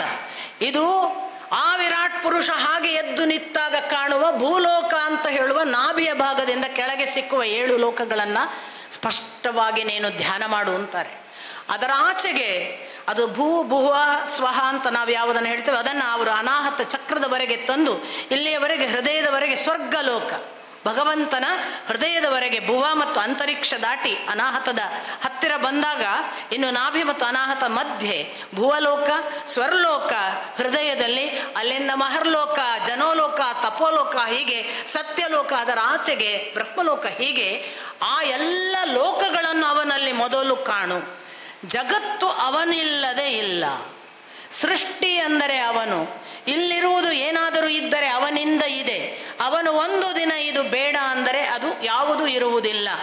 ಈ ಎಚ್ಚರವನ್ನು ಕೊಟ್ಟುಕೊಂಡು ಧ್ಯಾನಿಸುವಂತ ಅಷ್ಟನ್ನೇ ಹೇಳಲಿಲ್ಲ ಅವರು. ಕಣ್ಣುಗಳಲ್ಲಿ ಆದಿತ್ಯರನ್ನು, ಮೂಗಿನಲ್ಲಿ ಅಶ್ವಿನಿ ದೇವತೆಗಳನ್ನು, ಕಿವಿಯಲ್ಲಿ ದಿಗ್ದೇವತೆಗಳನ್ನು, ತಲೆಯಲ್ಲಿ ಮೇಘ ಮೋಡ ಮೊದಲಾದವುಗಳನ್ನು, ಭುಜಗಳಲ್ಲಿ ಪರ್ವತವನ್ನು, ಕೈಯಲ್ಲಿ ಇಂದ್ರನನ್ನು, ಹೃದಯದಲ್ಲಿ ರುದ್ರನನ್ನು, ಮನಸ್ಸಿನಲ್ಲಿ ಚಂದ್ರನನ್ನು, ಅಥವಾ ಅಹಂಕಾರದಲ್ಲಿ ರುದ್ರನನ್ನು, ಹೃದಯ ಮನಸ್ಸಿನಲ್ಲಿ ಚಂದ್ರನನ್ನು, ಈ ರೀತಿಯಾಗಿ ಹೇಳ್ತಾ ಬುದ್ಧಿಯಲ್ಲಿ ಬ್ರಹ್ಮ ಅಥವಾ ಅದರ ಆಚೆಗೆ ಚಿತ್ತದಲ್ಲಿ ಕ್ಷೇತ್ರಜ್ಞ ಮತ್ತು ಪಾದದಲ್ಲಿ ವಿಷ್ಣು, ಹೀಗೆ ಇಡೀ ದೇಹದಲ್ಲಿ ಒಂದು ಕಡೆಗೆ ಭಗವತ್ ತತ್ವವನ್ನೆಲ್ಲ ಆವಾಹಿಸು. ಅಷ್ಟೇ ಮಾಡಬೇಡ, ಅದರ ಒಳಗೆ ಇನ್ನೂ ಅನೇಕ ಸಂಗತಿಗಳು ನಮ್ಮ ಲೋಕದಲ್ಲಿ ಕಾಣುವಂಥವು ಇದಾವಲ್ಲ. ಸಾಕಷ್ಟು ಪರ್ವತಗಳಿವೆ, ಅದು ಭುಜ ಅಂದ್ರು. ಸಾಕಷ್ಟು ನದಿಗಳಿವೆ. ಯಾವ ಆ ವಿರಾಟ್ ಪುರುಷ ಆಕಾಶದೆತ್ತರಕ್ಕೆ ಎದ್ದು ನಿಂತಿದ್ದಾನಲ್ಲ, ಅವನ ನರನಾಡಿಗಳೇ ರಕ್ತದ ನಾಡಿಗಳಲ್ಲ, ಅದು ನದಿಗಳು. ಯಾವ ಅವನ ಹೊಟ್ಟೆ ಇದೆ ಅದು ಅವನ ಆಕಾಶ. ಯಾವ ನಾಭಿ ಇದೆ ಅದು ಆಕಾಶದ ಒಳಗೆ, ಮತ್ತೆ ಹೊಟ್ಟೆಯಲ್ಲಿ ಸಮುದ್ರ. ಹೀಗೆ ಭಾವಿಸ್ತಾ ಹೋದರೆ ರೋಮಗಳೇ ಎಲ್ಲ ವೃಕ್ಷರಾಶಿ. ಜಗತ್ತು ಭಗವಂತನ ಒಳಗೆ, ಭಗವಂತ ಜಗತ್ತಿನ ಒಳಗೆ ಅನ್ನುವ ಏಕೀಭಾವದಿಂದ ಮೊದಲು ಧ್ಯಾನಿಸು. ಇದು ಧಾರಣೆ ಮಾಡುವಾಗ ಹೇಗೆ ಮೊದಲು ತನ್ನನ್ನು ತಾನು ಆ ಭಗವತ್ ತತ್ವವನ್ನು ತಿಳಿಬೇಕು ಅನ್ನುವ ಸಿದ್ಧಿಗೆ ಹೊರಡ್ತಾನಲ್ಲ, ಅವನಿಗೆ ಹೇಳುವ ಪ್ರಕ್ರಿಯೆ. ಅದರ ನಂತರ ಅವರು ಇನ್ನೊಂದು ಬಹಳ ಇಂಟ್ರೆಸ್ಟಿಂಗ್ ಹೇಳ್ತಾರೆ. ಯಾವುದು ಸ್ಥೂಲದಲ್ಲಿದೆಯೋ ಅದು ಸೂಕ್ಷ್ಮದಲ್ಲಿದೆ ಅನ್ನುವುದೇ ಭಾಗವತದ ಒಟ್ಟು ತಾತ್ಪರ್ಯ. ಎಲ್ಲಿ ಹೊರಗೆ ಏನು ಕಾಣ್ತದೆ ಅದು ನಮ್ಮ ಒಳಗಿದೆ. ಹೊರಗೆ ಭಗವಂತ ಇದ್ದಾನೆ, ಅವನು ನಮ್ಮ ಒಳಗಿದ್ದಾನೆ. ಹೊರಗೆ ಆಕಾಶ ಇದೆ, ನಮ್ಮ ಒಳಗಿದೆ. ಹೊರಗೆ ಚಂದ್ರ ಇದ್ದಾನೆ, ನಮ್ಮ ಒಳಗಿದ್ದಾನೆ. ಅಥವಾ ರುದ್ರ ಹೊರಗಿದ್ದಾನೆ, ನಮ್ಮ ಇದು ನಿಮಗೆ ಖಚಿತವಾಗಿ ಭಾಗವತ ಕೊಡುವ ಎಶ್ಯೂರೆನ್ಸ್. ನಮ್ಮ ಎಲ್ಲರಲ್ಲೂ ಎಲ್ಲವೂ ಇದೆ. ಹಾಗಾಗಿ ನಾವೊಂದು ಈಕ್ವಾಲಿಟಿ ಮಾತಾಡ್ತೇವಲ್ಲ, ನಮ್ಮಲ್ಲಿ ಈಕ್ವಾಲಿಟಿ ಇಲ್ಲ ಅಂತ ಭಗವಂತ ಯಾವ ದೇಹದಲ್ಲೂ ಒಂದೇ ಒಂದು ಭಿನ್ನಾಂಶ ಮಾಡಿಲ್ಲ. ಎಲ್ಲರ ಕಣ್ಣಿನಲ್ಲಿ ಅಶ್ವಿನಿ ದೇವತೆಗಳಿದ್ದಾರೆ, ಎಲ್ಲರ ಮೂಗಿನಲ್ಲಿ ಎಲ್ಲರ ಕಣ್ಣಿನಲ್ಲಿ ಆದಿತ್ಯರಿದ್ದಾರೆ, ಎಲ್ಲರ ಮೂಗಿನಲ್ಲಿ ಅಶ್ವಿನಿ ದೇವತೆಗಳಿದ್ದಾರೆ, ಎಲ್ಲರ ಕಿವಿಗೆ ದಿಗ್ದೇವತೆಗಳು, ಎಲ್ಲರ ಮನಸ್ಸಿನಲ್ಲಿ ಚಂದ್ರ, ಹೃದಯದಲ್ಲಿ ಅಥವಾ ರುದ್ರನಾಗಿ ಅಹಂಕಾರದಲ್ಲಿ, ಬುದ್ಧಿಯಲ್ಲಿ ಬ್ರಹ್ಮ ಅಥವಾ ಚಿತ್ತದಲ್ಲಿ ಬ್ರಹ್ಮಜ್ಞ ಅಥವಾ ಕ್ಷೇತ್ರಜ್ಞ. ಯಾರಿಲ್ಲ? ಇಲ್ಲಿರುವ ಯಾರಲ್ಲಿ ಇಲ್ಲ? ನಾವೆಲ್ಲರೂ ಅವನ ಅಂಶ ಸಂಭೂತರು. ಯಾರಿಗೂ ಭೇದ ಮಾಡಿಲ್ಲ. ಕೃಷ್ಣ ಕೆಲವು ಊನುಗಳಿವೆ, ಅಂಗಗಳು, ಅದಕ್ಕೆ ಕರ್ಮಫಲವನ್ನು ಹೇಳ್ತಾರೆ. ಭಗವಂತ ಯಾರಿಗೂ ಭಿನ್ನ ಮಾಡಿಲ್ಲ. ನಮ್ಮ ಕರ್ಮದಿಂದ ಅವುಗಳಿಲ್ಲ ಅಷ್ಟೇ. ಈ ಥರ ಹೊರಗೆ ಕಾಣುವ ಭಗವತ್ ತತ್ವದ ಸೃಷ್ಟಿಕ್ರಿಯೆ ನಮ್ಮೊಳಗಿದೆ ಅಂತ ಹೇಳುವ ಒಂದೇ ಸಂಗತಿಯನ್ನ ಶುಕಮುನಿಗಳು ಧ್ಯಾನಿಸ್ಲಿಕ್ಕೆ ಹೇಳಲಿಲ್ಲ. ಎರಡನೆಯದೊಂದು ಧ್ಯಾನ ಹೇಳ್ತಾರೆ. ನೀನೀಗ ಕಣ್ಮುಚ್ಚಿ ಆ ಜಗವನ್ನು ಅನುಭವಿಸುವ ಒಂದು ಆಧಾರವಾಗಿ ಹೊರಕ್ಕೆ ಧ್ಯಾನಿಸುವಾಗ ಅವನನ್ನು ವಿರಾಟ್ ಪುರುಷನೆಂದು ಧ್ಯಾನಿಸಿದೆ. ಈಗ ಒಂದು ಕ್ಷಣ ನಿನ್ನ ಹೃದಯಾಕಾಶದಲ್ಲಿ ಅವನನ್ನು ನೆನೆ. ಹೇಗೆ ನೆನೆ? ಮತ್ತದೇ ಅವನ ಸುಂದರವಾದ ಮುಂಗುರುಳು, ಅವನ ಅದ್ಭುತವಾದ ಕಾರುಣ್ಯ ತುಂಬಿದ ಕಣ್ಣಿನ ನೋಟ, ಅವನ ಇನ್ನಿಲ್ಲದಂತಹ ಚಂದದ ನಗು, ಅವನ ಕರ್ಣಕುಂಡಲಗಳು, ಅವನ ಕೂದಲನ್ನು ತೀಡಿಸಿಕೊಂಡು ನಗುತ್ತಿದೆಯೋ ಎನ್ನುವಂತೆ ಕಾಣುವ ಆ ಕಪೋಲಗಳು, ಅವನ ಸುಂದರವಾದ ಶಂಖದಂಥ ಕೊರಳು, ಅಲ್ಲಿರುವ ವನಮಾಲೆ, ಅವನ ಕೊರಳಿನಲ್ಲಿ ಇರುವಂತಹ ಆ ವನಮಾಲೆಗೆ ಅದೊಂದು ಆದರ್ಶ ಅಥವಾ ಸುಂದರ ಆಗಿ ಅಲಂಕಾರಪ್ರಾಯವಾಗಿ ಕಾಣಿಸುವ ವಕ್ಷಸ್ಥಲದ ಮೇಲಿರುವ ಕೌಸ್ತುಭಮಣಿ, ಅವನ ಸೊಂಟದ ಒಡ್ಯಾಣ, ಅವನು ಹುಟ್ಟುಕೊಂಡ ಆ ಪೀತಾಂಬರದ ಆ ದೋತ್ರವು, ಆ ವಸ್ತ್ರ, ಅದರ ಕೆಳಗಿನ ಅವನ ಕಾಲ ಕಂಕಣ, ಆ ಕಡಗದ ಕೆಳಗೆ ಕಾಣುವ ಅವನ ಪಾದಪದ್ಮ, ಆ ಪಾದಪದ್ಮದ ಉಗುರಿನಲ್ಲಿ ಮಿಂಚುವ ಅವನ ಕಾಂತಿ, ಅವನ ಕೈಗಳಲ್ಲಿರುವ ಆಯುಧ, ಕಣ್ಣ ಒಳಗೆ ಸಣ್ಣ ಮೂರ್ತಿಯಾಗಿ ಹೃದಯಾಕಾಶದಲ್ಲಿ ನೆನೆಯುವುದಕ್ಕೆ ಆರಂಭ ಮಾಡು. ಹೊರಗೆ ಅವನು ವಿರಾಟ್ ಪುರುಷನಾದರೆ ನಿನ್ನೊಳಗೆ ಅವನು ಪುಟ್ಟ ಆಕಾರವಾಗಿ ಕಾಣಿಸಿಕೊಳ್ಳಲಿ ಧ್ಯಾನಿಸು. ಹೀಗೆ ಧ್ಯಾನಿಸುತ್ತಾ ಹೋದರೆ ಶುಕಮುನಿಗಳು ಹೇಳ್ತಾರೆ, ನಿನಗೆ ನಿನ್ನ ಈ ದೇಹದ ಆಚೆಗಿನ ಒಂದು ಸ್ಥಿತಿಗೆ ನೀನು ನೂಕಿಕೊಳ್ಳುವುದಕ್ಕೆ ಅದು ಸಹಕರಿಸ್ತದೆ. ಆಗ ವಜ್ರಾಸನದಲ್ಲಿ ಕುಳಿತು ನಿನ್ನ ಇಡೀ ಪಂಚಪ್ರಾಣವನ್ನು ನಾಭಿ ಕೇಂದ್ರದಿಂದ ಊರ್ಧ್ವಮುಖವಾಗಿ ಸೆಳೆದುಕೊಳ್ಳುತ್ತಾ ಅನಾಹುತ ವಿಶುದ್ಧಿ ಚಕ್ರವನ್ನು ದಾಟಿ ಮೇಲಕ್ಕೆ ಬಂದಾಗ ಇರುವ ಅಷ್ಟೂ ಇಂದ್ರಿಯಗಳ ತೂತುಗಳನ್ನು ಸಂಪೂರ್ಣ ಹಿಡಿತಕ್ಕೆ ತಂದು ಸಂಯಮದಲ್ಲಿ ಅವುಗಳನ್ನು ಮುಚ್ಚಿ, ಆ ಮುಚ್ಚಿದ ಇಂದ್ರಿಯಗಳ ಸಕಲ ಪ್ರಬಲ ಆಕರ್ಷಣೆಗಳನ್ನು ಏಕಕೇಂದ್ರಿತವಾಗಿ ಉಸಿರಿನೊಂದಿಗೆ ಸಮೀಕರಿಸಿ ಆ ಉಸಿರನ್ನು ಆಜ್ಞಾಚಕ್ರದ ಬಳಿಗೆ ತಂದು ಒಂದೊಮ್ಮೆ ನಿನಗೆ ಮತ್ತೆ ಸಾಧನೆ ಮಾಡುವ ಉದ್ದೇಶವಿದ್ದು ಈ ಲೋಕದ ಪ್ರಕೃತಿ ತತ್ವವನ್ನು ಸೇರುವ ಉದ್ದೇಶವಿದ್ದರೆ ಆಜ್ಞಾಚಕ್ರದಿಂದ ಪ್ರಾಣ ನಿರ್ಗಮನ ಮಾಡಿಸಿಕೋ. ಅದು ಕ್ರಮ ಮುಕ್ತಿ ಮಾರ್ಗ. ಒಂದು ವೇಳೆ ಇನ್ನೆಂದೂ ಬರುವ ಅಪೇಕ್ಷೆ ಇಲ್ಲ, ಸಾಧನೆಯ ಸಿದ್ಧಿಯ ಆ ಮೂಲಕ ಚಾರಣ ಲೋಕದಲ್ಲೋ ಸಿದ್ಧರ ಲೋಕದಲ್ಲೋ ಬದುಕಿ ಮತ್ತೆ ಹುಟ್ಟುವ ಅಪೇಕ್ಷೆ ಇಲ್ಲದವನು, ಶುಕಮುನಿಗಳು ಹೇಳ್ತಾರೆ, ಅದೇ ಪ್ರಾಣವಾಯುವನ್ನು ಇಂದ್ರಿಯಗಳ ಸಹಿತವಾಗಿ, ನನ್ನ ಅನ್ನುವ ಅಹಂಕಾರ ಎಲ್ಲವುಗಳ ಸಹಿತವಾಗಿ ಮೂರ್ಧನ್ಯದಿಂದ ಅಥವಾ ನೆತ್ತಿಯ ಮೂಲಕ ಹೊರಗೆ ಸ್ಫೋಟಿಸಿ ಸಹಸ್ರಾರದ ಮೂಲಕ ಪ್ರಾಣ ನಿಷ್ಕ್ರಮಣವಾದರೆ ನೀನು ಬ್ರಹ್ಮನನ್ನೇ ಸೇರುತ್ತಿ. ಅದು ಮುಕ್ತಿ ಮಾರ್ಗ, ಮತ್ತೆ ಹುಟ್ಟಿ ಬರುವುದಿಲ್ಲ. ಎರಡು ಆಯ್ಕೆಯನ್ನು ಶುಕಮುನಿಗಳು ಪರೀಕ್ಷಿತನಿಗೆ ಹೇಳ್ತಾರೆ. ಉತ್ತರಾಯಣ ದಕ್ಷಿಣಾಯನ ಕಾಲದಲ್ಲಿ ಪ್ರಾಣ ಬಿಡುವ ಸಾಧಕನ ಪಥವನ್ನು ಭಗವದ್ಗೀತೆಯಲ್ಲಿ ಶ್ರೀಕೃಷ್ಣ ಹೇಳ್ತಾನೆ. ಆಗ ಅವನು ಎರಡು ಥರದ ಸಾಧಕರಿದ್ದಾರಪ್ಪ, ಅವರು ತಮಗೆ ಯಾವುದು ಬೇಕೋ ಅದನ್ನು ಹೀಗೆ ಆಯ್ಕೆ ಮಾಡ್ತಾರೆ ಅಂತ ಎರಡು ಕಾಲವನ್ನು ಹೇಳ್ತಾನೆ. ಈ ಚಾಂದ್ರಮಾಸದವರೆಗೆ, ಅದು ಚಾಂದ್ರಮಾಸನವರೆಗೆ ಹೋಗ್ತಾರೆ ಅಂತ ಒಂದು ಉಲ್ಲೇಖ ಮಾಡ್ತಾನೆ ದಕ್ಷಿಣಾಯನ ಕಾಲದವರು. ಅಂದರೆ ಈ ಲೋಕದಲ್ಲಿ ಇದ್ದು ಬರುವವರವರು ಮತ್ತೆ ಮತ್ತೆ ಬರ್ತಾರೆ ಅಂತ ಕೃಷ್ಣನು ಹೇಳ್ತಾನೆ. ಇವರು ಮತ್ತೆ ಬರ್ತಾರೆ, ಆ ಕಡೆ ಉತ್ತರಾಯಣದಲ್ಲಿ ಹೋಗ್ತಾರಲ್ಲ ಸಾಧನೆ ಮಾಡಿ ಪ್ರಾಣ ಬಿಡುವಾಗ, ಈ ನೆತ್ತೆಯ ಮೂಲಕ ಹೋದವರು ಅವ್ರು ನನ್ನನ್ನೇ ಸೇರ್ತಾರೆ ಅಂತ ಕೃಷ್ಣ ಕೂಡ ಉಲ್ಲೇಖ ಮಾಡ್ತಾನೆ. ಈ ಕ್ರಮ ಮುಕ್ತಿ ಮಾರ್ಗ ಮತ್ತು ಮುಕ್ತಿ ಮಾರ್ಗ ಎರಡರ ಆಯ್ಕೆಯನ್ನು ಪರೀಕ್ಷಿತನಿಗೆ ಕೊಟ್ಟು ಶುಕಮುನಿಗಳು ಬಹಳ ಒಂದು ವಿಶೇಷವಾಗಿ ಪರೀಕ್ಷಿತನಿಗೆ ಯೋಗ ಮಾರ್ಗ ಹೀಗಿದೆ, ನೀನು ನಡೆಯಬಹುದು ಅನ್ನುವ ಆರಂಭದಲ್ಲೇ ಕೊಡುವ ಎಂಥ ದೊಡ್ಡ ಪಾಠ ನೋಡಿ. ತೆಗೆದುಕೊಂಡಂತಹ ಶುಕಮುನಿಗಳ ಎದುರಿಗೆ ಕುಳಿತ ಪರೀಕ್ಷಿತ ತುಂಬ ಕೃತಜ್ಞತಾ ಭಾವದಿಂದ, ನನಗೆ ಇದನ್ನೆಲ್ಲ ಕೇಳಿದಾಗ ಈ ಭಗವಂತ ಅನ್ನುವವ ಹೇಗೆ ಇದ್ದಾನೆ, ಅವನು ಇದನ್ನೆಲ್ಲ ಹೇಗೆ ಸೃಷ್ಟಿಸಿದ, ಯಾಕೆ ಸೃಷ್ಟಿಸಿದ, ಅವನಿಗೆ ಅಂಥ ಒಂದು ಸಾಧ್ಯತೆಯೋ ಅವಶ್ಯಕತೆಯೋ ಯಾಕೆ ಬಂತು, ಅವನ ಕುರಿತು ತಿಳಿಯಬೇಕು ಅನ್ನಿಸ್ತದೆ. ಯಾಕೆಂದರೆ ನನ್ನ ಪ್ರಾಣಸಿದ್ಧಿಯ ಬಗ್ಗೆ ಹೇಳಿದರು ಈಗ ಶುಕಮುನಿಗಳು. ಜಗತ್ತು ಒಂದು ಜೀವನ ಕುರಿತು, ಇನ್ನೊಂದು ಜಗತ್ತಿನ ಕುರಿತು, ಇನ್ನೊಂದು ಭಗವಂತ, ಮೂರನ್ನು ತಿಳಿಯುವುದಕ್ಕಾಗಿ ನಾವಿದ್ದೇವೆ. ನಾನು ಅನ್ನುವ ಪ್ರಾಣನನ್ನು ತಿಳಿದುಕೊಳ್ಳುವುದು, ಜಗತ್ತು ಏನು ಅಂತ ತಿಳಿದುಕೊಳ್ಳುವುದು, ಜಗತ್ತನ್ನು ನೋಡುವ ಒಬ್ಬ ಇದ್ದಾನಲ್ಲ ಅವನು ಯಾರು ಅಂತ ಭಗವಂತ. ಈ ಮೂರನ್ನು ತಿಳಿಯುವುದೇ ನಮ್ಮ ಜೀವನದ ಸಾಧನೆ ಅನ್ನುವ ಅರ್ಥದಲ್ಲಿ ಅವನು ಕೇಳ್ತಾನೆ, ನನಗೆ ಆ ಭಗವತ್ ತತ್ವವನ್ನು ತಿಳಿದುಕೊಳ್ಳಬೇಕು. ನೀನು ನನಗೀಗ ಹೇಳಿದ್ದು ತುಂಬ ಕೃತಾರ್ಥನಾಗಿ ಹೇಳ್ತಾನೆ, ನನಗೆ ಇದನ್ನು ತಿಳಿಸು ಅಂತ. ಇತ್ತ ಅಲ್ಲಿಗೆ 1ನೆಯ ಸ್ಕಂಧ ಮುಗೀತದೆ. 2ನೆಯ ಸ್ಕಂಧದಲ್ಲಿ ಮಾತು ಬ್ರಹ್ಮನಾರದರ ಸಂಭಾಷಣೆ ಕೂಡ ಹೀಗೆ ಇತ್ತು ಅಂತ ಪ್ರಾರಂಭ ಆಗ್ತದೆ. ಅಂದರೆ ಅಲ್ಲಿ ನಾರದರಿಗೆ ಬ್ರಹ್ಮ ಇದೇ ವಿಶ್ವಸೃಷ್ಟಿಯ ಬಗ್ಗೆ, ಜಗತ್ತನ್ನು ಭಗವಂತ ಹೇಗೆ ಸೃಷ್ಟಿಸುವಾಗ ಅದು ಹೇಗೆ ಇತ್ತು, ಮತ್ತು ಅದರಲ್ಲಿ ಆಗ ಸೃಷ್ಟಿ ಮಾತ್ರ ಅವನು ಮಾಡದೆ ಸೃಷ್ಟಿಸುವ ಕಾಲಕ್ಕೆ ಅವನು ಉಂಟು ಮಾಡಿದ ಬೇರೆ ಬೇರೆ ಸಂಗತಿಗಳೇನು ಅಂತ ಹೇಳುವಾಗ ಬ್ರಹ್ಮ ಕೂಡ ಹೇಗೆ ಭಗವಂತನ ಸೃಷ್ಟಿ ಅಂತ ವಿವರಣೆಯೆಲ್ಲ ಬರುತ್ತೆ. ನಾನು ಇದನ್ನು 2ನೆಯ ಸ್ಕಂಧ ಮತ್ತು 3ನೆಯ ಸ್ಕಂದದಲ್ಲಿ ಮುಂದುವರಿದು 3ನೆಯ ಸ್ಕಂದ ಪ್ರಾರಂಭ ಆಗುವಾಗ ನಮಗೆ ಆರಂಭದಲ್ಲೊಂದು ಮಾತು ಬಂದಿತ್ತು. ವಿದುರ ತೀರ್ಥಯಾತ್ರೆಗೆ ಹೋಗಿ ಬಂದಿದ್ದ, ಅವನಿಗೆ ಅಲ್ಲಿಂದ ಬಂದಾಗ ಯಾದವರ ವಿಷಯ ಗೊತ್ತಾಗಿತ್ತು, ಕೃಷ್ಣ ನಿರ್ಯಾಣ ಗೊತ್ತಾಗಿತ್ತು. ಅವನು ಅಲ್ಲಿ ಬಂದು ತನಗೆ ಗೊತ್ತಾದದ್ದನ್ನು ಮೈತ್ರೇಯ ಋಷಿಗಳಿಂದ ತಿಳಿದದ್ದನ್ನಾಗಲಿ ಉದ್ಧವನಿಂದ ತಿಳಿದದ್ದನ್ನಾಗಲಿ ಹೇಳಲಿಲ್ಲ ಅಂತ ಒಂದು ಉಲ್ಲೇಖ ಮಾಡಿದೆ ನಾನು.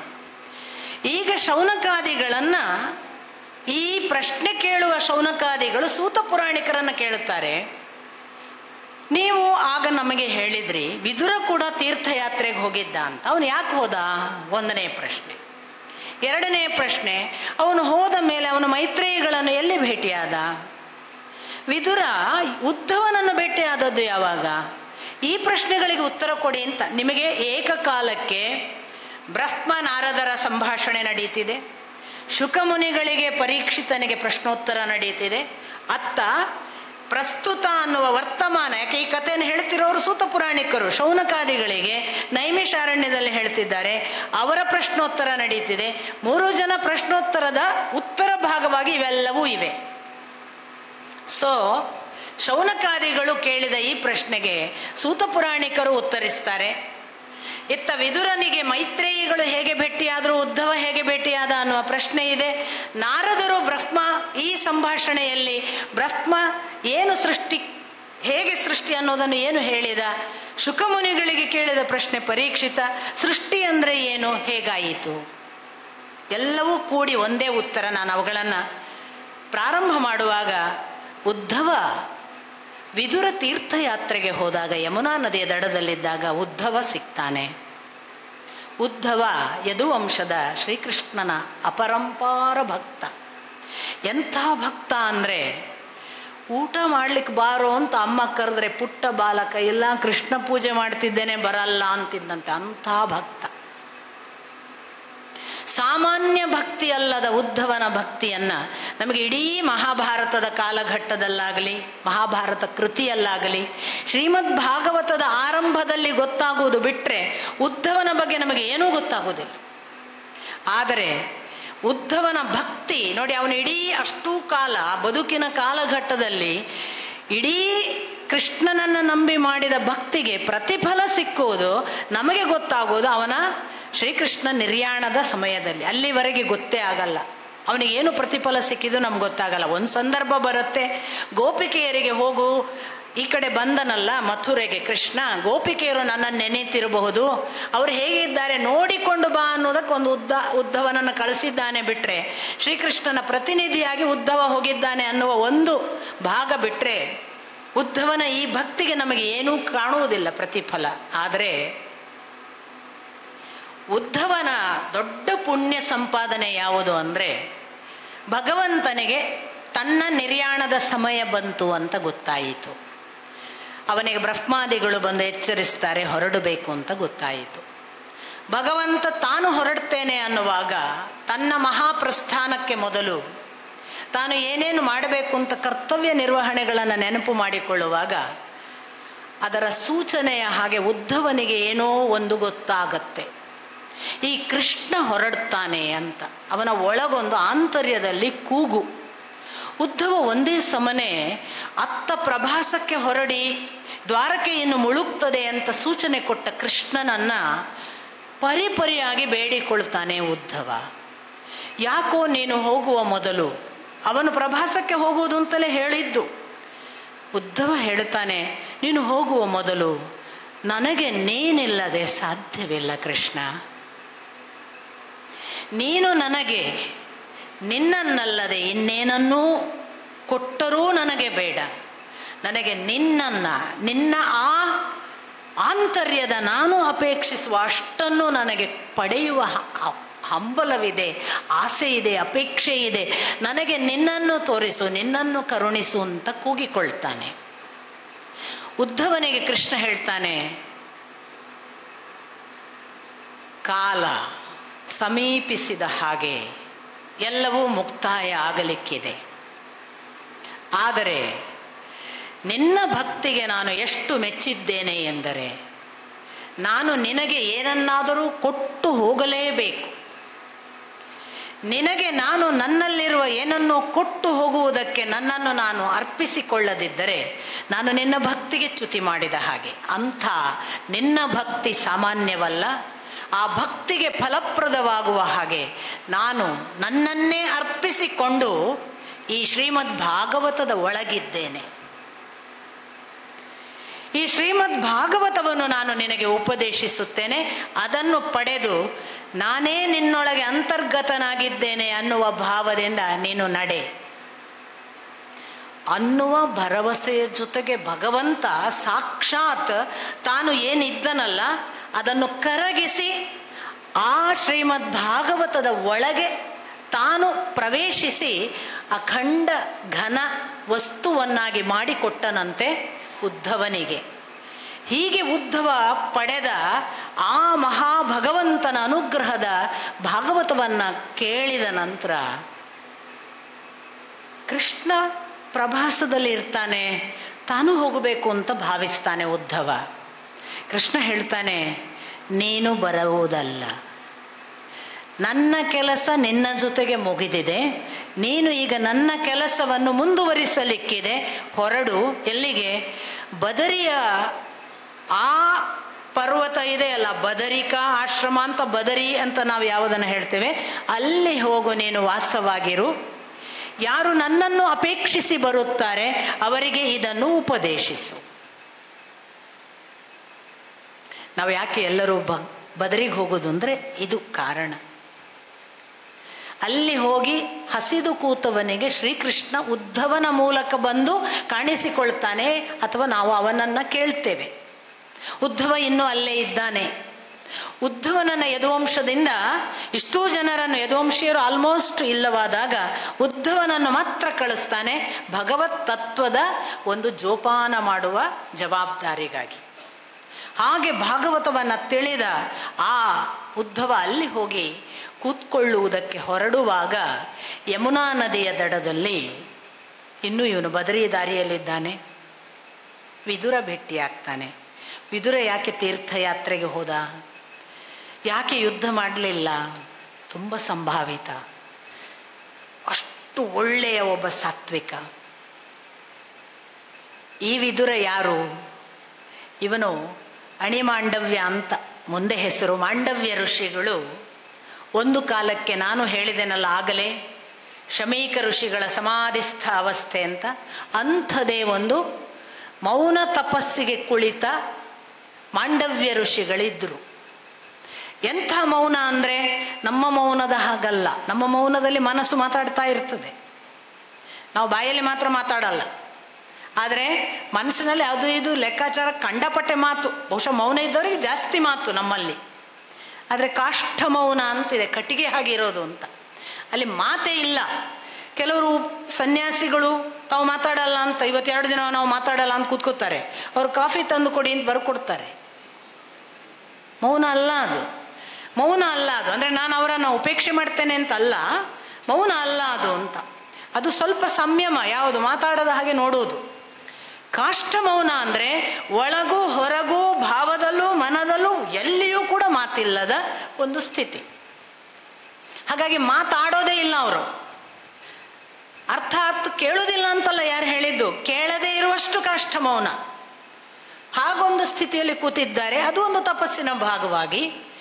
ಯಾರೋ ಡಕಾಯಿತರು ಓಡಿಕೊಂಡು ಬಂದು, ಈ ಡಕಾಯಿತರು ಒಂದು ಸುರಕ್ಷಿತ ಜಾಗ ಬೇಕು ಅಂತ ಮಾಂಡವ್ಯ ಋಷಿಗಳ ಆಶ್ರಮದ ಒಳಗೋಗಿ ಕೂತ್ಕೊಳ್ತಾರೆ. ಋಷಿಗಳು ಹೊರಗಿದ್ದಾರೆ ಕಾಷ್ಠ ಮೌನದಲ್ಲಿ. ದೊರೆಯ ಹುಡುಕಿಕೊಂಡು ಬಂದ ಸೇನಾಪತಿಗಳು, ಸೇನೆಯ ಜನರು, ಇಲ್ಲಿ ಸೈನಿಕರು ಕೇಳ್ತಾರೆ, ಇಲ್ಲಿ ನಮ್ಮನ್ನ ಒಟ್ಟು ಮನಸ್ಸಿಗೆ ಕಣ್ಣಿಗೆ ಸಿಕ್ಕದ ಹಾಗೆ ಓಡಿ ಹೋಗುವಂತಹ ಒಂದಿಷ್ಟು ಡಕಾಯಿತರು ದಾರಿ ತಪ್ಪಿಸಿಕೊಂಡು ಬಂದಿದ್ದಾರೆ, ನಮ್ಮನ್ನು ಅಡ್ಡಾದಿಡ್ಡಿ ಓಡಾಡಿಸಿ.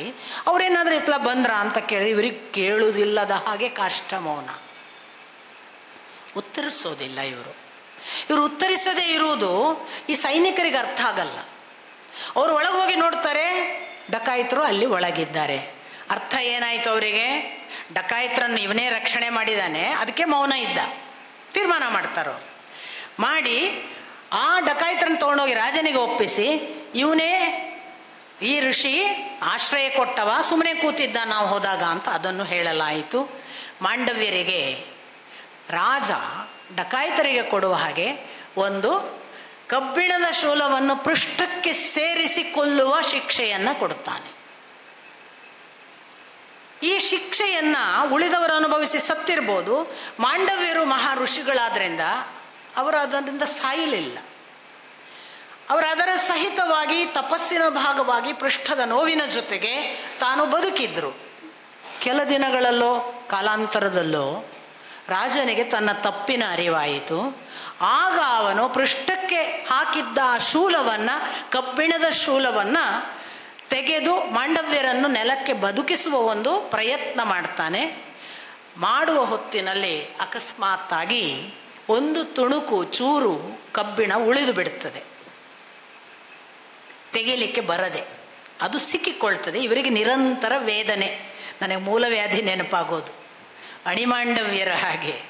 ಒಂದು ಆಣಿ, ನಮ್ಮಲ್ಲೂ ಹೇಳೋದು ಹಾಗೆ ನೋಡಿ, ಒಂದು ಆಣಿ ಬಂದ ಹಾಗಾಗಿದೆ ನಮಗೆ ಮೂಲವ್ಯಾಧಿ ಅಂದರೆ ಅಂತ. ಒಂದು ಥರದಲ್ಲಿ ನಾವೆಲ್ಲ ಮಾಂಡವ್ಯ ಋಷಿಗಳಾಗೆ ಏನೋ ಮಾಡಿದ್ದೇವೋ. ಈ ಆಣಿ ಅಂತ ತುಳುವಲ್ಲಿ ಅದು ಅಣಿ, ನಾವು ತುಳುವಿಗಾವಾಗ ಅದನ್ನು ಆಣಿ ಅಂದ್ವಿ. ಮೊಳೆಯಂಥ ಭಾಗವನ್ನು ಉಳಿಸಿಕೊಂಡು ಮಾಂಡವ್ಯರು ಬದುಕಿದ್ದರಿಂದ ಅವರಿಗೆ ಅಣಿಮಾಂಡವ್ಯರು ಅಂತ ಹೆಸರಾಯಿತು. ಈ ಅಣಿಮಾಂಡವರಿಗೆ ಕೋಪ ಬಂತು. ನಾನು ಏನೋ ತಪ್ಪು ಮಾಡಿದೆ, ನನಗೆ ಯಾಕೆ ಈ ಶಿಕ್ಷೆ ಕೊಟ್ಟ ಅಂತ ನೇರ ಯಮನನ್ನು ಮುಖಾಮುಖಿ ಆಗ್ತಾರೆ. ಯಮ ಹೇಳ್ತಾನೆ, ನೀನು ಬಾಲ್ಯದಲ್ಲಿ ನಿನಗೆ ಗೊತ್ತಿಲ್ಲದ ದಿನಗಳಲ್ಲಿ ದರ್ಭೆಯಂತಹ ಹರಿತವಾದ ಹುಲ್ಲಿನಿಂದ ಈ ಚಿಟ್ಟೆಯಂತಹ ಪ್ರಾಣಿಗಳನ್ನು ಇಟ್ಕೊಂಡು ಅವುಗಳ ಪೃಷ್ಠಭಾಗಕ್ಕೆ ಚುಚ್ಚುತ್ತಿದ್ದಿ, ಅದಕ್ಕೆ ನಿನಗೆ ಈ ಶಿಕ್ಷೆ ಅಂತ. ಅಣಿಮಾಂಡವ್ಯರಿಗೆ ಸಿಕ್ಕಾಪಟ್ಟೆ ಕೋಪ ಬರುತ್ತೆ. ಇನ್ನೂ ಬುದ್ಧಿ ಬೆಳೆಯದ ಬಾಲ ಅವಸ್ಥೆಯಲ್ಲಿ ಮಾಡಿದ ತಪ್ಪಿಗೆ ಇಷ್ಟು ದೊಡ್ಡ ಶಿಕ್ಷೆ ಕೊಡ್ತೀಯಾ? ಇದು ನನಗೆ ತಿಳಿದು ಮಾಡಿದ್ದಲ್ಲ, ತಿಳಿಯದೆ ಮಾಡಿದ ತಪ್ಪು. ಬಾಲಾಪರಾಧ ಕ್ಷಮಾರ್ಹ ಆಗಬೇಕು ಅನ್ನುವುದಕ್ಕೆ ಅಣಿಮಾಂಡವ್ಯರು ಸಾಕ್ಷಿ. ಮುಂದೆ ಅದೇ ಕಾನೂನಾಗ್ತದೆ. ಅದಕ್ಕೆ ನಮ್ಮಲ್ಲಿ ಬಂತು ನೋಡಿ, ಬಾಲಾಪರಾಧ ಶಿಕ್ಷಾರ್ಹವಲ್ಲ ಅಂತ. 14 ವರ್ಷ ಏನೋ ಒಂದು ಫಿಕ್ಸ್ ಮಾಡಿತ್ತು ನಮ್ಮ ದೇಶ ಅಥವಾ ಕಾನೂನು. ಹಾಗೆ ಮಾಡುವುದರ ಹಿಂದೆ ಇದೆಲ್ಲ ಇವೆ. ಆಗ ಅಣಿಮಾಂಡವ್ಯರು ಏನು ಶಾಪ ಕೊಡ್ತಾರೆ ಅಂದರೆ, ಕಾರಣವಿಲ್ಲದೆ ನಾನು ವೇದನೆ ಅನುಭವಿಸುವಂತೆ ಮಾಡಿದ ಈ ತಪ್ಪಿಗಾಗಿ ನೀನು ಒಂದು ಹೀನ ಯೋನಿಯಲ್ಲಿ ಮನುಷ್ಯನಾಗಿ ಭೂಲೋಕದಲ್ಲಿ ಹುಟ್ಟು. ಹಾಗೆ ಹುಟ್ಟಿದ ಯಮಾಂಶನೇ ವಿದುರ. ಈ ವಿದುರ ಇಡೀ ಜೀವನದಲ್ಲಿ ದುರ್ಯೋಧನ ಒಬ್ಬನನ್ನು ಕೊಂದರೆ ಅಥವಾ ಸಾಯಿಸಿದ್ರೆ, ನೀನು ನಿನ್ನ 99 ಮಕ್ಕಳ ಜೊತೆಗೆ ಒಳ್ಳೆಯ ರಾಜ್ಯ, ಒಳ್ಳೆಯ ಸಂಪತ್ತು, ಒಳ್ಳೆಯ ಜಗತ್ತು ಮತ್ತು ಪಾಂಡವರ ಜೊತೆಗಿನ ಸೌಹಾರ್ದ ಬದುಕನ್ನು ನೋಡ್ತಿ. ಅವನನ್ನೊಬ್ಬನನ್ನು ಕೊಲ್ಲುವಂತ ದುರ್ಯೋಧನ ಹುಟ್ಟಿದಂದಿನಿಂದ ಹೇಳ್ತಾ ಇದ್ದವ, ಏನೂ ಭಯವಿಲ್ಲದೆ. ಅವನು ಇನ್ನು ಕೊನೆ ಹಂತ, ಇನ್ನೇನು ಸಂಧಾನವೋ ಯುದ್ಧವೋ ಅನ್ನೋ ಹಂತದಲ್ಲೂ ಕೂಡ ವಿದುರ ಆಗಲೂ ಹೇಳ್ತಾನೆ, ನಾನು ಈಗಲೂ ನಿನಗೆ ಹೇಳುತ್ತೇನೆ ಧೃತರಾಷ್ಟ್ರ, ಈಗಲೂ ನಿನಗೆ ಸಮಯ ಅವಕಾಶವಿದೆ. ದುರ್ಯೋಧನ ಒಬ್ಬನನ್ನು ಮುಗಿಸಿಬಿಡು, ಈ ಯಾವ ಯುದ್ಧವೂ ನಡೆಯುವುದಿಲ್ಲ. ಅಣ್ಣ ತಮ್ಮಂದಿರು ಸೌಹಾರ್ದಯುತವಾಗಿ ಚೆನ್ನಾದ ರಾಜ್ಯಾಡಳಿತ ನಡೆಯುತ್ತದೆ, ಪ್ರಯತ್ನಿಸುವಂತ ಎದುರಿಗೆ ಹೇಳುತ್ತಾನೆ ದುರ್ಯೋಧನನದ್ದು. ಯಾವನಿವ ಶೂದ್ರ ನೋಡಿ, ಪ್ರಥಮ ಬಾರಿಗೆ ರಾಜಕಾರಣಿಗಳು ಜಾತಿಯ ಮಾತಾಡಿದ್ದು. ಎಲ್ಲೂ ಕೂಡ ಜಾತಿಯ ಉಲ್ಲೇಖ ನಮ್ಗೆ ಅಲ್ಲಿ ಇಡೀ ಮಹಾಭಾರತದಲ್ಲಿ ಬರೋದಿಲ್ಲ. ಮತ್ತೆ ಜಾತಿಯನ್ನು ಉಲ್ಲೇಖ ಮಾಡಿ ಅವರಿಗೆ ಭಾರೀ ವ್ಯವಸ್ಥೆ ಮಾಡಿಕೊಡ್ತೇವೆ, ಅವರನ್ನು ಹೀನವಾಗಿ ಕಾಣ್ತೇವೆ ಅನ್ನುವ ಎಲ್ಲ ಪರಿಸ್ಥಿತಿಯನ್ನು ಉಂಟು ಮಾಡಿದ್ದು ರಾಜಕಾರಣಿಗಳೇ ಆಗಲಿಂದ ಈಗಿನವರೆಗೆ. ಇನ್ಯಾರೂ ಮಾಡಿಲ್ಲ. ನಮ್ಮಷ್ಟಕ್ಕೆ ಬಿಟ್ಟರೆ ನಮಗೆ ಆ ಸಮಸ್ಯೆ ಇಲ್ಲ. ನನ್ನನ್ನು ಕೇಳಿದರೆ ನಾವು ವೈಯಕ್ತಿಕವಾಗಿ ಎಷ್ಟೋ ಸುಧಾರಿಸಿಕೊಂಡಿದ್ದೇವೆ. ನಮ್ಮ ಮನೆಗಳಿಗೆ ನೀವುಗಳು, ನಿಮ್ಮ ಮನೆಗಳಿಗೆ ನಾವುಗಳು ಹೋಗುವ ಒಂದು ಆಂತರ್ಯ ನಮ್ಮಲ್ಲಿ ಎಷ್ಟು ಬೆಳವಣಿಗೆ ಆಗಿದೆ. ಅದನ್ನು ಒಡೆಯುವ, ನಮ್ಮನ್ನು ಆದಷ್ಟು ಭೇದ ಉಂಟು ಮಾಡುವ, ನಮ್ಮ ಜೊತೆಗೆ ಎಂದೂ ಕೂಡ ಸೌಹಾರ್ದತೆ ಇಲ್ಲದ ಹಾಗೆ ದ್ವೇಷಕಾರುವ ಸ್ಥಿತಿಯನ್ನು ಉಂಟು ಮಾಡುವುದೆಲ್ಲ ರಾಜಕಾರಣಿಗಳು. ನಮಗೆ ಎಚ್ಚರ ತಪ್ಪಿದ್ದೇವೆ. ನಾವು ಏನು ತಿಳ್ಕೊಂಡಿದ್ದೇವೆ, ಈ ಜಾತಿ ವ್ಯವಸ್ಥೆಯೇ ಸುಮಾರು ಅಲ್ಲ. ಅದು ಜಾತಿ ಒಂದು ಎಲ್ಲಿ ಇಲ್ಲ ಸ್ವಾಮಿ, ವ್ಯವಸ್ಥೆಯಲ್ಲಿ ಭೇದ, ಮೇಲ್ವರ್ಗ ಕೆಳವರ್ಗ ಅಂತ ವಿದೇಶಕ್ಕೆ ಹೋದರೆ, ಕಲರ್ ಅಂತ ಇನ್ನೊಂದು ರೀತಿಯಿಂದ, ಏನಾದರೂ ಶ್ರೀಮಂತ ಬಡವ ಅಥವಾ ಪೋಸ್ಟಿನ ದೃಷ್ಟಿಯಿಂದ ಅವನ ಅಂಥ ಉದ್ಯೋಗದಲ್ಲಿದ್ದವ ದೊಡ್ಡವ ಇವ ಅಲ್ಲ, ಎಲ್ಲಿಯಾದರೂ ಒಂದು ಈಕ್ವಾಲಿಟಿ ಅನ್ನೋದು ಜಗತ್ತಿನ ಎಲ್ಲಿ ಇದೆ? ಸಿಂಹ, ಹುಲಿ, ಮೊಲ ಮತ್ತೊಂದು, ಜಗತ್ತಿನಲ್ಲಿ ಎಲ್ಲವೂ ಭಿನ್ನ ಭಿನ್ನವಾಗಿ ಬದುಕ್ತಾವಲ್ಲ ಒಟ್ಟಿಗೆ. ಒಂದೇ ಕಾಡಿನಲ್ಲಿ ಒಂದು ಮೊಲನೂ ಬದುಕುತ್ತೆ, ಒಂದು ಸಿಂಹನೂ ಬದುಕುತ್ತೆ, ಒಂದು ಹುಲಿನೂ ಬದುಕುತ್ತೆ, ಒಂದು ಜಿಂಕೆನೂ ಬದುಕುತ್ತೆ. ಸಂದರ್ಭಗಳು ಬಂದ ಹಾಗೆ ತಮ್ಮ ಬದುಕಿನ ರೋಲ್ ಪ್ಲೇಯನ್ನು ಅಷ್ಟಕ್ಕೆ ಒಪ್ಪಿಸಿಕೊಳ್ತವೆ, ತಾವು ಸರ್ವೈವ್ ಆಗ್ತವೆ. ಇದು ಯುನಿಟಿಯನ್ನು ನಿಜವಾಗಿ ಅರ್ಥೈಸಿಕೊಳ್ಳಬೇಕಾದ ರೀತಿ. ನಮ್ಮ ಜೊತೆಗೆ ಐಕ್ಯ ಬಳುವರು ಇದ್ದಾರೆ. ಆದರೆ ಆ ಐಕೆ ಬಳುವಾರ್ ಅನ್ನುವರು ಮುಸ್ಲಿಂ ಪ್ರತಿನಿಧಿ ಆದಾಗ, ಮುಸ್ಲಿಮರ ದೋಷಗಳನ್ನು ಹೇಳುವಾಗ, ನಾವು ಇಸ್ಲಾಂ ಧರ್ಮದ ಸ್ಥಿತಿ ಮಾತಾಡುವಾಗ ಐಕೆ ಬಳುವಾರ್ ವ್ಯಕ್ತಿಯಾಗಿ ಬಿಡ್ತಾರೆ. ಸಮಷ್ಟಿ ಆದಾಗ ದೋಷ ಬಂದುಬಿಡುತ್ತೆ. ಈ ಥರದ ಪರಿಭಾವನೆ ನಮಗೆ ಎಲ್ಲ ಸಂದರ್ಭದಲ್ಲೂ ಸಾಧ್ಯ ಆಗಬೇಕು. ಯಾಕೆ ಸಾಧ್ಯ ಆಗುವುದಿಲ್ಲ ಅಂದರೆ, ನಾವು ಅದನ್ನು ಜನರಲೈಸ್ ಮಾಡ್ತೇವೆ. ಜನರಲೈಸ್ ಅಲ್ಲ, ಜಗತ್ತಿನಲ್ಲಿ ಒಳ್ಳೆಯವರು ಎಲ್ಲ ಕಡೆ ಇದ್ದಾರೆ. ಧೃತರಾಷ್ಟ್ರನಲ್ಲಿ ಎಂತೆಂಥ ಒಳ್ಳೆ ಕ್ವಾಲಿಟೀಸ್ ಇವೆ ಗೊತ್ತಾ? ಕರ್ಣನಲ್ಲಿ ಎಂತೆಂಥ ಒಳ್ಳೆಯ ಅಂಶಗಳಿವೆ. ದುಷ್ಟರು ಯಾಕಾದರೂ ಅದನ್ನು ತಿಳ್ಕೋಬೇಕು, ನಾವು ದುಷ್ಟತನದಿಂದ ದೂರ ಬರಬೇಕು. ಈ ಥರ ಈ ಮನುಷ್ಯ ಏನು ಹೇಳಿದ ಅಂದರೆ, ಅವನು ಯಾವನವ ಶೂದ್ರ, ಒಬ್ಬ ದಾಸಿ ಪುತ್ರ, ನಮ್ಮ ಮನೆಯಲ್ಲಿ ಹುಟ್ಟು ನಮ್ಮ ಅನ್ನವನ್ನೇ ಊಟ ಮಾಡಿ ನಮ್ಮ ಸಾವನ್ನು ಅಪೇಕ್ಷೆ ಪಟ್ಟು ಆ ಶತ್ರುಗಳ ಒಳಿತನ್ನು ಅಪೇಕ್ಷೆ ಪಡ್ತಿದ್ದಾನೆ, ಅವನನ್ನು ದೂಡಿ ಹೊರಗೆ ಅಂತ. ಇದು ವಿದುರನಿಗೆ, ಸಾಕ್ಷಾತ್ ಚಿಕ್ಕಪ್ಪನಿಗೆ ದುರ್ಯೋಧನ ಆಡಿದ ಮಾತು, ತಂದೆಯ ಸಮ್ಮುಖದಲ್ಲಿ ಚಿಕ್ಕಪ್ಪನ ಎದುರಿಗೆ. ಆ ಕ್ಷಣಕ್ಕೆ ವಿದುರ ಯಾವ ಮಾತು ಆಡದೆ, ಅವನ ವಿದುರ ನೀತಿ ಎಂಥ ಒಳ್ಳೆಯ ನೀತಿ, ನೀವು ಓದಬೇಕು, ಏನೂ ಮಾತಾಡದೆ ತನ್ನ ಬಿಲ್ಲು ಬಾಣವನ್ನು ಹೊತ್ಕೊಂಡು ಹೊರಟನಂತೆ. ಹೊರಡುವಾಗ ಅನ್ನಿಸ್ತಂತೆ ಅವನಿಗೆ, ಈ ದುರ್ಯೋಧನ ಅನ್ಕೋಬೋದು ನಾನು ಬಿಲ್ಲು ಬಾಣ ತೊಗೊಂಡಿನ ಪಾಂಡವರ ಹತ್ರ ಹೋಗ್ತೇನೆ ಅಂತ. ಅವನಿಗೆ ಅನುಮಾನ ಬೇಡ, ಅಥವಾ ನಾನು ಹಾಗೆ ಹೋಗುವವನಲ್ಲ ಅಂತ ಜಗತ್ತಿಗೆ ಸಾರುವ ಹಾಗೆ ಬಿಲ್ಲು ಬಾಣವನ್ನು ಅಲ್ಲಿ ದ್ವಾರದ ಬಾಗಿಲ ಹತ್ರ ಇಟ್ಟು ಹೋಗಿಬಿಟ್ಟ ಅಂತ, ಪ್ರವೇಶ ದ್ವಾರದಲ್ಲಿ. ಹಾಗೆ ಹೋದವನು ತೀರ್ಥಯಾತ್ರೆ, ಅವನು ಯುದ್ಧದ ಸುದ್ದಿಯಲ್ಲಿಲ್ಲ, ಹಾಗೆ ತಿರುಗಾಡ್ತಾ ಬಂದಿದ್ದಾನೆ, ಯಾವ ಸುದ್ದಿಯೂ ಗೊತ್ತಿಲ್ಲದವ. ಒಂದು ಹಂತದಲ್ಲಿ ಮಹಾಭಾರತದ ಯುದ್ಧ ಅಲ್ಲೆಲ್ಲ ನಾಶ ಆಗಿದ್ದಾರೆ ತನ್ನ ವಂಶದವರು ಅಂತ ಗೊತ್ತಿರಲಿಕ್ಕೆ ಸಾಕು. ಆದರೆ ಇತ್ತ ಯಾದವ ವಂಶದ ಕಥೆ ಅವನಿಗೆ ಗೊತ್ತಿಲ್ಲ. ಪ್ರಶ್ನೆ ಮಾತಾಡ್ತಾ ಕೂತ್ಕೊಂಡು ಉದ್ಧವನನ್ನು ಕೇಳ್ತಾನೆ, ನೀನು ಹೇಗೆ ಇಲ್ಲಿ, ಹೇಗಿದ್ದಾರೆ ಯದುವಂಶೀಯರು, ಮತ್ತು ಯದುವಂಶದ ಕಥೆಯಲ್ಲಿ ಕೃಷ್ಣ ಹೇಗಿದ್ದಾನೆ, ಎಲ್ಲ ಹಿರಿಯರನ್ನು ಎಲ್ಲ ಪ್ರಶ್ನಿಸ್ತಾನೆ. ಆಗ ಒಂದೊಂದೇ ಉತ್ತರ ಕೊಡ್ತಾ ಉದ್ಧವ ದುಃಖಿಸ್ತಾ ಹೇಳ್ತಾನೆ, ನೀನು ಯಾವ ಯದುವಂಶೀಯರನ್ನು ಕೇಳುತ್ತಿದ್ದೀಯೋ ಅವರು ಈಗ ಇಲ್ಲ ವಿದುರ. ಅವರೆಲ್ಲರೂ ಪ್ರಭಾಸದ ದಡದಲ್ಲಿ ವಾರುಣಿಯನ್ನು ಕುಡಿದು ಸರ್ವನಾಶವಾಗಿದ್ದಾರೆ. ಸಾಕ್ಷಾತ್ ಭಗವಂತ ತಾನು ಕೂಡ ಅರಳಿ ಗಿಡದ ಬುಡದಲ್ಲಿ ತಾನು ಇನ್ನೇನು ತನ್ನ ಮಹಾಪ್ರಸ್ಥಾನಕ್ಕೆ ಸಿದ್ಧನಾದ ಹಾಗೆ ಕುಳಿತಿದ್ದ. ನಾನು ಅಲ್ಲಿ ಹೋಗಿ ಅವನ ಪಾದ ಮುಟ್ಟಿ ಅವನ ಆಶೀರ್ವಾದ ಪಡೆದು ಬರಬೇಕಾದರೆ ನನ್ನ ಕಣ್ಣ ತುಂಬ ಕೃಷ್ಣನನ್ನು ಕಳೆದುಕೊಳ್ಳುವ ದುಃಖ ತುಂಬಿ ತುಳುಕುತ್ತಿತ್ತು. ಆದರೆ ಕೃಷ್ಣ ನನಗೆ ಅಲ್ಲಿ ಒಂದರೆ ಕ್ಷಣ ಇರುವುದಕ್ಕೆ ಬಿಡಲಿಲ್ಲ.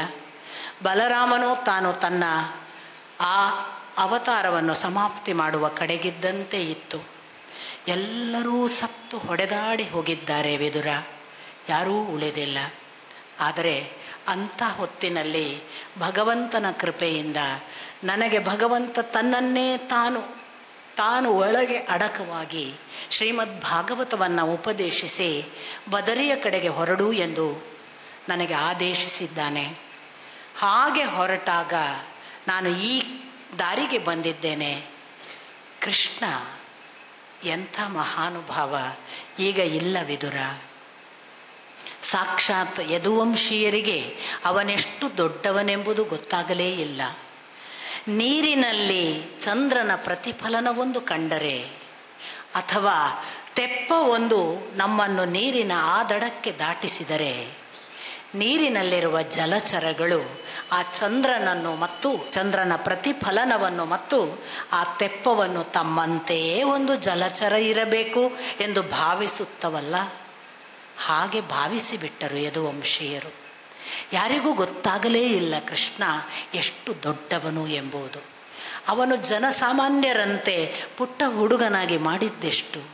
ಪುಟ್ಟ ಪುಟ್ಟ ಬಾಲಕರು ಅವನ ಜೊತೆಗೆ ಬೆನ್ನಿಗಿದ್ದಾಗ ಯಾವುದೋ ಕಾಡ್ಗಿಚ್ಚಿಗೆ ಒಳಗಾದರೆ ಜೀವ ಕೊಟ್ಟು ರಕ್ಷಿಸಿದವ.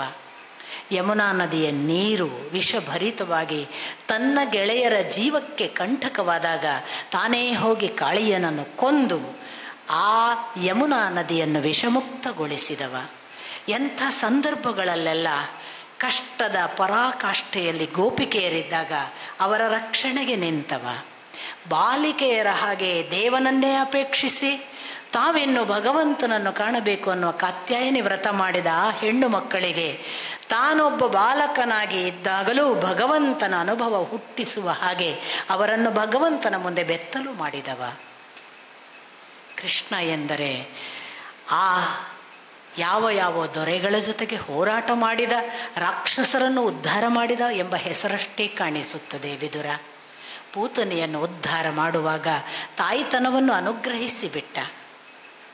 ತನ್ನ ಪ್ರತಿ ನಡೆಯಲ್ಲೂ ಜಗತ್ತಿಗೆ ತಿಳಿಯಲಿ ಎಂದು ತಾನೇನೂ ಗೊತ್ತಿಲ್ಲದ ಅಜ್ಞಾನಿ ಎನ್ನುವ ಹಾಗೆ ಸಾಂದೀಪನಿ ಮುನಿಗಳ ಹತ್ತಿರ ಹೋಗಿ ತಾನು ಪಾಠ ಕೇಳಿದ ನಟನೆ ಮಾಡಿದ. ಅವನಿಗೆ ಯಾಕೆ ಬೇಕಿತ್ತು ಪಾಠ? ಜಗತ್ತಿಗೆ ಕಾಣಿಸಲಿಕ್ಕೆ ಗುರುಕುಲದಲ್ಲಿ 6 ತಿಂಗಳು ಇದ್ದ. ಹಾಗೇ ಬರಲಿಲ್ಲ. ಗುರುದಕ್ಷಿಣೆಯನ್ನು ಕೇಳಿದ ಗುರುಗಳಿಗೆ ತನ್ನ ಶಕ್ತಿಯಿಂದ ಯಮಲೋಕಕ್ಕೆ ಹೋಗಿ ಅವರ ಮಗನನ್ನೇ ತಂದು ಕೊಟ್ಟ. ಅಂತಿಂಥವನಲ್ಲ ಆ ಕೃಷ್ಣ. ಬೃಹಸ್ಪತಿಗಳಿಂದಲೋ ಇನ್ಯಾರಿಂದಲೋ ನಾವು ಪಾಠ ಕೇಳಿದ್ದರೆ ನಾವು ಎಷ್ಟು ಅಲ್ಪರು ಅವನ ಮುಂದೆ ಅಂತ ನನ್ನ ಬಳಿ ರಾಜನೀತಿಯನ್ನು ಕೇಳುತ್ತಿದ್ದ, ಸಾಮಾನ್ಯರ ಹಾಗೆ. ಸಾಕ್ಷಾತ್ ತಾಯಿಯ ಮುಂದೆ ನಿಂತು, ಅಮ್ಮ 11 ವರ್ಷ ನನ್ನ ದೇಹ ರಕ್ಷಣೆಗಾಗಿ ದೂರ ಎಲ್ಲೋ ಕುಳಿತು ನಿನ್ನನ್ನು ಮತ್ತು ಅಪ್ಪನನ್ನು ಸೇವೆ ಮಾಡುವ ಕೆಲಸ ಕೈಂಕರ್ಯವನ್ನು ಮಾಡಲಿಲ್ಲ, ನಮ್ಮನ್ನು ಕ್ಷಮಿಸುವಂತ ಪಾದಕ್ಕೆ ಬಿದ್ದು ಕ್ಷಮೆ ಕೇಳಿದ. ಅಂತಿಂಥವನಲ್ಲ ವಿದುರ. ಆದರೆ ಸಾಕ್ಷಾತ್ ಜೊತೆಗೆ ಹುಟ್ಟಿದವರಿಗೆ, ಅವನ ಜೊತೆಗೆ ಓಡಾಡಿದ ಅನೇಕ ವೀರರಿಗೆ ಯಾರಿಗೂ ತಿಳಿಯಲೇ ಇಲ್ಲ. ಅಂಥ ಮಹಾತ್ಮ ತಾನು ಇನ್ನು ಇಲ್ಲವಾಗಬೇಕು, ಈ ಭೂಲೋಕದಲ್ಲಿ ಅವತರಿಸಿದ ದಿನಗಳು ಮುಗಿದಿವೆ ಎಂದು ಮಹಾಪ್ರಸ್ಥಾನಕ್ಕೆ ಹೊರಟು ನಿಂತಿದ್ದಾನೆ. ನಾನು ಆ ಎಲ್ಲ ದುಃಖದ ಭಾರ ಸಹಿತ ಅವನು ಕೊಟ್ಟ ಆದೇಶವನ್ನು ಪಾಲಿಸಲಿಕ್ಕಾಗಿ ಅವನಿಂದ ಬಹಳ ದೂರ ಬಂದಿದ್ದೇನೆ ವಿದುರ. ಆದರೆ ನನ್ನ ಬಳಿ ಅವನು ಕೊಟ್ಟ ಆ ಉಪದೇಶದ ಸಾರಾಮೃತ ಇದೆ ಎನ್ನುವುದೇ ನನ್ನ ಧನ್ಯತೆ ಅಂತ ವಿದುರನ ಬಳಿಗೆ ಕೂತು ಹೇಳುವಾಗ ವಿದುರ ಹೇಳ್ತಾನೆ, ದಯವಿಟ್ಟು ಉದ್ಧವ, ಆ ಕೃಷ್ಣ ಇನ್ನಿಲ್ಲ ಅನ್ನುವ ಸುದ್ದಿಯೇ ನನಗೆ ಜೀರ್ಣಿಸಿಕೊಳ್ಳಲಾಗದ ಸತ್ಯ. ಆದರೆ ಅವನ ಸಾರಾಮೃತ ನಿನ್ನ ಬಳಿ ಇದೆಯಲ್ಲ, ಆ ಶ್ರೀಮದ್ ಭಾಗವತವನ್ನು ನನಗೂ ಉಪದೇಶಿಸು ಅಂತ ಪ್ರಾರ್ಥಿಸ್ತಾನೆ. ವೇದವ್ಯಾಸರು ಒಂದು ಮಾತು ಬರೀತಾರೆ, ಮಹಾನುಭಾವನೊಬ್ಬರು ಇಲ್ಲವಾದಾಗ ಧೀರರಿಗೆ ಅದು ಧೈರ್ಯದ ಮತ್ತು ಬಲದ ವಿಷಯ, ಹೇಡಿಗಳಿಗೆ ಮತ್ತು ದುರ್ಬಲರಿಗೆ ಅದು ದುಷ್ಕರ. ಹಾಗಾಗಿ ವಿದುರ ಹೋದ ಕೃಷ್ಣನಿಗಾಗಿ ದುಃಖಿಸಲಿಲ್ಲ. ಎಷ್ಟು ಚೆನ್ನಾಗಿದೆ ನೋಡಿ. ದೊಡ್ಡವರಿಗೆ ಅದು ಧೈರ್ಯದ ಮತ್ತು ಬಲದ ವಿಷಯ, ದುರ್ಬಲರಿಗೆ ಅದು ದುಷ್ಕರ. ಸಾವಿನಲ್ಲಿ ಅಳುವವರು ದುರ್ಬಲರು, ಸಾವಿನಲ್ಲಿ ಸತ್ತ ಅಂತ ತಿಳಿಯುವವರು ದುಷ್ಕರವಾಗಿ ಬದುಕು ನಡೀಲಿಕ್ಕಾಗದೆ ಒದ್ದಾಡ್ತಾರೆ. ಸಾವಿನಲ್ಲಿ ಏನು ಕಾಣಬೇಕು? ಭಗವತ್ ತತ್ವ ನಾಶವಾಗುವುದಿಲ್ಲ ಅಂತ ಕಾಣಬೇಕು. ಅದು ವಿದುರನಿಗೆ ಕಂಡಿತ್ತು. ಭಗವತ್ ತತ್ವ ನಾಶವಾಗುವುದಿಲ್ಲ, ದೇಹ ಬಿದ್ದಿದೆ ಅಷ್ಟೇ ಅಂತ. ಕೃಷ್ಣನ ವಿಷಯದಲ್ಲಿ ದೇಹವೂ ಬೀಳಲಿಲ್ಲ. ಅದರಿಂದ ಯಾವುದಕ್ಕೆ ದುಃಖಿಸುವುದು? ಭಗವತ್ ತತ್ವ ಅದು ಮೊದಲು ನಂತರವೂ ಇರುವಂಥದ್ದು. ವಿದುರನಲ್ಲಿ ಎಂಥ ಅಡ್ವಾನ್ಸ್ಡ್ ಸೋಲ್ ಅನ್ನುವ ಒಂದು ವಿವರಣೆ ಅದು. ಆಗ ಉದ್ಧವ ಹೇಳ್ತಾನೆ, ಕೃಷ್ಣ ನನಗೆ ಉಪದೇಶಿಸುವ ಹೊತ್ತಿಗೆ ಮೈತ್ರೇಯಿಗಳು ಬಂದು ನಾನು ಕೇಳಿದ ಭಾಗವತದ ಸಾರಾಂಶವನ್ನು ಅವರೂ ಕೇಳಿದ್ದಾರೆ. ಆಗ ಕೃಷ್ಣ ಮೈತ್ರೇಯಿಗಳಿಗೆ ಆದೇಶ ಮಾಡಿದ್ದಾನೆ, ಮುಂದೊಂದು ದಿನ ನಿನಗೆ ವಿದುರ ಸಿಗುತ್ತಾನೆ, ಆಗ ವಿದುರನಿಗೆ ಇದನ್ನು ಉಪದೇಶ ಮಾಡು ಎಂದು ಆದೇಶಿಸಿದ್ದಾನೆ ಕೃಷ್ಣ. ಹಾಗಾಗಿ ನಾನು ನಿನಗೆ ಭಾಗವತವನ್ನು ಉಪದೇಶಿಸುವುದಿಲ್ಲ, ಸಾಕ್ಷಾತ್ ಮೈತ್ರೇಯಿಗಳು ನಿನಗೆ ಲಭ್ಯರಾಗಬಹುದು. ಹೀಗೆ ಮುಂದುವರಿ ಗಂಗಾ ನದಿಯ ದಡದ ಕಡೆ ಹೊರಡ್ತಾನೆ ವಿದುರ. ಅವನಿಗೆ ನಮಸ್ಕರಿಸಿ, ನಿನಗೆ ಮೈತ್ರೇಯಿಗಳ ದರ್ಶನವಾದಾಗ ಕೇಳು ಅಂತ. ಆ ಮಾತುಗಳ ಸಹಿತ ಉದ್ಧವನ ಯಾವ ಶ್ರೀಮದ್ ಭಾಗವತದ ಸಾರಾಮೃತವಾದ ಶ್ರೀಕೃಷ್ಣಾಮೃತವನ್ನು ಪಡೀಬೇಕು ಅನ್ನುವ ಹಸಿವಿನಲ್ಲಿ ಗಂಗಾ ನದಿಯ ದಡಕ್ಕೆ ಹೋದಾಗ ಮೈತ್ರೇಯಿ ಋಷಿಗಳು ಇವನಿಗೆ ಭೇಟಿಯಾಗ್ತಾರೆ. 2 ಅಂಶಗಳಿವೆ.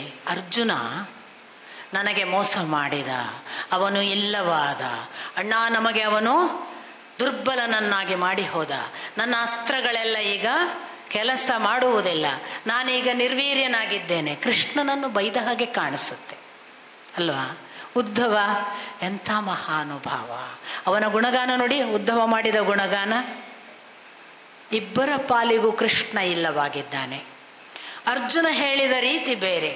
ಅವ ನನಗೆ ಮೋಸ ಮಾಡಿದ ಅಣ್ಣ, ಅವನು ನನ್ನನ್ನು ನಿರ್ವೀರ್ಯನನ್ನಾಗಿ ಮಾಡಿದ ಅಣ್ಣ, ಅವನು ನನಗೆ ದುರ್ಬಲನನ್ನಾಗಿ ಮಾಡಿದ, ಅವನು ನನ್ನ ಬಳಿ ಹೇಳದೆ ನನ್ನನ್ನು ಬಿಟ್ಟು ಹೋದ. ಅವನ ದುಃಖ ನೋಡಿ, ಉದ್ಧವನ ಭಕ್ತಿಯ ದುಃಖ ನೋಡಿ. ಆದರೆ ಭಗವಂತ ಇಬ್ಬರಿಗೂ ಕೂಡ ಲಭ್ಯ. ಭಗವಂತ ಅರ್ಜುನನಿಗೆ ನೋಡಿ, ಇಷ್ಟೂ ಮಾತುಗಳನ್ನು ಹೇಳಿದ ಮೇಲೆ ವೇದವ್ಯಾಸರು ಬರೀತಾರೆ ಕೊನೆಯ ವಾಕ್ಯ, ಅರ್ಜುನ ಹೀಗೆ ಮನದಲ್ಲಿ ಅಪಲಾಪಿಸಿಕೊಂಡು ಶ್ರೀಕೃಷ್ಣನಿಲ್ಲದ ಅನುಪಸ್ಥಿತಿಯನ್ನು ನಿರಂತರವಾಗಿ ಚಿಂತಿಸುತ್ತಾ ಅವನ ಎಲ್ಲ ದೋಷಗಳು ಕರಗಿ ಅವನು ಭಕ್ತಿಯ ಮೂರ್ತಿಯಾದ ಅಂತ ಬರೀತಾರೆ. ಉದ್ಧವನಿಗಂತೂ ನಮಗೆ ಗೊತ್ತೇ ಆಗತ್ತೆ ಅವನು ಭಕ್ತಿಯ ಪರಾಕಾಷ್ಠೆಯಲ್ಲಿದ್ದಾನೆ ಅನ್ನುವ ಆ ಮಾತುಗಳಲ್ಲೇ ಗೊತ್ತಾಗತ್ತೆ. ಇನ್ನೂ ಒಂದು ಸಂಗತಿ ಇದೆ, ನಮಗೆ ಭಗವಂತ ಗೊತ್ತಾಗೋದು ಅವನು ಇಲ್ಲದಾಗ ಅಂತ ನಾನು ನಿನ್ನೆ ಕೂಡ ಹೇಳಿದೆ, ಅಥವಾ ಗುರುಗಳು ಗೊತ್ತಾಗೋದು ಅವನು ಇಲ್ಲವಾದಾಗ ಅಂತ. ಅದರ ಒಟ್ಟು ಸೂಚನೆ ಏನು ಗೊತ್ತಾ? ನಾನು ಅನ್ನೋದು ಸತ್ತಾಗ ಅವನು, ಈ ಅವನು ಅನ್ನುವುದಿದೆಯಲ್ಲ, ಅದು ಅವನು ಅಂತ ಭಾವಿಸಿದ ಭಗವಂತ ಆಗಿರುವುದಿಲ್ಲ. ನಾವು ತಪ್ಪು ಅವನು ಅಂತ ತಿಳಿದಿರ್ತೀವಿ, ನಾನು ಅನ್ನುವ ಅಹಂಕಾರವೇ ಇರ್ತದೆ ಅದು.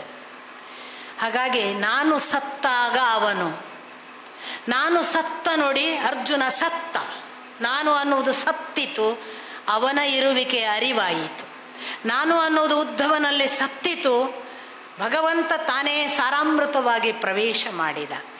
ನಾವು ಸಾಯದೆ ಅವನಿಲ್ಲ. ಪರಮಾತ್ಮನನ್ನು ಕಾಣಬೇಕಾ? ಆತ್ಮ ಸಾಯ್ಬೇಕಪ್ಪ ಅಂತ ಅಜ್ಜ, ಪುತ್ತೂರು ಅಜ್ಜ. ನಾವು ಸಾಯದೆ ಅವನು ಕಾಣುವುದಿಲ್ಲ ಅನ್ನುವುದೇ ಸಾಯಲಿಕ್ಕೆ ಸಿದ್ಧನಾಗಲಿಕ್ಕೆ ಹೊರಟವನಿಗೆ ಶುಕಮುನಿಗಳು ಭಗವಂತನನ್ನು ಉಪದೇಶಿಸುವುದು. ನಾವು ಸಾಯದೆ ಅವನು ಕಾಣುವುದಿಲ್ಲ. ಬಹಳ ಜನ ಈ ನಾನು ಸಾಯುವುದು ಅಂದರೆ ಸುಯಿಸೈಡ್ ಮಾಡ್ಕೊಳ್ಳಿಕ್ಕೂ ಹೋಗ್ತಾರೆ ಅಧ್ಯಾತ್ಮದಲ್ಲಿ. ಭಗವಂತ ಹೇಳಿದ್ದಾನೆ ನಾನು ಸಾಯದವನು ಸಿಕ್ಕಲ್ಲ. ಇದಲ್ಲಪ್ಪ, ಇದು ಹೇಗೆ ವಿವರಿಸುವುದು? ನಾನು ಅನ್ನುವುದು ನಾನು ಅಂತ ತಿಳಿದುಕೊಂಡ ನನ್ನ ಕುರಿತ ತಿಳುವಳಿಕೆ, ನಾನು ಅಂತ ತಿಳಿದುಕೊಂಡ ನನ್ನ ಅನ್ನುವ ಪ್ರಜ್ಞೆ, ನಾನು ಅಂತ ತಿಳಿದುಕೊಂಡ ನಾನು ಇಂಥವರ ಮಗಳು ಮಗ ಅನ್ನುವ ಒಂದು ಬೌದ್ಧಿಕ ಪರಿಚಯ, ನಾನು ಅಂತ ತಿಳಿದುಕೊಂಡ ನನ್ನ ಉದ್ಯೋಗ, ನಾನು ಅಂತ ತಿಳಿದುಕೊಂಡ ಅನೇಕ ಇಮೇಜ್ ಕಾನ್ಷಿಯಸ್ನೆಸ್ ಎಲ್ಲ ಇವೆಯಲ್ಲ, ಅದರ ಡೆತ್. ಇದು ನಾವು ದೈಹಿಕವಾಗಿ ಸಾಯುವುದಲ್ಲ. You have to die to your own self ಅಂತ. ನೀನು ನಿನ್ನ ಆತ್ಮನು ನಿನಗಾಗಿ ನೀನು ಸಾಯಬೇಕು. ನಾ ಆತ್ಮಾನಂ ಅವಸಾದಯೇತ್, ಹಾಗಂತ ಆತ್ಮನನ್ನು ಅವಸಾನಕ್ಕೆ ತಗೊಂಡು ಹೋಗುವುದಲ್ಲ. ಬಹಳ ಜನ ಸಾವು ಅಂದರೆ ಆತ್ಮಹತ್ಯೆ ಅಂತ ತಿಳ್ಕೊಳ್ತಾರೆ. ದೇವರು ಹೇಳಿದ್ದಾನೆ ನಾವು ಸಾಯದೆ ಅವನು ಸಿಗಲ್ವಂತೆ, ಹೀಗೆ ಹೇಳಿದ ಸಣ್ಣ ಸಣ್ಣ ವಯಸ್ಸಿನ ಹುಡುಗರೆಲ್ಲ ನನ್ನ ಹತ್ರ ಹೇಳಿದ್ದನ್ನು ನಾನು ಕೇಳಿದ್ದೇನೆ. ಅನ್ಯಥಾ ಭಾವಿಸಬೇಡಿ. ದೇವ ಮಾರ್ಗದಲ್ಲಿ ಹಠ ಸಲ್ಲದು. ಈ ಥರದ ಭಕ್ತಿ ಒಂದೇ ದಾರಿ. ಭಕ್ತಿ ಯಾವ ಮಟ್ಟಕ್ಕೆ? ಅದು ನಿರಂತರ ತಾಳ್ಮೆಯ. ನೋಡಿ, ಉದ್ಧವನಿಗೆ ಕಡೆಯವರೆಗೂ ಏನೂ ಸಿಕ್ಕಿರಲಿಲ್ಲ, ಭಕ್ತಿ ಮಾತ್ರ ಬಿಟ್ಟಿರಲಿಲ್ಲ. ಕಡೆಗೆ ಸಿಕ್ಕಿದ್ದು ಎಂಥದ್ದು? ಇನ್ನು ಯಾರಿಗೂ ಸಿಗದಂತಹ ಬಹಳ ದೊಡ್ಡ ಅಮೃತವನ್ನು ಭಗವಂತ ಕೊಟ್ಟು ಹೋದ. ಹಾಗೆಲ್ಲ ಇರುವ ಆ ಮಹಾ ಸಂಗತಿಯನ್ನು ಮುಂದೆ ಸೃಷ್ಟಿ ಹೇಗಾಯಿತು, ಭಗವಂತ ಸೃಷ್ಟಿ ಹೇಗೆ ಮಾಡಿದ ಅಂತ ಪ್ರಶ್ನೆ 3 ಜನ ಕೇಳಿದ್ದಾರೆ. ಭಗವಂತ ಹೇಗಿದ್ದಾನೆ ಅಂತಲೂ ಕೇಳಿದ್ದಾರೆ. ಬಹಳ ಸುಂದರವಾಗಿ 3 ಜನ ವಿವರಿಸಿದ ಒಂದೇ ಥರದ ಪ್ರಶ್ನೆಗೆ ಒಂದೇ ಥರದ ಉತ್ತರವನ್ನು ಕೊಟ್ಟದ್ದನ್ನು ನಾನು 3 ಜನರು ಬೇರೆ ಬೇರೆ. ಮತ್ತೆ ನೋಡಿ, ವೇದವ್ಯಾಸರು ಶುಕಮುನಿಗಳು ಸೃಷ್ಟಿಕ್ರಿಯೆಯನ್ನು ಹೇಳೋದನ್ನು ಹೇಳ್ತಾರೆ, ಸೂತ ಪುರಾಣಿಕರು ಹೇಳಿದ್ದನ್ನು ಹೇಳ್ತಾರೆ, ಈ ಕಡೆಯಿಂದ ಮೈತ್ರೇಯಿಗಳು ಹೇಳಿದ್ದನ್ನು ಹೇಳ್ತಾರೆ. 3 ಥರದಲ್ಲಿ, ಆ ಕಡೆ ಬ್ರಹ್ಮ ನಾರದರಿಗೆ ಹೇಳಿದ್ದನ್ನು ಹೇಳ್ತಾರೆ. 3 ಸಾರಿ ಬರೆಯುವಾಗ ಬಹಳ ಭಿನ್ನ ಏನೂ ಇಲ್ಲ. ಬರಿಬಹುದಿತ್ತಲ್ಲ ವೇದವ್ಯಾಸರು, ಬ್ರಹ್ಮ ನಾರದರಿಗೆ ಹೇಳಿದ ವಿಶ್ವ ಸೃಷ್ಟಿಯ ಕಥೆಯನ್ನೇ ಮೈತ್ರೇಯಿಗಳು ವಿದುರನಿಗೆ ಹೇಳಿದರು ಅಂತ ಒಂದು ವಾಕ್ಯಲ್ಲಿ ಮುಗಿಸ್ಬೋದಿತ್ತು. ಮುಗಿಸೋದಿಲ್ಲ. ನಾನು ಅದನ್ನು ಯಾವಾಗಲೂ ಭಾವಿಸೋದು, ವೇದವ್ಯಾಸರು ಅವರವರ ಕಾಪಿರೈಟನ್ನು ಎಲ್ಲೂ ತಗೊಳ್ಳಲ್ಲ. ಅವರವರ ಕಾಪಿರೈಟ್ ಅವರವರಿಗೆ ಸಲ್ಲುವ ಗೌರವ ಅವರವರಿಗೆ ಸಲ್ಲಬೇಕು. ಇದು ವೇದವ್ಯಾಸರು, ಶ್ರೀಕೃಷ್ಣ ಎಲ್ಲ ಕಡೆ ನೀವು ಗಮನಿಸ್ಬೋದು. ಹಿರಿಯರನ್ನು ಗೌರವಿಸುವುದಕ್ಕೆ ಎಲ್ಲಿಯೂ ಚ್ಯುತಿ ಮಾಡೋದಿಲ್ಲ. ಅವರು ಮಾಡಿದ್ದಾರೆ, ಅವರದ್ದು ಮಾತು, ನನ್ನದಲ್ಲ, ಅವರದ್ದು ಅವರ ಹೇಳಿಕೆ ಹೇಳಬೇಕು. ಮೈತ್ರೇಯಿಗಳು ನೋಡಿ, ಒಬ್ಬೊಬ್ಬ ಋಷಿಮುನಿಗಳನ್ನು ದಯವಿಟ್ಟು ನಾವು ಗಮನಿಸಬೇಕು. ನಾವು ಇನ್ನು ಬೆಳಿಲಿಕ್ಕಿರುವ ಸಣ್ಣವರು. ಮೈತ್ರೇಯಿಗಳು ನನಗೆ ಈ ವಿಷಯ ಹೇಳಿ ಅಂದಾಗ ವಿದುರನಿಗೆ ಹೇಳುತ್ತಾರೆ, ಅಪ್ಪ ಇದು ನನಗೆ ಭಗವಂತನ ಕೃಪೆಯಿಂದ ಒದಗಿತ್ತು. ಹಿಂದೆ ಇದನ್ನು ಸಂಕರ್ಷಣ, ಭಗವಂತ ನೋಡಿ ಸಂಕರ್ಷಣ ಸನಕಾದಿಗಳಿಗೆ ಹೇಳಿದ, ಬ್ರಹ್ಮಕುಮಾರರಿಗೆ. ಆ ಭಗವಂತ ಸಂಕರ್ಷಣನ ರೂಪದಲ್ಲಿ ಸನಕಾದಿಗಳಿಗೆ ಹೇಳಿದ್ದನ್ನು ಅವರು ಸಾಂಖ್ಯಾಯನರಿಗೆ ಹೇಳಿದರು. ಸಾಂಖ್ಯಾಯನರು ತಮಗೆ ಹೇಳಿದ್ದನ್ನು ಪರಾಶರ ಮುನಿಗಳಿಗೆ ಹೇಳಿದರು. ಪರಾಶರ ಮುನಿಗಳು ಬೃಹಸ್ಪತಿಗೆ ಮತ್ತು ನನಗೆ ಹೇಳಿದರು. ಆ ಎಲ್ಲರ ಕೃಪೆಯಿಂದ ಆ ಉಪದೇಶ ಅಮೃತ ನನಗೆ ಬಂದಿದೆ. ನಾನು ಅವರೆಲ್ಲರನ್ನು ನೆನೆಸಿ ವಂದಿಸಿ ನಿನಗೆ ಈ ಸತ್ಯವನ್ನು ಹೇಳ್ತೇನೆ. ಏನು ಗ್ರ್ಯಾಟಿಟ್ಯೂಡ್! ನಮಗೆ ಒಂದು ದಿನ ನಮ್ಮ ಅಪ್ಪನ ನೆನೆಯಲ್ಲ, ನಾವು ಒಂದೇ ಒಂದು ದಿನ ಒಳಿತು ಮಾಡಿದ ಯಾವುದೋ ಒಬ್ಬ ಮಹಾನುಭಾವ, ನಾವು ಚಿಕ್ಕಂದಿನಲ್ಲಿ ಎಲ್ಲೋ ಎಡವಿ ಬಿದ್ದಾಗ ನಮ್ಮನ್ನು ಎತ್ತಿದವರನ್ನೂ ನೆನೆಯಬೇಕು ಅನ್ನುವ ಒಂದು ಕೃತಜ್ಞತಾ ಭಾವ ಇಲ್ಲ ನಮಗೆ. ಕೃತಜ್ಞತೆ ಕೊಡುವಷ್ಟು ಎತ್ತರ, ಸಾರ್ಥಕತೆ, ಜ್ಞಾನದ ಅನುಗ್ರಹ ಇನ್ಯಾವುದು ಕೊಡೋದಿಲ್ಲ ಅನ್ನೋದನ್ನು ನಾವು ಕೃಷ್ಣ ನೋಡಿ ಭಗವದ್ಗೀತೆಯಲ್ಲಿ ಮನೀಷಿಣಃ ಆಹುಹು. ಪ್ರಾಹುಹು ವಿದ್ವಾಂಸರನ್ನು ಹೇಳಿ ಅವರು ಬಹಳ ಹಿಂದೆ ಅವರು ಹೇಳಿದ್ದಾರಪ್ಪ, ಇದು ನನ್ನ ಮಾತಲ್ಲ, ಇದು ಕಪಿಲ ಮುನಿ ಹೇಳಿದ್ದು, ಇದು ಋಷಿಭಿಹಿ, ಇದು ಬ್ರಹ್ಮಸೂತ್ರದಲ್ಲಿದೆ, ನನ್ನದಲ್ಲ. ಏನು ಗ್ರ್ಯಾಟಿಟ್ಯೂಡ್! ಒಬ್ಬ ದೊಡ್ಡ ಮನುಷ್ಯರು ಅವ್ರು ಹೇಳಬೇಕಾಗಿಲ್ಲ, ವೇದವ್ಯಾಸರು ಹೇಳಬೇಕಾಗಿಲ್ಲ. ಇದನ್ನು ಅವ್ರು ಹೇಳಿದಾರಪ್ಪ, ಅದನ್ನು ನಾನು ನಿನಗೆ ಹೇಳ್ತೀನಿ. ಮೈತ್ರೇಯಿಗಳು ಹೇಳದೆ ಹೇಳಿದರೆ ನೀವು ಯಾರು ಹೇಳಿದ್ದು ನಮ್ಗೆ ಹೇಳಲೇ ಇಲ್ಲ ಅಂತ ಏನು ವಿದುರ ಕೇಳಲ್ಲ. ಆಂತರಂಗಿಕವಾದ ಸತ್ಯಕ್ಕೆ ಮೊದಲು ನಮಸ್ಕಾರ. ಇದನ್ನು ಹೇಳಿ ಮೈತ್ರೇಯಿಗಳು ಮತ್ತು ಇತ್ತ ಬ್ರಹ್ಮ ನಾರದರಿಗೆ ಹೇಳಿದ ಸೃಷ್ಟಿಕ್ರಿಯೆಯನ್ನು, ಜಗದಲ್ಲಿ ಏನೂ ಇಲ್ಲದಾಗ ಜಲವೊಂದೇ ಇತ್ತು. ಆ ಜಲ ಆಗ ಪೂರ್ತಿ ಅಂಧಕಾರದಲ್ಲಿ ಏನೂ ಕಾಣಿಸದಂತೆ ಇರುವ ಜಲಾವಸ್ಥೆಯ ಮೇಲೆ ಒಬ್ಬ ತಾನಾಗಿ ಮಲಗಿದ್ದ, ಪವಡಿಸಿದ್ದ. ಆ ಪವಡಿಸಿದವನನ್ನೇ ನಾರಾಯಣ ಎಂದು ಹೆಸರು. ನಾರ ಎಂದರೆ ನೀರು, ಅಯನ ಎಂದರೆ ಇರುವುದು. ನೀರಿನಲ್ಲಿ ಇರುವವನಾದ್ದರಿಂದ ಅವನಿಗೆ ನಾರಾಯಣ ಎಂದು ಹೆಸರಾಯಿತು. ಗಮನಿಸಿ, ನೀರಿನಲ್ಲಿ ಇರುವುದು ಅಂದರೆ ಯಾವುದು ಎಲ್ಲವೂ ಇಲ್ಲವಾದಾಗ ಇರ್ತದಲ್ಲ, ಸುಪ್ರೀಂ ಎನರ್ಜಿ, ಅದಕ್ಕೆ ಈ ಹೆಸರು. ಆಕಾರವಲ್ಲ. ಎಲ್ಲವೂ ಮುಗಿದು ಎಲ್ಲವೂ ಜಲಮಯವಾಗಿ ಯಾವುದೂ ಇಲ್ಲದ ಸ್ಥಿತಿಯಲ್ಲಿ ಇರುವುದುಂಟಲ್ಲ, ಅದು energy. It cannot be destroyed, it cannot be created. Energy ಇದ್ದೇ ಇರುತ್ತೆ. ಆ ಎನರ್ಜಿ ಯಾವುದು? ಅದು ಸುಪ್ರೀಂ ಎನರ್ಜಿ. ಆದ್ದರಿಂದ ಜಲತತ್ವದಲ್ಲಿ ಯಾರೂ ಇಲ್ಲದಾಗ ಅದೊಂದೇ ಇತ್ತು. ಈ ಸುಪ್ರೀಂ ಎನರ್ಜಿಗೆ ಇದನ್ನು ನಾರಾಯಣ ಅನ್ನುವ ಶಬ್ದ ಮಾತ್ರವಾಗಿ ಗ್ರಹಿಸಬೇಡಿ. ನಿಮಗೆ ಯಾವುದು ಸುಪ್ರೀಂ ಎನರ್ಜಿ ಅಂತ ಭಾವನೆ ಬರುತ್ತಲ್ಲ, ಹಾಗೆ ಗ್ರಹಿಸಿ. ಸುಪ್ರೀಂ ಎನರ್ಜಿ ನಿಮ್ಮ ನಿಮ್ಮ ದೇವರುಗಳು ಯಾರೇ ಇರ್ಬೋದು. ನಾನಂತೂ ವೈಯಕ್ತಿಕವಾಗಿ ಹಾಗೆ ಭಾವಿಸ್ತೇನೆ. ನನಗೆ ಯಾವುದು ಸುಪ್ರೀಂ ಎನರ್ಜಿ ಅಂತ ಭಾವಿಸ್ತೇನಲ್ಲ, ಆಕಾರದಾಚೆಗೆ ನಾನು ಅಂತ ಭಗವಂತ ಹೇಳಿದ್ದೇ ಇದೆ. ಮುಂದೆ ಉದ್ಧವ ಗೀತೆಯಲ್ಲಿ ಇದೆ ಅದು. ನೀನು ನನ್ನನ್ನು ಮೂರ್ತಿಯಾಗಿ ಆಕಾರದಲ್ಲಿ ಪೂಜಿಸುತ್ತೀಯಾ, ಪೂಜಿಸು. ನಿನ್ನ ಐಂದ್ರಿಕ ಗ್ರಹಿಕೆಗೆ ಅದು ಬೇಕಾಗಬಹುದು, ಆದರೆ ನೆನಪಿಟ್ಟುಕೋ, ನಾನು ಆಕಾರದ ಆಚೆಗಿದ್ದೇನೆ. ಹಾಗಾಗಿ ನಿರಾಕಾರವಾದ ಸುಪ್ರೀಂ ಎನರ್ಜಿ ಇದೆ. ಅದಕ್ಕೆ ನೀರಿನಲ್ಲಿ ಇರುವುದರಿಂದ ನಾರಾಯಣ. ನಾರಾಯಣ ಅನ್ನೋದೇ ಫಾರ್ಮ್ ಅಲ್ಲ, ನೀರಿನಲ್ಲಿ ಇರುವುದರಿಂದ ಅದು ನಾರಾಯಣ. ಆ ಸುಪ್ರೀಂ ಎನರ್ಜಿಗೆ ಒಂದು ದಿನ ಅನ್ನಿಸ್ತಂತೆ, ನಾನು ಬಹು ಆಗಬೇಕು ಅಂತ. ಸೋ ಅಕಾಮಯತ, ಅವನು ಹಾಗೆಂದು ಅಪೇಕ್ಷೆ ಪಟ್ಟನು. ಏನು? ಬಹುಸ್ಯಾಂ ಪ್ರಜಾಯೇತಿ, ನಾನು ಬಹು ಆಗಬೇಕು, ಬಹು ಪ್ರಜೆಯಾಗಿ ಹುಟ್ಟಿಸಬೇಕು ಅನೇಕವನ್ನು ಅಂತ. ಪರಮಾಣು ಮತ್ತು ಅಣುವಿನ ವಿವರಣೆ ಮುಂದೆ ಕಾಲದ ವಿಷಯದಲ್ಲಿ ಬರುತ್ತೆ. ಪರಮಾಣು ಅಂದರೆ ಯಾವುದು ಅಂತ. ಪರಮಾಣು ಅಂದರೆ ಯಾವುದು ಅಂದರೆ, ಇನ್ನು ಯಾವುದನ್ನು ಇದಕ್ಕಿಂತ ಸೂಕ್ಷ್ಮವಾಗಿ ವಿಭಾಗಿಸಲು ಸಾಧ್ಯವಿಲ್ಲವೋ ಅದು,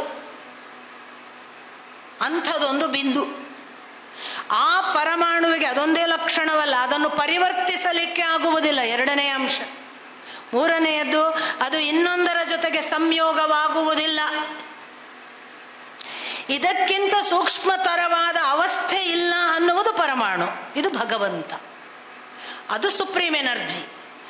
ಅದು ಏನು ಮಾಡಿತಂತೆ, ಈ ಪರಮಾಣುವು ಹಲವು ಪರಮಾಣುಗಳ ಜೊತೆಗೆ ಸೇರಿದಾಗ ಒಂದು ಭಾವರೂಪ ಉಂಟಾಗುತ್ತದೆ. ನಾನು ಅಲ್ಲಿ ಹೇಗಿದೆ ಹಾಗೆಯೇ ಹೇಳಕ್ಕೆ ಪ್ರಯತ್ನ ಪಡ್ತೀನಿ. ನಾನು ಗ್ರಹಿಸಿದ್ದನ್ನು, ಪರಮಾಣುಗಳು ಒಂದು ಇನ್ನೊಂದರ ಜೊತೆಗೆ ಸೇರಲ್ಲ, ಆದರೆ ಅವು ತುಂಬ ಆದಾಗ ಒಂದು ಆಕಾರ ನಿರ್ಮಾಣವಾಗ್ತದೆ. ಅದನ್ನು ನಾವೇನು ಭಾವಿಸ್ತೇವೆ, ಓಹೋ ಇದು ಒಂದು ಆಕಾರ ಅಂತ. ಆದರೆ ಅದು ಆಕಾರವಲ್ಲ, ಹಲವು ಪರಮಾಣುಗಳು ವಿಲೀನವಾದ ಒಂದು ಸ್ಥಿತಿ. ಯಾವಾಗ ವಿಲೀನವಾಗ್ತದೆ? ಇವನಿಗೊಂದು ಅಪೇಕ್ಷೆ ಬಂತಲ್ಲ, ಸೋ ಅಕಾಮಯತ ಸಹ ಅಕಾಮಯತ. ಏನು? ನಾನು ಹೀಗೆ ಬಹು ಆಗಬೇಕು, ಬಹುಸ್ಯಾಮ್ ಅಂತ ಅವನು ಅಪೇಕ್ಷೆ ಪಟ್ಟ. ಯಾವಾಗ ಅವನು ಹಾಗೆ ಅಪೇಕ್ಷೆ ಪಟ್ಟನಲ್ಲ, ಯಾವಾಗ ಇಚ್ಛೆ ಅವನ ಆ ಪರಮಾಣು ತತ್ವವಾದ ಸುಪ್ರೀಂ ಎನರ್ಜಿಯ ಒಳಗೆ ಎಂಟರ್ ಆಯಿತು, ತಕ್ಷಣ ಅವನು ಕಾಲ ಕರ್ಮ ಸ್ವಭಾವಗಳನ್ನು ಆವಾಹಿಸಿಕೊಂಡ. ಎಷ್ಟು ಬ್ಯೂಟಿಫುಲ್! ಅವನ ಕಾಲಾತೀತ, ಅವನಿಗೆ ಕರ್ಮಗಳಿಲ್ಲ, ಅವನಿಗೆ ಸ್ವಭಾವ ಇಲ್ಲ ತ್ರಿಗುಣಗಳದ್ದು. ಆದರೆ ಅವನಿಗೆ ನಾನು ಬಹುವಾಗಬೇಕು ಅನ್ನಿಸಿದಾಗ ಅವನು ಇದನ್ನು ಮೂರನ್ನು ಸ್ವೀಕರಿಸಲೇಬೇಕು, ಅನಿವಾರ್ಯ ಅಂತ. ಅವನು ಕಾಲಕ್ಕೆ ಬದ್ಧನಾಗಬೇಕು, ಅವನು ಕರ್ಮಬಂಧನಕ್ಕೆ ಒಳಗಾಗಬೇಕು, ಅವನು ಸ್ವಭಾವಗಳನ್ನು ಸ್ವೀಕರಿಸಬೇಕು. ಭಗವಂತನ ಕರುಣೆ ನೋಡಿ. ನಾನು ಅಷ್ಟನ್ನೆಲ್ಲ ಸ್ವೀಕರಿಸಿ ಅವನು ತೀರ್ಮಾನ ಮಾಡಿದಂತೆ ನಾನು ಈಗ ಸೃಷ್ಟಿಸಬೇಕು. ಆಗ ಏನಾಯಿತು, ಅವನು ಒಂದಿದ್ದವನು ಬಹು ಆಗಬೇಕು ಅಂತ ಹೊರಟ. ಪರಮಾಣುಗಳು ಹಲವು ಒಂದುಗೂಡಿತು. ಇವನ ಅನೇಕ ಅಂಶಗಳಲ್ವ ನಾವು, ಪಾರ್ಟಿಕಲ್ಸ್. ಅವನು ಒಂದುಗೂಡಿಸಿದಾಗ ಏನುಂಟಾಯಿತಲ್ಲ, ಅದು ಮಹತ್ತತ್ವ. ಪ್ರಪ್ರಥಮದಲ್ಲಿ ಅವನು ತನ್ನ ಒಳಗಿನ ಸಕಲ ಬಿಡಿ ಬಿಡಿ ಅಂಶಗಳನ್ನೆಲ್ಲ ಹೊರಗೆ ಬಿಟ್ಟಾಗ ಮಹತ್ತತ್ವ ಒಂದು ನಿರ್ಮಾಣವಾಯಿತು. ಒಂದು ಉಂಟಾಯಿತು ಅಂದರೆ ಅಹಂಕಾರ ಜೊತೆಗೆ ಬಂತು ಅಂತ ಲೆಕ್ಕ. ನೆಕ್ಸ್ಟ್ ಅಹಂಕಾರ ಪ್ರಾರಂಭ ಆಯಿತು. ನಾನು ಅನ್ನುವ ಅಸ್ತಿತ್ವ ಬಂದ ಈ ಮಹತ್ತತ್ವಕ್ಕೆ ಅದರ ಬೆನ್ನಿಗೇನೆ ಅದರ ಬೈ ಪ್ರಾಡಕ್ಟ್ ಅಹಂಕಾರ ಬಂತು. ಈ ಅಹಂಕಾರ ಒಂದು ಬಗೆಯಲ್ಲಿಲ್ಲ, ಯಾಕೆ, ಇವ ಸ್ವಭಾವವನ್ನು ಆವಾಹಿಸಿಕೊಂಡಿದ್ದಾನೆ.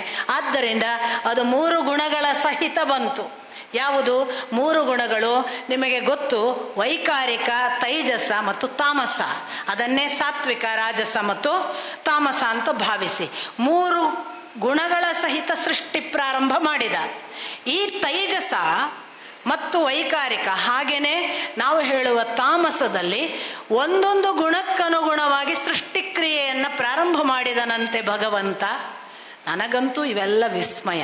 ನೀವು ಸೈನ್ಸಿನ ಮನೋಧರ್ಮದಿಂದ ನೋಡಿ, ಭಾವನೆಯ ಮನೋಧರ್ಮದಿಂದ ನೋಡಿ, ಭೌತಿಕ ಸ್ಥಿತಿಯ ಒಳಗಿನ ಲಕ್ಷಣಗಳಿಂದ ನೋಡಿ, ಅವನು ತಕ್ಷಣ ಯೋಚಿಸಿದನಂತೆ, ತಾನೀಗ ಮಹತ್ತತ್ವ ಮಾತ್ರವಾಗಿ ಇದ್ದರೆ ಸಾಲದು, ಸೃಷ್ಟಿ ಬೆಳೆಯಬೇಕಾದರೆ ಇನ್ನಿಷ್ಟು ಅಂಶಗಳು ಬೇಕು. ಹಾಗಾಗಿ ಮೊದಲಿಗೆ ಆಕಾಶವನ್ನು ಸೃಷ್ಟಿಸಿದ, ತಾಮಸ ಸೃಷ್ಟಿಯ ಭಾಗವಾಗಿ.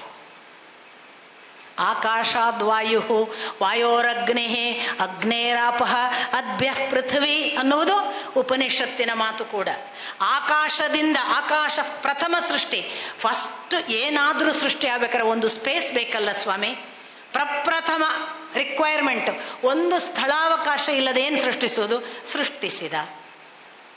ಆಮೇಲೆ ಆ ಆಕಾಶ ತತ್ವಕ್ಕೆ ನಂತರ ಅದರ ಜೊತೆಗೆ ಬರುವುದು ತನ್ಮಾತ್ರೆ ಶಬ್ದ.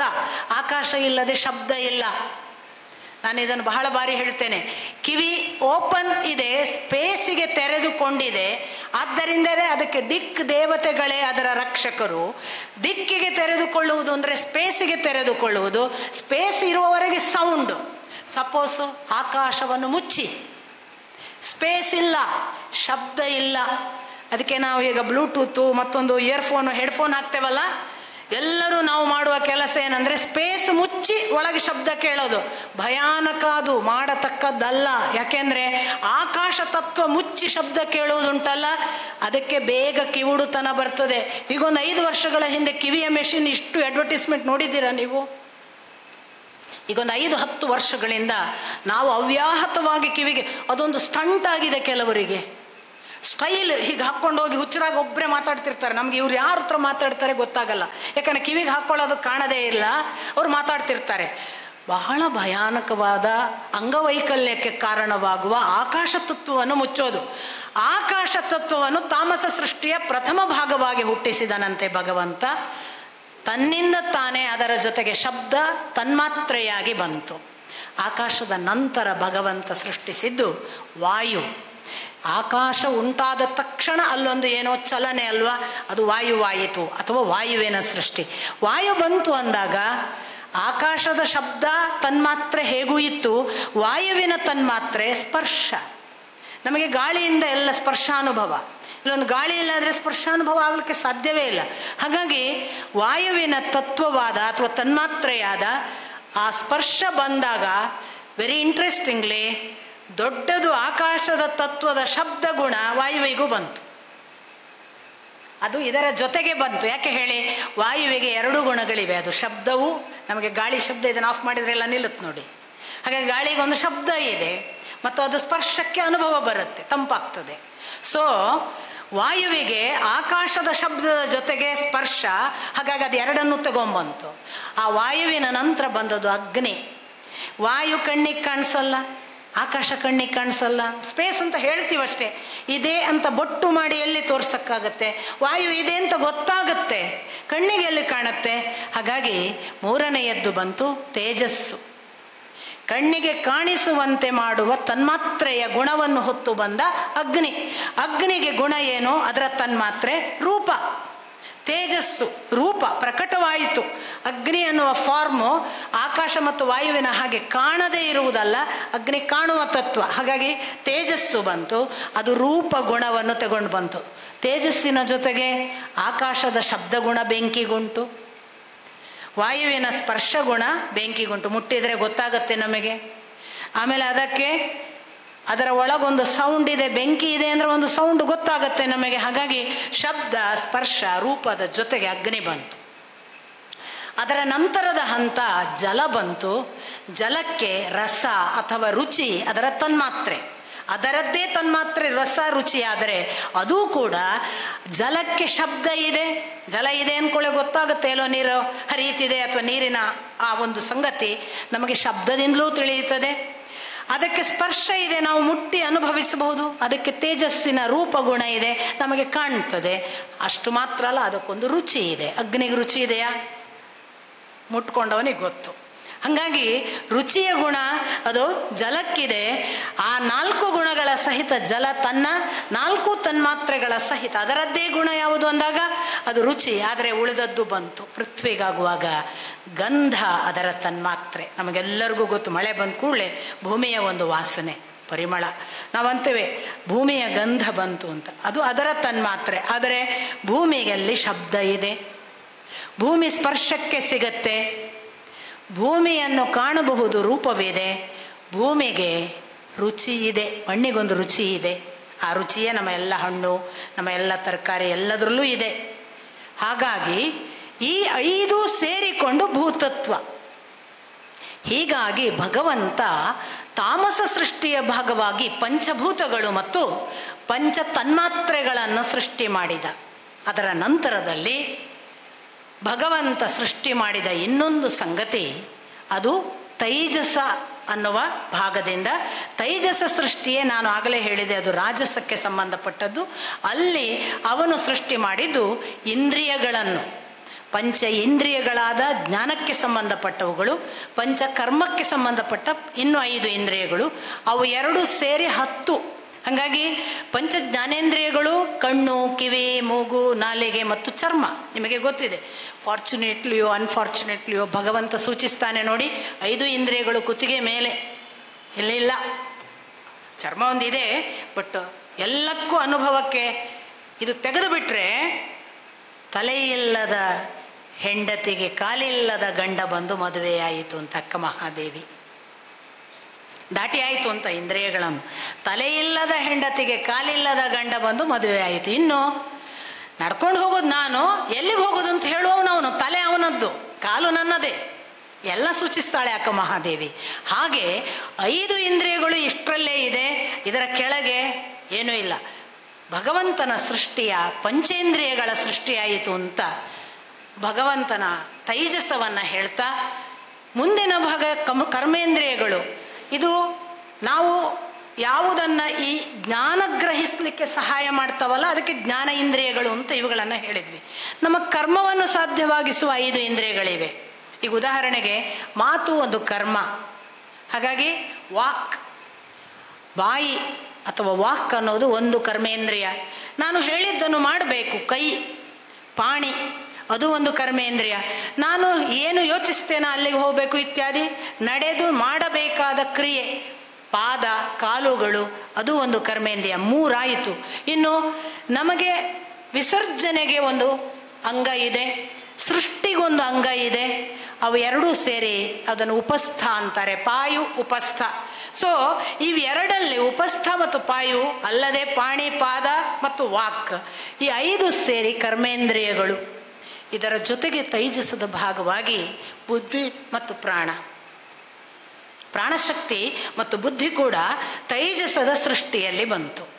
ವೈಕಾರಿಕ ಅನ್ನುವ ಸಾತ್ವಿಕ ಸೃಷ್ಟಿಯಲ್ಲಿ ಮನಸ್ಸು ಮತ್ತು 10 ಅಧಿಷ್ಠಾತೃ ದೇವತೆಗಳು, ಮನಸ್ಸಿಗೆ ಸಂಬಂಧಪಟ್ಟವರು. ಅದರಲ್ಲಿ ಅಗ್ನಿ, ವಾಯು, ವರುಣ, ಸೂರ್ಯ, ಮಿತ್ರ, ಪ್ರಜಾಪತಿ 10 ಅಧಿದೇವತೆಗಳ ಜೊತೆಗೆ ಅವರು ನಮ್ಮನ್ನು ನಡೆಸ್ತಾರೆ ಅನ್ನುವ ಪಕ್ಕಾ ಕ್ಲಾರಿಟಿ.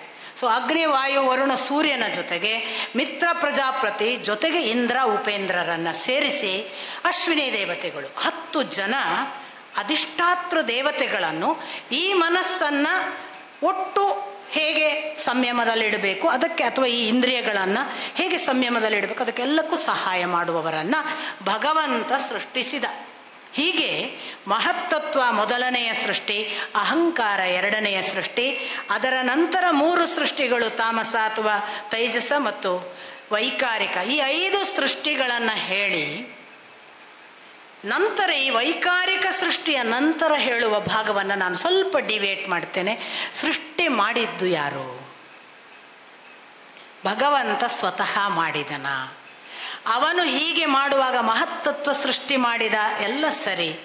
ಇನ್ನು ಮುಂದೆ ಸೃಷ್ಟಿಕ್ರಿಯೆ ಮುಂದುವರಿಬೇಕಲ್ಲ, ತಾನೇ ಮಾಡಬಾರ್ದಲ್ಲ, ಯಾರು ಮಾಡಬೇಕು?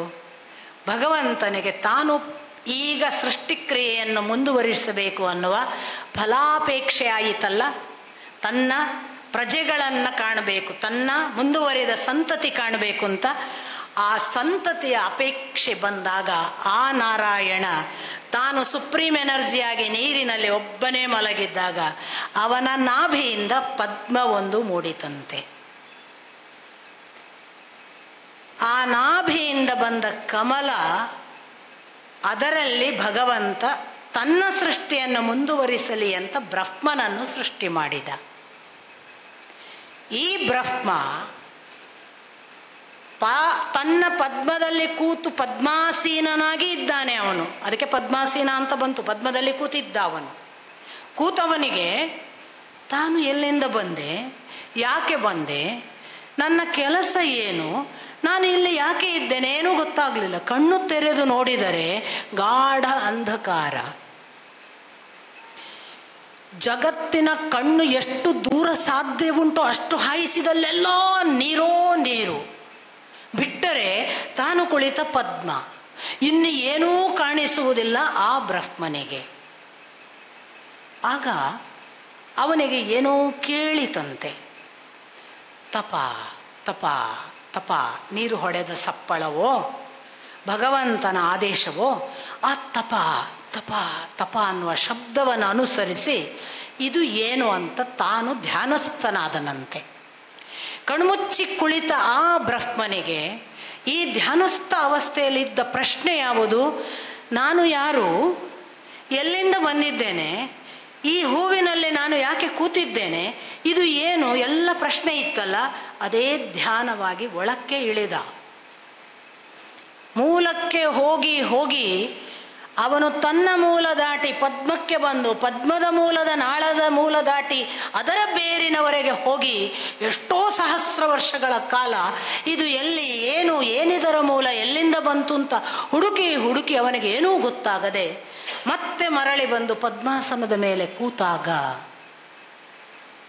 ಅದೇ ಗಾಢಾಂಧಕಾರ, ಅದೇ ಜಲದಾರ್ಭಟ, ಮತ್ತೇನೂ ಇಲ್ಲದ ಆ ಸ್ಥಿತಿಯಲ್ಲಿ ಬ್ರಹ್ಮ ತನ್ನ ಕಣ್ಮುಚ್ಚಿದ ಅವಸ್ಥೆಯಲ್ಲಿದ್ದಾಗ ಇದ್ದಕ್ಕಿದ್ದ ಹಾಗೆ ಅಂತಃಕರಣದ ಒಳಗೆ, ಅಂದರೆ ಅವನ ಒಳಗೆಯೇ ಇದ್ದಕ್ಕಿದ್ದ ಹಾಗೆ ಭಗವಂತ ಸಂಪೂರ್ಣ ತನ್ನನ್ನು ಕಾಣಿಸಿಕೊಂಡು, ತಾನು ಯಾರು, ತಾನು ಯಾಕೆ ತನ್ನ ಈ ಒಂದು ಅವಸ್ಥೆಯಲ್ಲಿ ನಿನ್ನನ್ನು ಸೃಷ್ಟಿ ಮಾಡಿದ್ದೇನೆ ಮತ್ತು ನಿನ್ನ ಕೆಲಸಗಳೇನು ಎನ್ನುವುದನ್ನೆಲ್ಲ ಅರಿವು ಮಾಡಿಸುವ ಹಾಗೆ ಅವನ ಕಣ್ಣು ತೆರೆಯಿಸಿದನಂತೆ.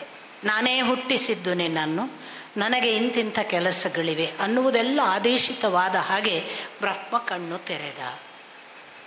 ಆಗ ಭಗವಂತ ಒಂದು ಮಾತು ಹೇಳ್ತಾನೆ, ನಾನು ಯಾಕೆ ನಿನಗೆ ನಿನ್ನೊಳಗೆ ಕಾಣಿಸಿಕೊಂಡು ನಿನಗೆಲ್ಲವನ್ನೂ ಹೇಳುತ್ತಿದ್ದೇನೆ ಎಂದರೆ ನನಗೆ ನಿನ್ನ ಆ ಭಕ್ತಿ ಪ್ರಿಯವಾಯಿತು. ಎಂಥ ಭಕ್ತಿ! ಮೂಲವೆಲ್ಲಿ, ನಾನು ಎಲ್ಲಿಂದ ಬಂದೆ ಎಂದು ಶೋಧಿಸಲಿಕ್ಕೆ ಎಷ್ಟೋ ವರ್ಷಗಳ ಕಾಲ ನೀನು ನಿನ್ನೊಳಕ್ಕೆ ಇಳಿದು ನನ್ನೊಳಕ್ಕೆ ಇಳಿದು ಕಮಲನಾಭನ ನಾಳಕ್ಕೆ ಬಂದು ಅಲ್ಲೆಲ್ಲ ನನ್ನನ್ನು ಹುಡುಕಾಡಿದೆಯಲ್ಲ. ನಿನ್ನ ಈ ಹುಡುಕಾಟಕ್ಕೆ ನಾನು ನಿನಗೆ ತೋರಬೇಕು ನನ್ನನ್ನು ಎಂದು ಮನಸ್ಸು ಮಾಡಿ ಬಂದೆ. ಸ್ವಲ್ಪ ಯೋಚನೆ ಮಾಡಿ, ನಾವು ಕೂಡ ನಮ್ಮ ಮೂಲ ಯಾವುದು ಅಂತ ಶೋಧಿಸಿದರೆ ಅವನು ಕಾಣಿಸ್ತೇನೆ ಅಂತ ಭರವಸೆ.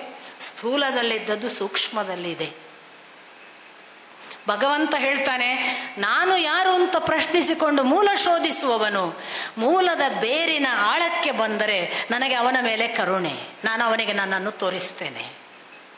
ಹಾಗೆ ಬ್ರಹ್ಮನಿಂದ ಆರಂಭವಾದ ಈ ಭಗವತ್ ಕಾರುಣ್ಯ ಅದು ಜಗದ ಸಕಲ ಬ್ರಹ್ಮರಾದ ನಮಗೂ ಇದೆ ಅಂತ ಸೂಚನೆ.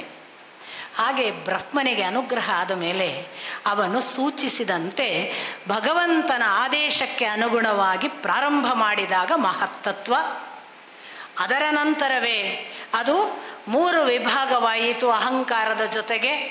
ಆ ಅಹಂಕಾರ 2ನೆಯ ಸೃಷ್ಟಿ, 3 ವಿಭಾಗಗಳು ನಾನು ಈಗಾಗಲೇ ಹೇಳಿದವು, 5 ಸೃಷ್ಟಿ ಭಾಗಗಳು.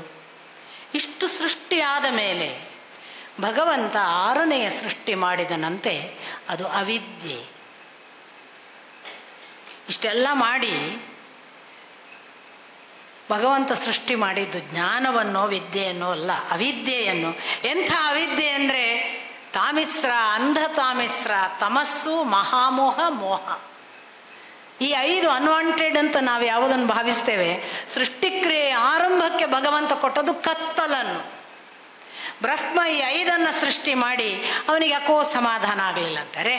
ನಾನು ಹೋಗಿ ಇಷ್ಟನ್ನೇ ಸೃಷ್ಟಿಸಿದ್ನಲ್ಲ, ಒಳಿತು ಸೃಷ್ಟಿಸಬೇಕು ಅನ್ನೋ ಯೋಚನೆ ಬಂದಾಗ ಅವನಿಂದ ಹುಟ್ಟಿದವರೇ ಸನಕ, ಸನಂದನ, ಸನಾತನ ಮತ್ತು ಸನತ್ ಕುಮಾರ ಅನ್ನುವ 4 ಜನ ಕುಮಾರರು. ಬ್ರಹ್ಮನ ಪ್ರಥಮ ಸೃಷ್ಟಿ ಈ 4 ಬಾಲಕರು. ಬ್ರಹ್ಮ ಹೇಳಿದನಂತೆ, ನಾನು ನಿಮ್ಮನ್ನು ಸೃಷ್ಟಿಸಿದ್ದೇನೆ ಭಗವಂತನ ಆದೇಶಕ್ಕೆ ಅನುಗುಣವಾಗಿ, ನೀವು ಇನ್ನು ಮುಂದಿನ ಸೃಷ್ಟಿಯನ್ನು ಆರಂಭಿಸಿ. ನೀವೊಂದು ಗಮನದಲ್ಲಿ ಇಡಬೇಕು, ನಾನು ಹೇಳುವಾಗ ಕೃತತ್ರೇತದವರೆಗೆ, ಈವನ್ ದ್ವಾಪರದಲ್ಲೂ ಅಂತ ಕಾಣಿಸುತ್ತೆ, ಸೃಷ್ಟಿ ಮಾಡಲಿಕ್ಕೆ ಇನ್ನೊಂದು ಪಾರ್ಟಿ ಬೇಡ, ಎದುರು ಪಾರ್ಟಿ ಬೇಡ. ವೆರಿ ಇಂಟ್ರೆಸ್ಟಿಂಗ್ ಇದೆಲ್ಲ, ನನಗೆ ಬಹಳ ವಿಶೇಷ ಇವೆಲ್ಲ ಭ್ರಮೆ, ಸಾಧ್ಯ ಇಲ್ಲ ಅಂತ ಹೇಳೋರನ್ನು ನನಗೆ ಏನು ಬೇಜಾರಿಲ್ಲ, ಅದು ಅವರವರ ಯೋಚನೆ. ಒಂದು ಹಂತದಲ್ಲಿ ಶಂಕರಾಚಾರ್ಯರ ಮಾತನ್ನು ನನ್ನ ಗುರುಗಳು ನನಗೆ ಹೇಳ್ತಿದ್ರು. ಯೋಗದ ಆರಂಭ ಸ್ಥಿತಿಯಲ್ಲಿ ಒಬ್ಬ ನಡೆಯುವಾಗ ಅವನಿಗೆ ಮಗುವೊಂದನ್ನು ಸೃಷ್ಟಿಸಬೇಕಾದರೆ ಒಬ್ಬ ಹೆಣ್ಣು ಬೇಕು. ಯೋಗದ ತುತ್ತ ತುದಿಯನ್ನು ತಲುಪಿದ ಯೋಗಿಗೆ ಸೃಷ್ಟಿ ಮಾಡಬೇಕು ಎನಿಸಿದರೆ ಇನ್ನೊಬ್ಬ ಹೆಣ್ಣಿನ ಅವಶ್ಯಕತೆ ಇಲ್ಲ. ಇದು ಶಂಕರಾಚಾರ್ಯರ ಮಾತು ಅಂತ ನನ್ನ ಗುರುಗಳು ನನಗೆ ಹೇಳ್ತಿದ್ರು. ಸೃಷ್ಟಿ ಮಾಡಬೇಕು ಅನ್ನೋ ಸಂಕಲ್ಪ ಮಾಡಿದರೆ ಸೃಷ್ಟಿಸುವಂತಹ ಕಥೆಗಳು ಇದು. ಈಗ ಬ್ರಹ್ಮ ಮಾಡಿದ್ದು, ಸನಕಾದಿಗಳನ್ನು ಸೃಷ್ಟಿಸಿದ್ದು ಸಂಕಲ್ಪದಿಂದ ಸೃಷ್ಟಿ ಸಾಧ್ಯವಿತ್ತು. ಮನುಷ್ಯನ ಕೆಪಾಸಿಟಿ ಕಾಲದಿಂದ ಕಾಲಕ್ಕೆ ಕುಸಿದಿದೆ. ಆ ಸ್ಥಿತಿಯಲ್ಲಿದ್ದವರು ನಾವು ಎಲ್ಲೆಲ್ಲೋ ಬಂದಿದ್ದೇವೆ. ಈಗ ಪ್ರಯತ್ನ ಪಟ್ಟರೂ ಸೃಷ್ಟಿಸ್ಲಿಕ್ಕಾಗಲ್ಲ, ಅದನ್ನು ಬೇರೆ ಕಾಲಘಟ್ಟಕ್ಕೆ ಬಂದಿದ್ದೇವೆ. ಹಾಗೆಲ್ಲ ಇದೆ. ಅಂಥ ಸೃಷ್ಟಿಯನ್ನು ಮಾಡಿದವ ಭಗವಂತ ಸನಕ ಸನಂದನಾದಿಗಳಿಗೆ ನೀವು ಸೃಷ್ಟಿಸಿ ಅಂದಾಗ ಅವರಿಲ್ಲ ನಾವು ಬ್ರಹ್ಮಚಾರಿಗಳಾಗಿ ನಿವೃತ್ತಿ ಮಾರ್ಗಕ್ಕೆ ಹೋಗೋರು ಅಂತ ಹೋಗಿಬಿಟ್ರಂತೆ. ಅವರು ಸೃಷ್ಟಿ ಕ್ರಿಯೆಗೆ ತೊಡಗಲಿಲ್ಲ. ನೋಡಿ, ದ್ವಾಪರದಲ್ಲೂ ಇದೆ ಅನ್ನೋದಕ್ಕೆ ಕೃಪಿಯ ಹುಟ್ಟು, ಶರಸ್ತಂಭಕ್ಕೆ ಉದುರಿದ ವೀರ್ಯದಿಂದ ಹುಟ್ಟಿದ್ರು ಅಂತ. ವೀರ್ಯ ಹುಟ್ಟಿದಲ್ಲಿ ಕ್ರಿಯೇಷನ್ ಆಗ್ತಿತ್ತು ಅನ್ನೋ ಒಂದು ಉದಾಹರಣೆ. ಇಂಥ ಅನೇಕ ಉದಾಹರಣೆಗಳು ಮಹಾಭಾರತದಲ್ಲಿ ಬರ್ತವೆ ದ್ವಾಪರ ಕಾಲದಲ್ಲಿ. ಅಂದರೆ ಹಾಗೆ ಹೇಳಿ ಮುಂದೆ ಹಾಗಾದರೆ ಭಗವಂತ ಯೋಚನೆ ಮಾಡಿದನಂತೆ, ಬ್ರಹ್ಮ ಏನು ಮಾಡೋದು, ಇವರು ಹುಟ್ಟಿಸೋದಿಲ್ಲ ಅಂತ ಹೋಗ್ಬಿಟ್ರು, ನನಗೆ ಭಗವಂತ ಹೇಳಿದ್ದಾನೆ ಪ್ರಜಾಸಂತತಿ ಬೆಳೀಬೇಕು ಅಂತ, ನಾನು ಸುಮ್ಮನೆ ಕೂತ್ರೆ ಹೇಗಾಗುತ್ತೆ. ಅವನಿಗೆ ಕೋಪ ಬಂತಂತೆ. ಎಷ್ಟು ಕೋಪ ಬಂತು ಅಂದರೆ ಹುಬ್ಬುಗಂಟಾಗಿ ಅದರಿಂದ ನೀಲ ಮತ್ತು ಕೆಂಪು ವರ್ಣದ ಅವನ ಕೋಪಾಗ್ನಿ ಹೊರಗೆ ಬಂತು. ಹಾಗೆ ಹುಟ್ಟಿದವ ರುದ್ರನ ಜನನವಾಯಿತು. ಅವನು ಬರುವಾಗಲೇ ಇವನ ಕೋಪಕ್ಕೆ ಹುಟ್ಟಿದ್ದರಿಂದ ಅಳ್ತಾ ಬಂದ, ಆದ್ರಿಂದ ರುದ್ರ ಅಂತ, ರೋದತಿ ಅಂತ. ಆ ರೋದನಾತ್ ಹುಟ್ಟಿದವನಾದ್ರಿಂದ ಅವನು ರುದ್ರ ಅಂತ. ಇನ್ನು ಕೆಲವರು ಅದಕ್ಕೆ ಯಾರ ರೋದನ ಇದೆ ಅದನ್ನು ಅವನು ಕರಗುವವರಿಗೆ ತಾನು ಒಲಿತಾನಲ್ಲ, ರೋದನಾತ್ ದ್ರವತಿ, ಅವರಿಗೆ ತಾನು ಒಲಿತಾನಲ್ಲ, ಆದ್ರಿಂದ ರುದ್ರ ಅಂತ. ಹೀಗೆ ಹೇಳಿ ಈ ರುದ್ರ ಹುಟ್ಟಿದರೆ ರುದ್ರನಿಗೆ ಹೇಳಿದನಂತೆ ಸಂತಾನ ಮುಂದುವರಿಸುವಂತ. ಅವನು ಬಹಳ ರುದ್ರರನ್ನು, ಅಸಂಖ್ಯಾತ ರುದ್ರರನ್ನು ಸೃಷ್ಟಿಸಿದನಂತೆ. ಅದನ್ನೇ ಏಕಾದಶ ರುದ್ರರು ಅಂತ. ಈ ಅಸಂಖ್ಯಾತ ರುದ್ರರು ಏನು ಮಾಡಿದರು, ಈಗಾಗಲೇ ಏನು ಸೃಷ್ಟಿ ಮಾಡಿದ್ದ ಭಗವಂತ ಅದನ್ನು ನುಂಗಕ್ಕೆ ಶುರು ಮಾಡಿದರು. ಭಗವಂತನಿಗೆ ಅನ್ನಿಸ್ತು, ಇಲ್ಲ ಇವನ ಕೈಯಲ್ಲಾಗಲ್ಲ, ಇವನನ್ನು ಎಲ್ಲಾರು ಹೋಗಪ್ಪ ತಪಸ್ಸಿ ಕೂತ್ಕೊಂಡು ನಾನು ಆಮೇಲೆ ಕರಿತೀನಿ, ನೀನು ಸೃಷ್ಟಿಕ್ರಿಯೆ ಮುಂದುವರಿಸುವವನಲ್ಲ ಅಂತ ಗೊತ್ತಾಯಿತು. ರುದ್ರನನ್ನು ಕಳುಹಿಸಲಾಯಿತು. ಆನಂತರ ಹುಟ್ಟಿದವರು 10 ಜನ ಋಷಿಗಳು. ಮರೀಚಿ, ಅತ್ರಿ, ಅಂಗಿರಸ, ಭೃಗು, ಪುಲಸ್ತ್ಯ, ಪುಲಹ, ಕ್ರತು ಮತ್ತು ವಸಿಷ್ಠ. ಅವರ ಜೊತೆಗೆ ಕೆಲವರು ಅಥರ್ವ ಅಂತಾರೆ, ಕೆಲವರು ನಾರದ ಅಂತಾರೆ. ಹೀಗೆ 10 ಜನ ಋಷಿಗಳನ್ನು ಸೃಷ್ಟಿಸಿದ ಭಗವಂತ. ಈ 10 ಜನ ಋಷಿಗಳಿಂದಲೇ ನಮ್ಮ ಎಲ್ಲರ ಬೆಳವಣಿಗೆ, ನಾವೆಲ್ಲರೂ ಹುಟ್ಟಿದ್ದು. ಆ 10 ಜನ ಋಷಿಗಳಾದ ಮೇಲೆ ಭಗವಂತನ ಒಳಗೆ ಒಂದು ಹಸಿವು ಹುಟ್ಟಿತು. ಅದು ಹೆಣ್ಣಾಗಿ ಪ್ರಕಟವಾಯಿತು. ಅವಳೇ ಸರಸ್ವತಿ. ಆ ಸರಸ್ವತಿಯನ್ನು ಕಂಡು ಬ್ರಹ್ಮ ಏನಾದ? ನಾಳೆ ದಿನ ನೋಡೋಣ. ನಮಸ್ಕಾರ.